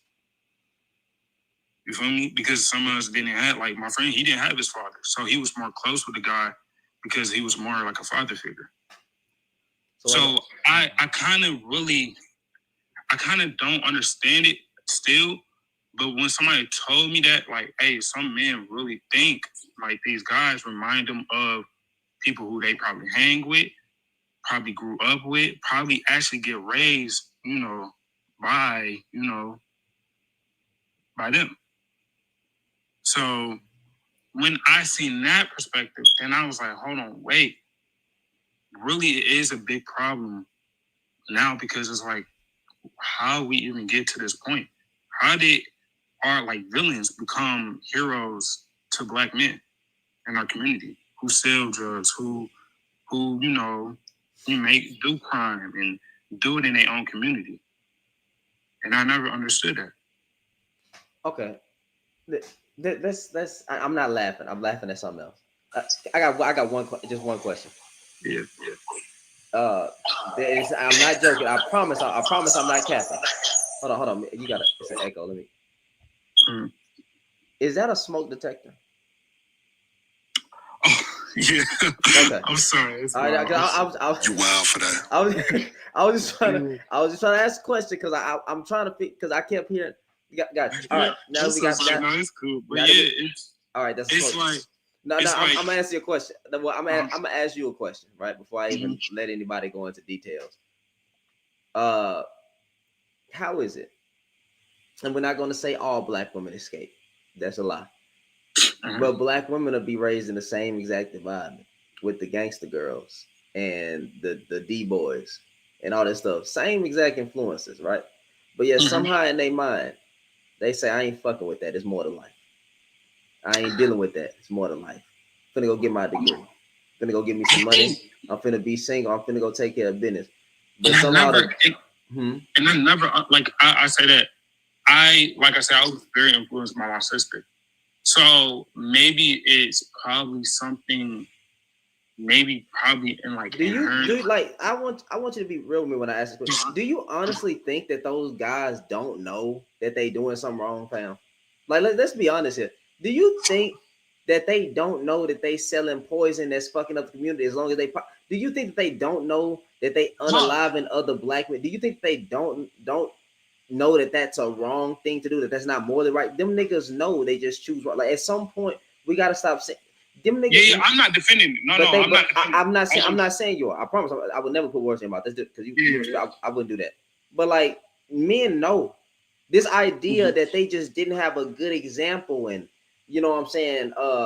These people were looked at heroes. No, they wasn't. They know that they are fucked up and they doing wrong. They just don't care. They don't care. No, I'm saying to the personal like relationship, right? Like I said, I told somebody this. I said, like, all right, when it comes to, let's throw this outside our community, right? When it comes to, let's say, white teen men, right? Or in general, right? Their, racism and all that. Their sons, right? Their sons know that that's wrong. I met a kid, like a white teen man, that told me, he was like, my father was racist, but I was thinking like him because he was my provider and the person who took care of me. So maybe it is for like D-boys on the block. They take care of some of them boys on the block because they need soldiers. They need them boys to, do that for them so they can get a bigger profit out of it. And them dudes that's doing it know that they are ruining generations of boys. Like no, a lot of them not intelligent though. I'm gonna be honest with you. But they know right from wrong. This idea that right from wrong comes with age, at a lot of times, or a certain age. No matter how immature you are, you know that you're not supposed to unalive another person without it being warranted. You know that you're not supposed to sell product. You know if it's illegal to smoke ganja in your neighborhood, you ain't supposed to do it. You know the right from wrong. The problem is the niggas gonna choose wrong 9 times out of 10 times. Right? Okay. That's all it is. I'm not giving it an excuse. I'm just understanding the problem and trying to solve it. But there's no understand. Well, I'm trying to understand what exactly. Like, are you telling me that I should see it from your perspective? That's no. I tell everybody, see it your own perspective and help in your own way. But in a certain way, like I'm saying, I came from this community. So in that way, I literally to this day, I asked him, I was like, bro, you have a good mom and a doctor, this and that. He was like, me and my mom's not that close. Me and my mom have nothing in common. So I don't even talk to my mom. I came from the exact same environment. Like I don't know, people. I'm from the hood. I'm from Acres Home, but my mom did her best to get me out the hood and get me to Spring, Texas. That's the suburb. I got the best of both. So you hung out with people who went the left side of the road, right? You know, left side. I never got influenced by men who did. I'm not saying you got influenced. I knew of them. I did not hang out with them. Okay. I knew of them. They were always at the park. They played basketball. I saw what they was doing and stuff like that. Hey, Shannon, you want to do? Nah, I'm good, bro. I'm good. This was at a young age. Like, nah, I ain't finna do that. Do you ever try to steer them the right way? Yeah, I did. I got 3 homeboys that graduated high school. One of them had a football scholarship, and the nigga went to jail for robbing a Denny's. And then he got 25 because he was the fucking getaway driver. I saw one of my friends named Sam, black man, going down a path, and I said, bro, you're not even built like that. I'm from Acres Home. You from Spring. You from Spring, fam. Like, you're not built like that, and you hanging around with this wrong crowd. And he started hanging out with 2 individuals, Kendrick and I forgot the other dude's name. They became a bad influence on him. But right before graduation, I told him that right before graduation, them niggas went out. It's on the news, y'all. It's on the news. You can look up Spring High School 2014 Denny's robbery. You're gonna see 3 black people pull up. You're gonna see 3 black young men serving sentences, right? So I told him that. That dude still decided to hang out with them boys, and right before graduation or right after graduation, it's either right before or right after, they went out and did 3 robberies at a Denny's one night. Got caught. I'm talking about aggravated assault. Aggravated. And you could tell which one is my friend because he in the mug shot looking like this. Puppy eyes, because you wasn't built like that. And I tried to tell him, don't do that. I tried to tell my homeboys all the time, don't do that type of stuff. But they want to choose wrong. I ain't finna hold your goddamn hand. So let me ask you something. What do you think? Why do you think black men or younger black men, right, choose wrong over right? Because you're rebellious. That's it. That's all it is. You don't want to do. I'm done blaming the white T man a lot of time. You're rebellious. You want to be seen as this hard person. You don't want to be seen as a doctor. You don't want to be seen as a husband. You don't want to be seen as a father. You don't want to. You gotta want it. You gotta want to be a good black man. You want to be the block boy. You want to be the person that people fear. You don't want to be the person. You want to be the person that people respect. You think you got to be rebellious and do all these egregious acts. That's all it is. You have a heart problem. You have a sin problem. That's it. You want to choose wrong every time because being a good man don't pay, which is the biggest freaking lie. Ain't nothing better than getting an education. Ain't nothing better than a black woman. I don't give a fuck how you feel about it as a black man. Ain't nothing better than getting than having a healthy. I thought they got me. Ain't nothing better than getting a healthy marriage. Ain't nothing better than being a father. Ain't nothing better than doing what the heck you supposed to do as a man. Ain't nothing better. Ain't nothing cool about going to jail. Ain't nothing cool about getting your back ran through in the prison. Ain't nothing cool about selling product and destroying your own group of people. Ain't nothing cool about destroying young black boys and black. Ain't nothing cool about being a goddamn thot. A neighborhood. Ain't nothing cool about that. But somehow you identify that as the right thing to do, and it's just not, because ain't nothing better than not being locked up. Point blank period. You got to see that for yourself. Do you think it's a mental thing, or is this? It's a heart thing. It's a heart thing. It's in your heart. Okay. It's in your, it is mental. It is mental. Okay. But it's also in your heart. And until you fix things. Because in my way, I was told somebody it's a mental illness. Like I said, like I already asked my friend, I was like, hey, before he went to prison, I was like, hey, bro, why you don't go to college? You're smart. He was like, I don't think I can make it in college. He was like, I don't know. Like, he was like, I don't think I'm ever going to make it in college. It's like, this is the only thing I've really been good at in my life. You know how stupid that is? You know how stupid? Well, it comes, like you said, it comes with ego. Let me not, you know how stupid, Well, who wants to speak? Because if I speak, I can't be gracious. That is a problem that I have. Not gracious to you, CBS. Not gracious to you. I have a hard time being nice in this area. So I don't know how to respond to you without getting my live shut down. Now I saw Tori been waiting for a minute. Jazz, what are you trying to say? I know Tori wants to hop in, but if you want to say something, I definitely wanted to hop into that because it sounds like you're just making excuses. Go ahead, Jazzy.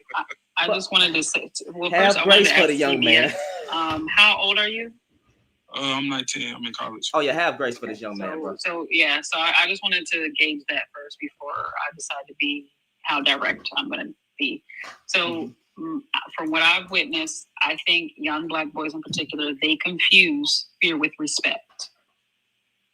They think that someone fearing them is respecting them, which is why they try to be so hard, which is why they go out of their way to impress their homeboys and try to seem down and try to seem like they can handle so much more than what they're actually ready for.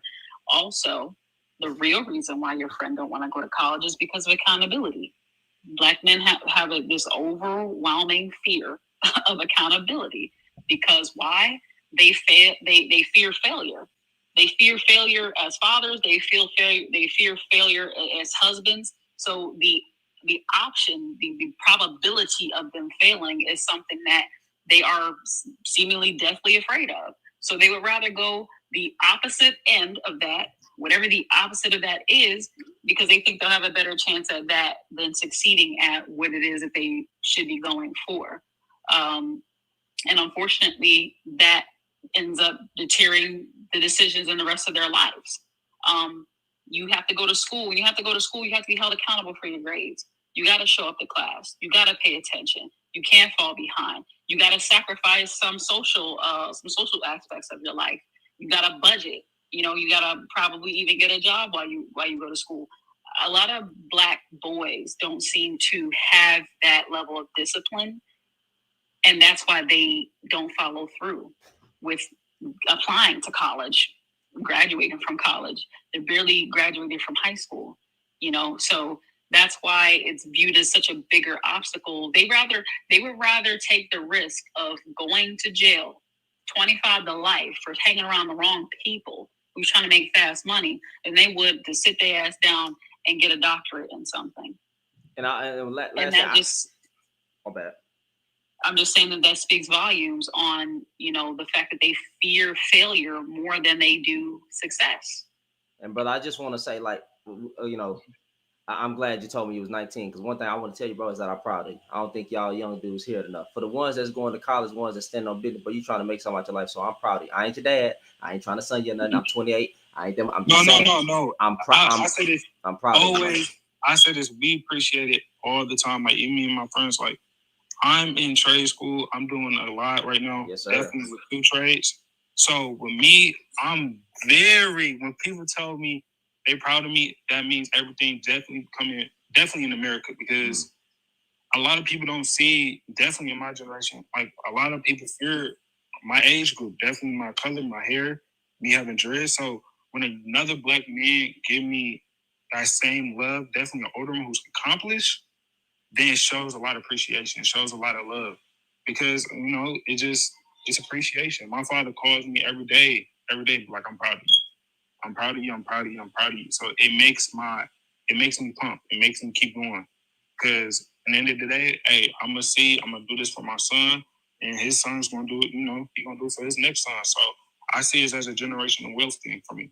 Yes, sir. Mm-hmm. Tori, I ain't gonna. Can I jump in for a second? Yeah, go ahead. Is that okay? Yeah, go ahead. Show grace to this young brother, please. No, I'm good. No, because I know how old he is. My son is 18 years old. So I'm going to give you grace, because even now I'm still teaching my sons, because at a certain age, I think it was 13 and 14, I sent them to their dads, and I ended up moving out of state. So they used to come and see me in the summertime. Now my son's 18. He tested out of school. Both of my sons want to go into the service, whatever one. But I'm still teaching them. Because even if they live with their dad, there's just some stuff that a lot of men do spread around as misogyny, and they don't even know how to take it. If they have a father that's like, be a certain way, they're going to go on to that. But what I wanted to say is what I do with my sons, because there's just some stuff it's hard for us to keep our boys away from. When it comes to when I heard about the red pill when they first came out, and they was a little bit younger, and I asked them to go back and listen to how these young men talk. And they said, Mommy, there's something wrong with these men. And I had to explain to them, these are the type of men that I don't want you to be like. I have literally been on my sons for the longest, only because they had to watch their mom be abused. You understand what I'm saying? So I had to put them in therapy earlier because I still did not want them to think that this was okay to act like this towards women or to anybody. Right? So because you are 19, I'm not going to sit up here and yell at you. If you was like a 30-something-year-old dude, I would have went on you because it kind of did sound like you were making a little bit of excuses for these men. When it comes to people like these older men that you described, they know better. They know better. They know for a fact that they're not supposed to do what they did, especially P. Diddy, especially him. He's older than all the ones you accused. Well, Bill Cosby, I haven't heard about him. Especially him. They know better. And the problem with and it's not even just the men now. I need you to understand the history of men. This is nothing new. This is only being in your face because we have media. We are talking about it now. It's all over the world. But this has always happened to women. What you see, some of these men act, this is nothing new. A lot of men always put their hands on women, abuse women, rape women, they unalive women. We are just seeing it because women are starting to talk about it. Even in our community, the Black women are speaking out about it. Because mind you, I remember those days when I used to hear our grandmother, don't call the po-pos on a Black man. They're going to do this. Some of us older Black women, we protect them. And we throw a lot of stuff underneath of the rug when it comes to the weirdo uncles and the weirdo. We did not. Our older generation, they did nothing. They just swept it underneath the rug. But nowadays, the women of right now, the millennial women and some Gen X women, we are speaking out and we're talking about it because we are tired of being shushed. Women have always been silent because if we said anything, it could have took our lives. And then when it comes to those women who had to leave their husbands because of abuse, you had to prove it. I had to prove that I was being abused. I had to prove that. So at the end of the day, young man, when it comes to men and their behavior, this is nothing new. This has always been around. Always been around. Men have always done this to women. I'm not sure the actual reason why I had my examples or whatever, but I'm not going to say that because that's conspiracy theory, but I'm not going to go there. But what the fuck you trying to say? No, I'm not going down that road. She about to say it's a goddamn pathology. Goddamn it. Well, no, I'm not going to do it that way. But I always say that because it's going to go to the point with the whole religion thing. I got you. Okay, because I respect you and your belief of Jesus Christ. So I'm not going to, But all I'm saying is, this is nothing new. Men have always been this way towards women, and all women have done throughout centuries and throughout the world was tiptoe off of men's. We had to dress a certain way, we had to talk a certain way, we had to be submissive, and nothing works. So it's nothing. There's going to be bad men. Men know better. They just decide and they choose to do it. Don't make no excuses for them. And even if they were raised like that, you still know right from wrong. Period. Point blank. And I'm just going to end it there. Y'all tap the screen, share live. Y'all just tap the screen. I don't like doing the whole commercial break shit, but y'all. I was just giving the reason why some other men who don't know better is defending them. No, right? that's the point she's making is that they do. Yeah. And another thing, I understand what you're talking about because it came to out because my mama, like my mom, my sisters, all that, like they talk, like people talking about my mom. Like she was a gangster around the neighborhood. Everybody had that grandma, that mom nobody messed with, and everybody know. So for me, like I kind of like, for me, it did kind of shock me in a world that like definitely Black women who dealt with it because my mother was just so strong. Like even my dad was like, I ain't gonna make your mama mad. This and that. Cause my mama she was from New Orleans. She was from that, part of that town that. She had to be that tough lady, So for me, I got that grit from my mama. I got that nice, that nice soul from my father. So I kind of, when people told me that, I kind of was like, like I'm kind of confused about it. But now when like another girl told me like, yeah, some women is just not like that. Some women are naturally just sweet, and they don't, they become, get taken advantage of by other men. And I was like, whoa, like, dang. So I think some men don't really understand because they probably grew up in a different situation. So I want to try to make this. I want to try to make this concise because I gotta get out of here, man. Dinner ready. Yes, sir. Yeah, hey, man. Look, I'm telling you now. All I smell is love coming from that kitchen. So CBS, I say this, good brother. And I got a few things here actually. But one of the reasons why we see so many brothers gravitate to that lifestyle is because it looks easy. It looks very easy. And if you're any good at it, the money comes fast, and so does the flashiness. And we're in a society that tells us that as men, you're measured by the type of man that you're going to be depending on how much money you got in your pocket, how many women find you desirable, how many men fear you. And doing these things makes it look easier, makes it look faster. So I'm going to go there. Doing that, doing the right thing, anything close to right, looks hard because it takes longer, really. The road that you're taking, being that you're in college now, a lot of brothers aren't going to look at that, one, because education isn't prioritized to us as Black boys. So it's something that we don't even consider for the most part. But the other side, again, is that other lifestyle looks easy. It also looks fun, quick. So it's not completely that some of them don't understand. It's more that they don't care and they're trying to get it fast. The other thing is this. I got 3 things for you, and I don't expect you to answer now. I just want to leave them with you. 1, and I'm going to repeat each one so that they can settle with you. Hopefully you remember. What's one thing you wish more men talked about openly? And again, I don't want you to answer it now. What's one thing you wish more men talked about openly? Second is this. I want you somewhere between after this live ends and tomorrow, maybe. I would love for you to sit in silence for 30 seconds, then describe to yourself out loud what you came up with.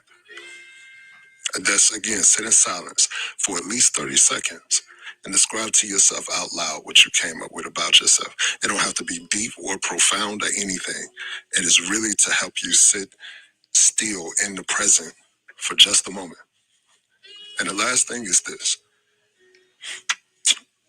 What does healing look like for you right now? And I'll repeat that one more time. What does healing look like for you right now? Last thing I want to leave y'all with is this. There's a book that I'm finishing up. It's not a very long book, but I think it's an important one, especially for my brothers. It is Bell Hooks, The Will to Change. Say that one more time. Say that one more time. Absolutely. Bell Hooks, The Will to Change. Okay. And what the book is about men, masculinity, and love. The thing that this book explores, or some of it at least, patriarchy failed us too, brothers. And it continues to fail us. It may benefit men socially sometimes and even structurally, but emotionally it stunts us because it teaches us to suppress our emotions. It denies us love and adequate power. It teaches us that power comes only in domination, and it's just not true. The book also dives into how boys are conditioned from early childhood to cut off certain emotional expressions, I'm sorry. And that leads to isolation. It leads to anger. It leads to difficulty in forming intimate relationships and just relationships, period. It also, in the book, she believes that as men, We must unlearn the patriarchal thinking to open ourselves up to love, to real, healthy, transformative love. And from there, being able, like I say all the time, to be able to see yourself as human beings so you're able to see the others around you. Is that last thing I say about the book is this.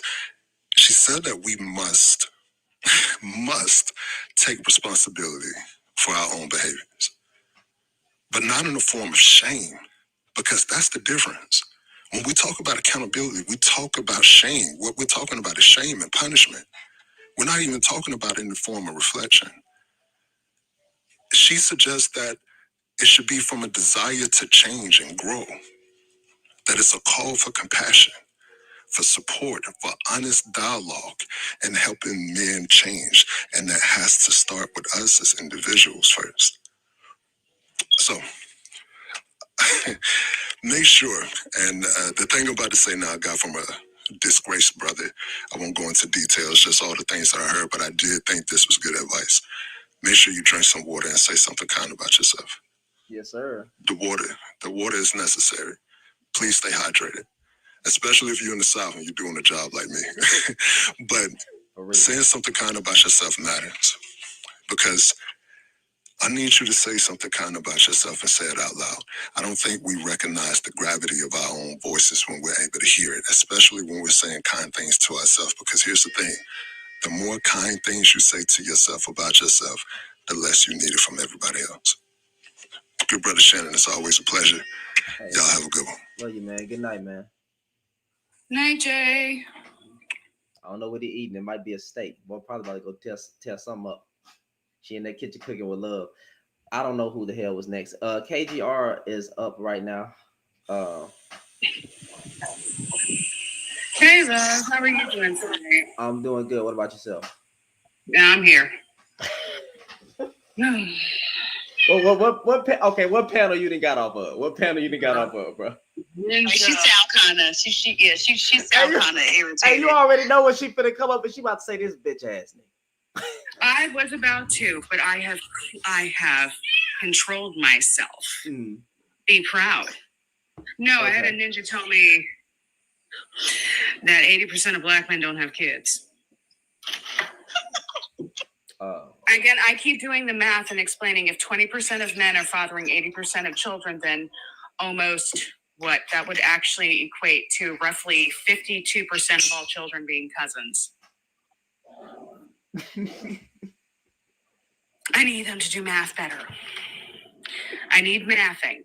But then I also had a man, with, again, a biracial with a white teen mom, tell me that 80% of all rapists came from single parent homes. And when I asked him where he got that, he said CDC.com.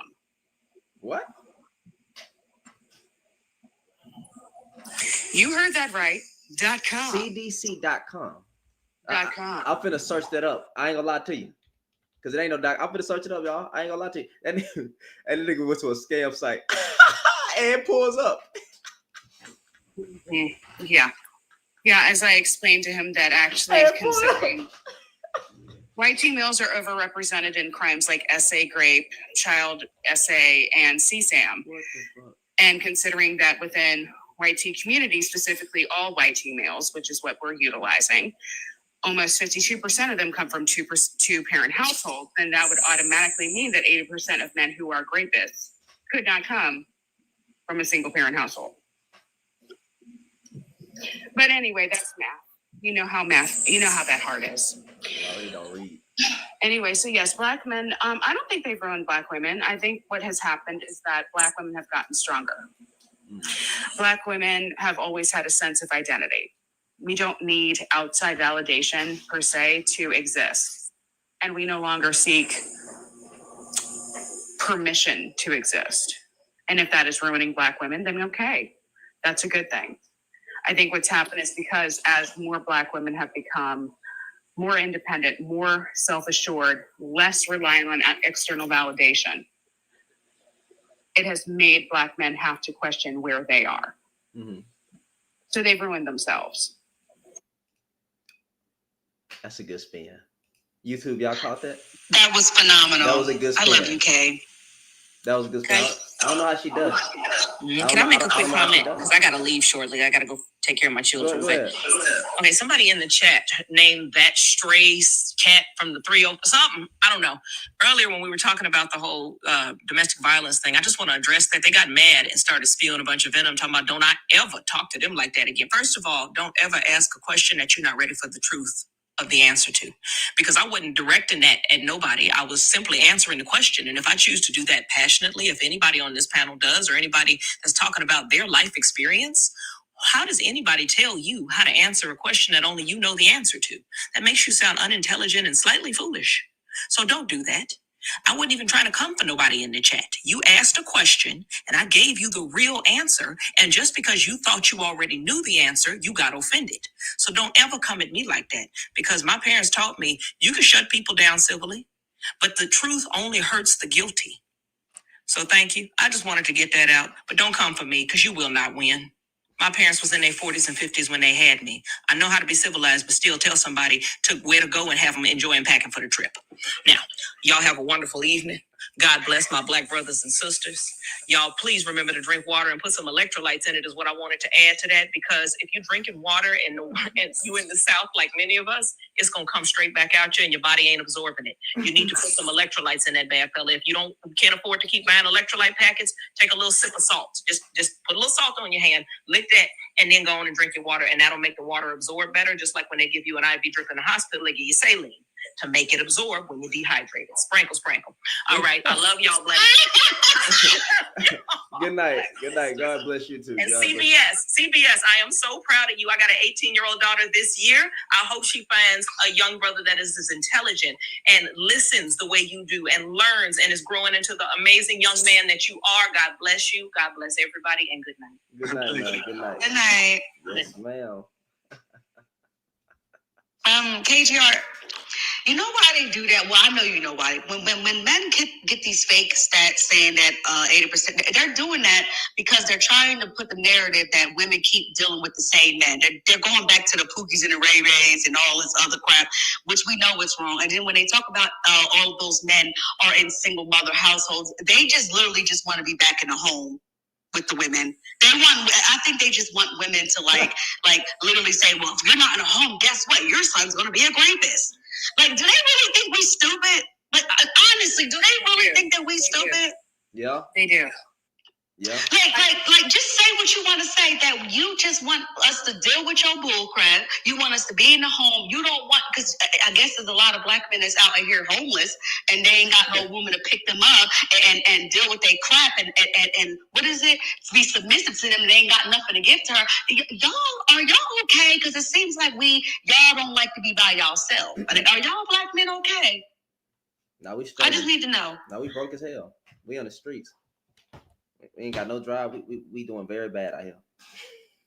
No, but I mean, the worst part is when you get the pygmishas and the mammies of the like older Gen X generation or even mid Gen X, who literally talk about, oh, well, the men are bad. You just talk, what about my son? And I always think about it. You want your son out of your home. The mom to wife pipeline has dried up. So they're upset because they're still having to take care of these grown men. And they were supposed to be able to pawn them off on a younger woman to take care of them. So I think that's really what's going on. They're upset. Mom to wife pipeline is crazy, bro. That's what it's a new thing. It is the mom to wife pipeline, because I've never heard this. Y'all I ain't never heard this. I ain't never heard that. No, you don't have to unmute. That's new to me. Oh yeah, no. Actually, you should follow her. Her name's Burb and Bougie. She actually talks about it very extensively. It's a mom to wife pipeline. The take care of the dog. The mom to wife pipeline. The pest that wants to nest and rest, and the nurse with a purse. So when we're talking about older men, like specifically men over the age of like 45, 50. Who are like, oh, I'm ready to settle down. They're always looking for a nurse and a purse, a woman who can pay bills, but also take care of them. Because at this point, they've gone 50 years of not truly taking care of themselves. and they're looking for a woman to come in and nurse them and also financially provide for them. Now, when we're talking about the mom to wife pipeline, you have to remember, single men don't buy houses as much as single women, right? Single men wait for a woman to come into their lives in order to do things like plan for their futures. Single men earn less money than married men. Single men are less financially stable than married men. However, it's the exact opposite for married women. So I want you to think about that. The fact that men are talking about it, and you see it all over the place. There's a reason why red pillars and all these other men are upset that women are buying houses independently. And they're saying things like, well, if you're going to be buying your own house, what do you need a man for? But that's the question. Why do you need a woman in order to buy a house? So you have to start thinking about it. If the only reason that they're buying a house is so that a woman can take care of it, then you have to start questioning, where is their independence?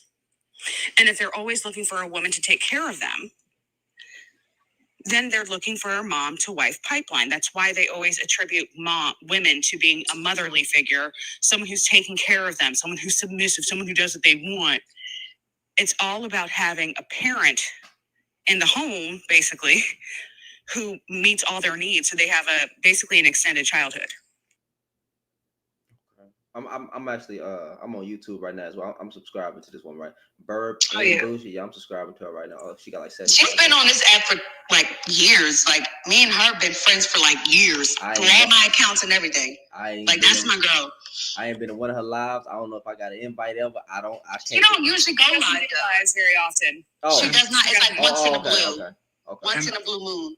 I'm not gonna lie, I never understood with the biases. I never understood why black men say that, or other black men say, say what? Say what is that? Oh, black women are aggressive and this and that, but you want a black woman to be your mom. And if I'm not tripping, your mom used to whip. Say it. Your mom used to whip your, what? Well, that's another issue because you can really tell no, he's right, but you can really tell the ones who have mommy issues. You could tell. I told somebody,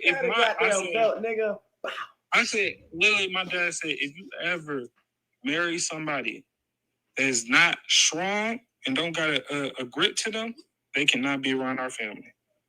I know there's a Southern thing. Maybe it's just in my family, but every woman in my family don't play. Yeah, but I want to also say that because because I think we all got our behinds beat, but it really didn't. It really, like, when it comes to now, they saying that, like, even whooping your children, it doesn't really do much because even all those boys that got their behinds whipped, they still ended up in jail. So it obviously didn't work. And all it did was bring fear. So I can tell you this, that a lot of those men who used to get knocked upside their head by their mothers, and I guess the bitter ones, they have mommy issues. And they really cannot stand their mother. I think we have a prime example. I know who I'm about to talk to, and I asked him, how was your mom towards you? She said she used to beat the crap out of him, and it makes sense because the way he acts and talks, especially about black women, specifically American black women, I know y'all know who I'm talking about. It reminds me of my brother, because my brother was the same way. He had no respect for women. Y'all really... Charles Brooks? Yes, I wanted to say intellectually dominating. If I would have said that, you knew what I was talking about. Yeah. My brother was the same way. But that's why I didn't say his name. I said I was giving y'all cues.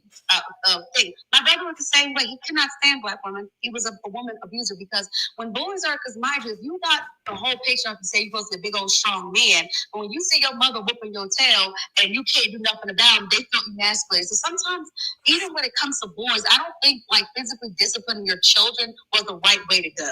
Because now we got all these men that's going around because their mama whooped their behinds, and I guess their father was supposed to. Now they just going around whipping women. So, like, at the end of the day, I think the last time because I grew up like that, what is it called? Spare the wild, spoil the child, that crap that I heard from the Bible.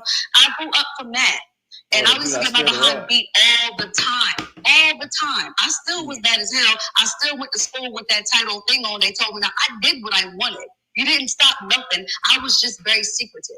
Get my behind whooped but not do it. I still had a baby at 18 years old. So, I think I stopped doing that when I remember my son, and he was doing bad. He just did some bad crap, and I was so frustrated because I was frustrated. When I looked at my son's eyes before I even did it, and I looked at how helpless he felt, I stopped right then and there.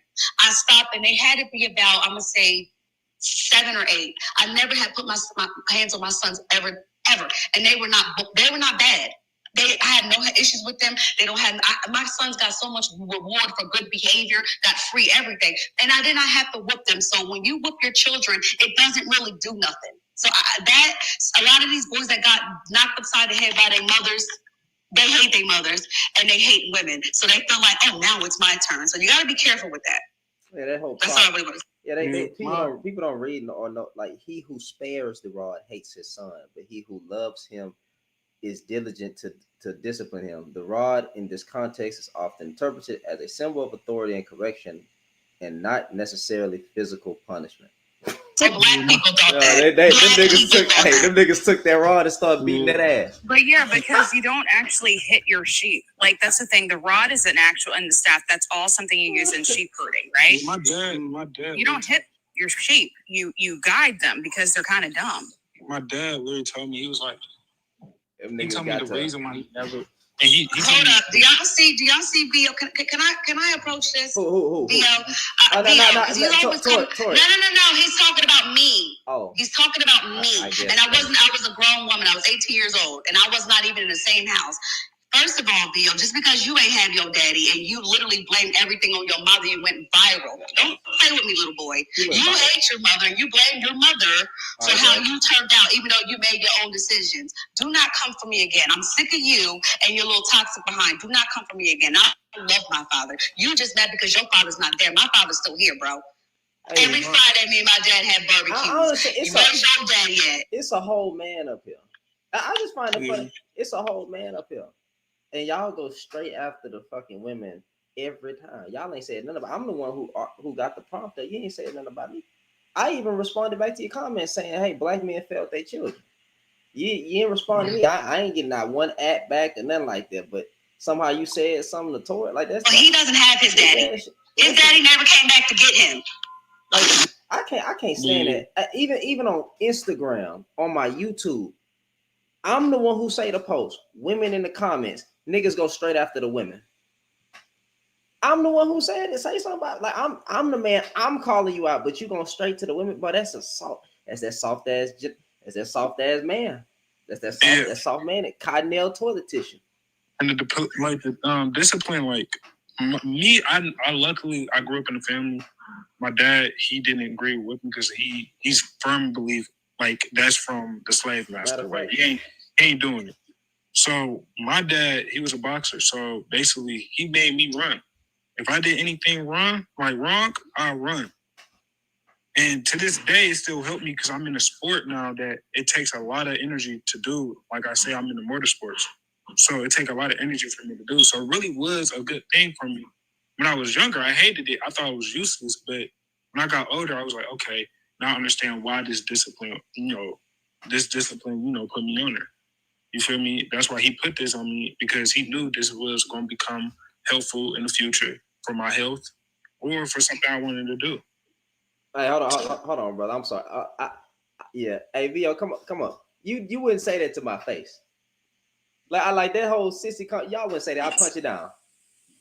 Bro, what you inviting me for? No men respect you, sissy. Yeah. Nobody respects you. No, time out. It's all good.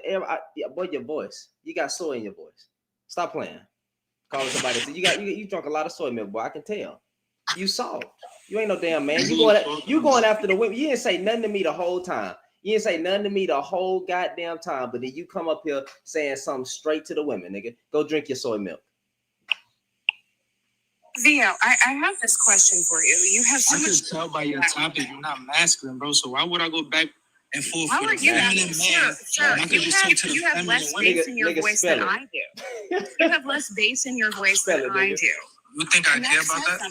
Spell it, nigga. And I'm going to ask you this. Why are you so opposed to speaking with women? Like, you seem to be aggressive towards women, and it's almost as though you know that you would be checked legit by a man in public, like in real life. Like you would never approach my husband with your comments because you know he would probably mollywop you. Y'all click on that nigga profile picture, bro. Come on now. And I just want to point that out. Like dudes like you, like I'm going to be straight up and tell you this. I'm a security professional. I get paid to protect people. I know how to. No, you don't. You ain't getting paid to do shit. His head is very large. You have a light bulb. Ain't getting paid to do shit. I know how to fight. I'm 6'2". No, you don't. I'm 6 foot. I'm 6 foot. I would slam him on his head. No, you wouldn't. You wouldn't do nothing. You wouldn't do nothing. Broke his ribs and punctured his lungs. Soft. You are soft. Boy, you you getting on like you acting like you are right. You ain't about shit. Ain't never been about shit. You is not hard. Getting up here in a goddamn. Go return that suit to suit, Mark, nigga. Go return that damn suit. That ain't your suit. That is not your damn suit. Return the suit, nigga. You done stole the goddamn suit. Get your wannabe professional ass on somewhere, nigga. We can yell and go back and forth. Return the damn suit. Hey, go return that goddamn suit, nigga. Looking like somebody punched your face in. Nigga all smashed in. Y'all still getting conquered by China right now. Y'all still getting conquered in China right now, nigga. Africa is fucked off right now, nigga. I really don't even want to diss Africa, but Africa is fucked off. Africa is fucked off. Where's your people from? He's from Honduras. How the F do you think you got there, dumbass? You were enslaved, moron. If you're from anywhere in the Americas, where's you from? Hey, Via, where's you from? That nigga got a square head. Nigga, you got a square head, nigga. You got a square head. Hold on. Where's you from? Let's keep some decorum, bro. Answer where's you from? Hold on, CBS. Where's you from? Where's you from, bro? Because I didn't even get to hear it. I'm from Honduras, a land that the y'all men control the still soft, nigga. All y'all niggas soft, nigga. I thought you said you was laughing. You still soft. You still. Shannon, he said he's from Honduras, and his people were never enslaved. Exactly, uneducated buffoon. He's from Honduras. How your people get there? How they get there? What are we talking about child support for? Bunch of losers. What are we talking about child support for? That's your community. That's your lame ass community. You have no respect in your black community. Who don't have no? You can say, oh, you dissing black men? Go ahead. I don't give a fuck. You want to diss black? You want to diss black men? Your granddaddy never been. I don't know what he said. Is he agreeing with me? You don't descend from men. Are you agreeing? Are you agreeing? That he was president, beloved. He gave me money. That's why you mad at your mom. That's why you mad at your mom because your daddy was not there every week. No, you did not. No, you did not. Are you married? Listen. Hold on. A teenage mother. What is you talking about? 18 years old out of my dad's house. I was 18. I was already out. Like, what are you talking about? Never be a teen mom like you. Man-hating slore. Hold on. No, I'm not. Give me. That's what I wanted to do. I wanted to let him know that men like him, they don't have power and they never will have power. They're trying to basically step on the necks of black women. Three languages. I'm not the average black man. You are the average black man. I'm not even a slave descendant. You broke. Can you let her talk? That nigga emotional, goddammit. That nigga emotional. I've never been inferior to nobody. Hold on. I'm not black American. I'm not African American. I'm not black. I'm Haitian. I'm from Haiti. So what? At the end of the day, you still are a loser. You have to step on the necks of black women to get ahead. That's why men like you will never succeed.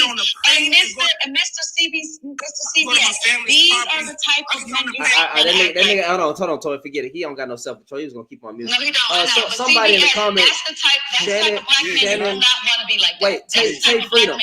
You said box trucks. Like, yeah. Sometimes I'm in a box truck. Sometimes I'm in an 18-wheeler, but I have a CDL.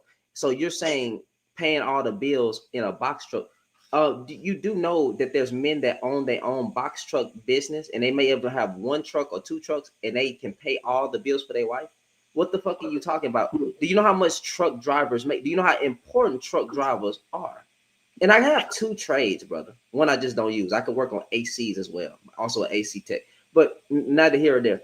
Did you really just say that stupid ass question to say driving box trucks? If you have a box truck with a sleeper, you can still go over the road and make over 100K in any fucking state you want. You could be a local driver and do the Texas Triangle if you live in Texas. You probably don't know what the fuck a Texas Triangle is and still make over 100K. I'm not saying I make 100K. I'm not saying it. I'm not doing all that. I don't make six figures. I'm just saying. But to try to talk bad about truck drivers as if truck drivers can't pay all the bills, what the fuck do you think a lot of the truck drivers are doing? He's a security guard, bro. Like, I wouldn't even have that. He's a security guard. Hold on, Mr. CBS. Can I say something? I wanted to say something that he had said about me respecting my father. The funny thing about y'all weird ass men, what your daughter do with her body has nothing to do with you. That is kind of weird. That men will step like, you're not supposed to. Why are you worrying about what you do with her body? That does not make no sense. Just like T.I. Remember when T.I. said about his daughter that he checked to see if she's a virgin? The way I feel about my dad had nothing to do with anything that I did in my life. That was my father. He is my father. He is not my, I don't know. He's not my God. He's not nothing that I have to be worried about whatever I do in my adult life. I don't like when fathers have too much say-so when it comes to their daughter's autonomy. That is weird. Now, do y'all understand what I'm saying, KJ? Isn't that weird that a father would have any type of say-so when it comes to her daughter's autonomy? Isn't that weird? That's absolutely weird because my father, first and foremost, would never. My father's view of this was, don't get pregnant. Those were his words. Don't get pregnant. Everybody's parents. And also understand, men ain't, like my dad was point blank period, said that every day. Men ain't shit. And he said this in front of my brother all the time because he would look at him and be like, and don't you dare bring no baby here either. And that was kind of how he was raised. So I find it really interesting when people like, first off, views like, no, we went to Honduras after we fought 40 years for the British. So you were slaves, you moron. You were in a colonized country. You were brought to Honduras to work. And then they sat you there because you were colonized. And I love how you say, we are not slaves. Sir, my family got free in the 1790s. My family has owned property since the 1790s. Your people showed up in Honduras as basically indentured servants to the British after colonization in an African country. And let's be for real, by your looks, I'm going to say either Ghana or Nigeria. And I'm also going to point out that you were sent over here as probably part of that Windrush thing, where they basically used you all for cheap labor, didn't really pay you, and literally sent you there. Like, I'm sorry, you are not like Honduran because, hate to break it to you, you're not from there. And if you are Black and you say you are from South America, you were brought there. That is how that works. So no matter what, you are claiming something that does not actually exist for you. And again, you're a Black American. Nigga, you was born in New York. You're a Black American. And don't nobody care. Oh, well, I'm Honduras. Hold on, bro. Hold up, CBS, because our cousin's up here, and then I want to talk to that fuck nigga at the bottom. It's always a fuck nigga coming in and saying something. So go ahead, cousin. What's up, man? First of all, how's everybody? Can you hear me? Nigga, ain't nobody talking to you today right now. I said I'd get to the fuck nigga later. Go ahead, cousin. Yeah, I just been listening. And I ain't seen you in a minute, so I just had to holler at you, man. What's going on, man? Hope everything good with you. They kept trying to put some weird ass restriction when I go live because we got niggas like Tay coming in hating. So I couldn't go live a lot. But go ahead, bro. But I had to say, man, because it's like one of the rare times I gotta disagree with the prompt. Bet. Okay? Because I disagree, man. I don't think Black men ruin Black women. Gotcha. I don't think Black women is ruined, goddammit. That's what I'm talking about, cousin. Like, real talk, though. I mean, now I think we might cause some pressures. I got you. We didn't cause some stress. You know what I mean? We didn't cause some stress. I say that. But we ain't ruined shit. They still shining. They still doing what they got to do. So I got you. That's all I had to say on that. But, but yeah, no, I just been listening, man. We got to keep each other right. Hey, I cannot anticipate the damn flip that because KJR know exactly what the fuck I'm saying. Cousins know exactly what the fuck I'm saying, but they flipping of the prompt is top tier work. Flipping of the department's top tier work. Good job. I can't even say nothing to that. Go ahead. Hey, fuck Nick. I'm just playing, bro. I'm just playing. Don't mind. Go ahead, Tay. Go ahead, man. What's up with it? Yeah, you can hear me? Yeah, I can hear you now. Oh, so my comment earlier was a simple question. Yeah, I pay all the right? bills. Let's get down to the nitty gritty. Oh, guest violation. Guest violation.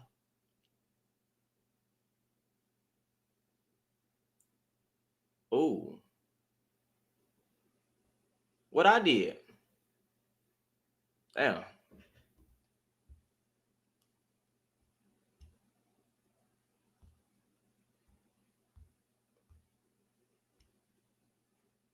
Well, how I get shut down, but they said guest violation.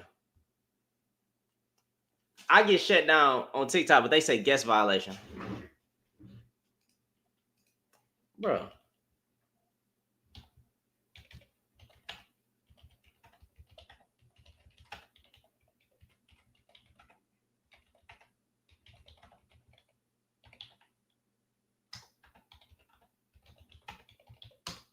That don't make sense. That's crazy. How I ain't had a violation in so long.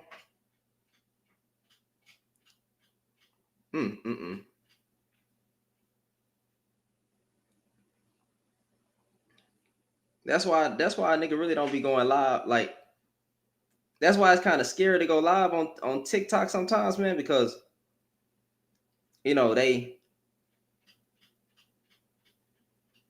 that mug said guest violation.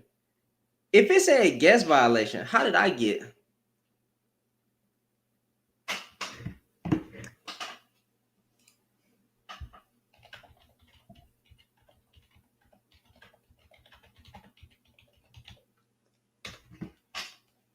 What I do? I'm gonna try to win the appeal. I don't know what I did. This mug said violation reason harassment and bullying. That's crazy, man. That's crazy. That's crazy.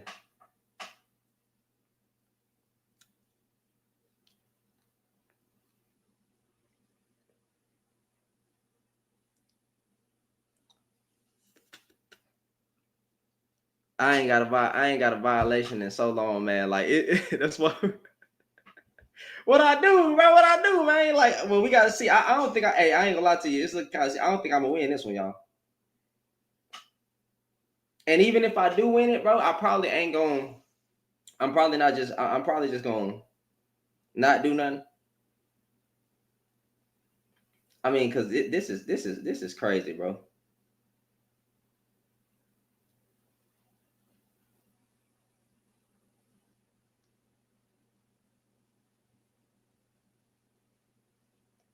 Cause I wasn't even talking.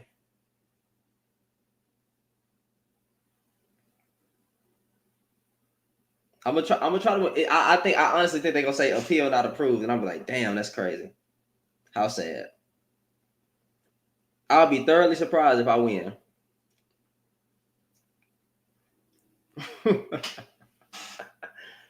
I don't know how. I got it back. I won. Oh my god.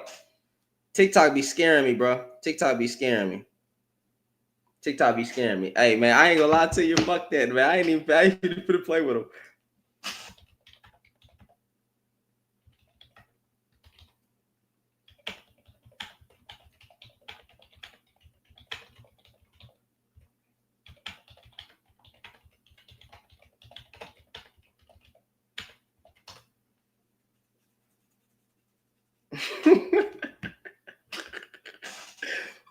Hey, we won the appeal, but man, I ain't gonna lie to you. You might just have to shut it down right here. Might just have to shut it down right here, man, because they trying to take me out the game. I think it's. Man, we was doing good, man. We was having a good time.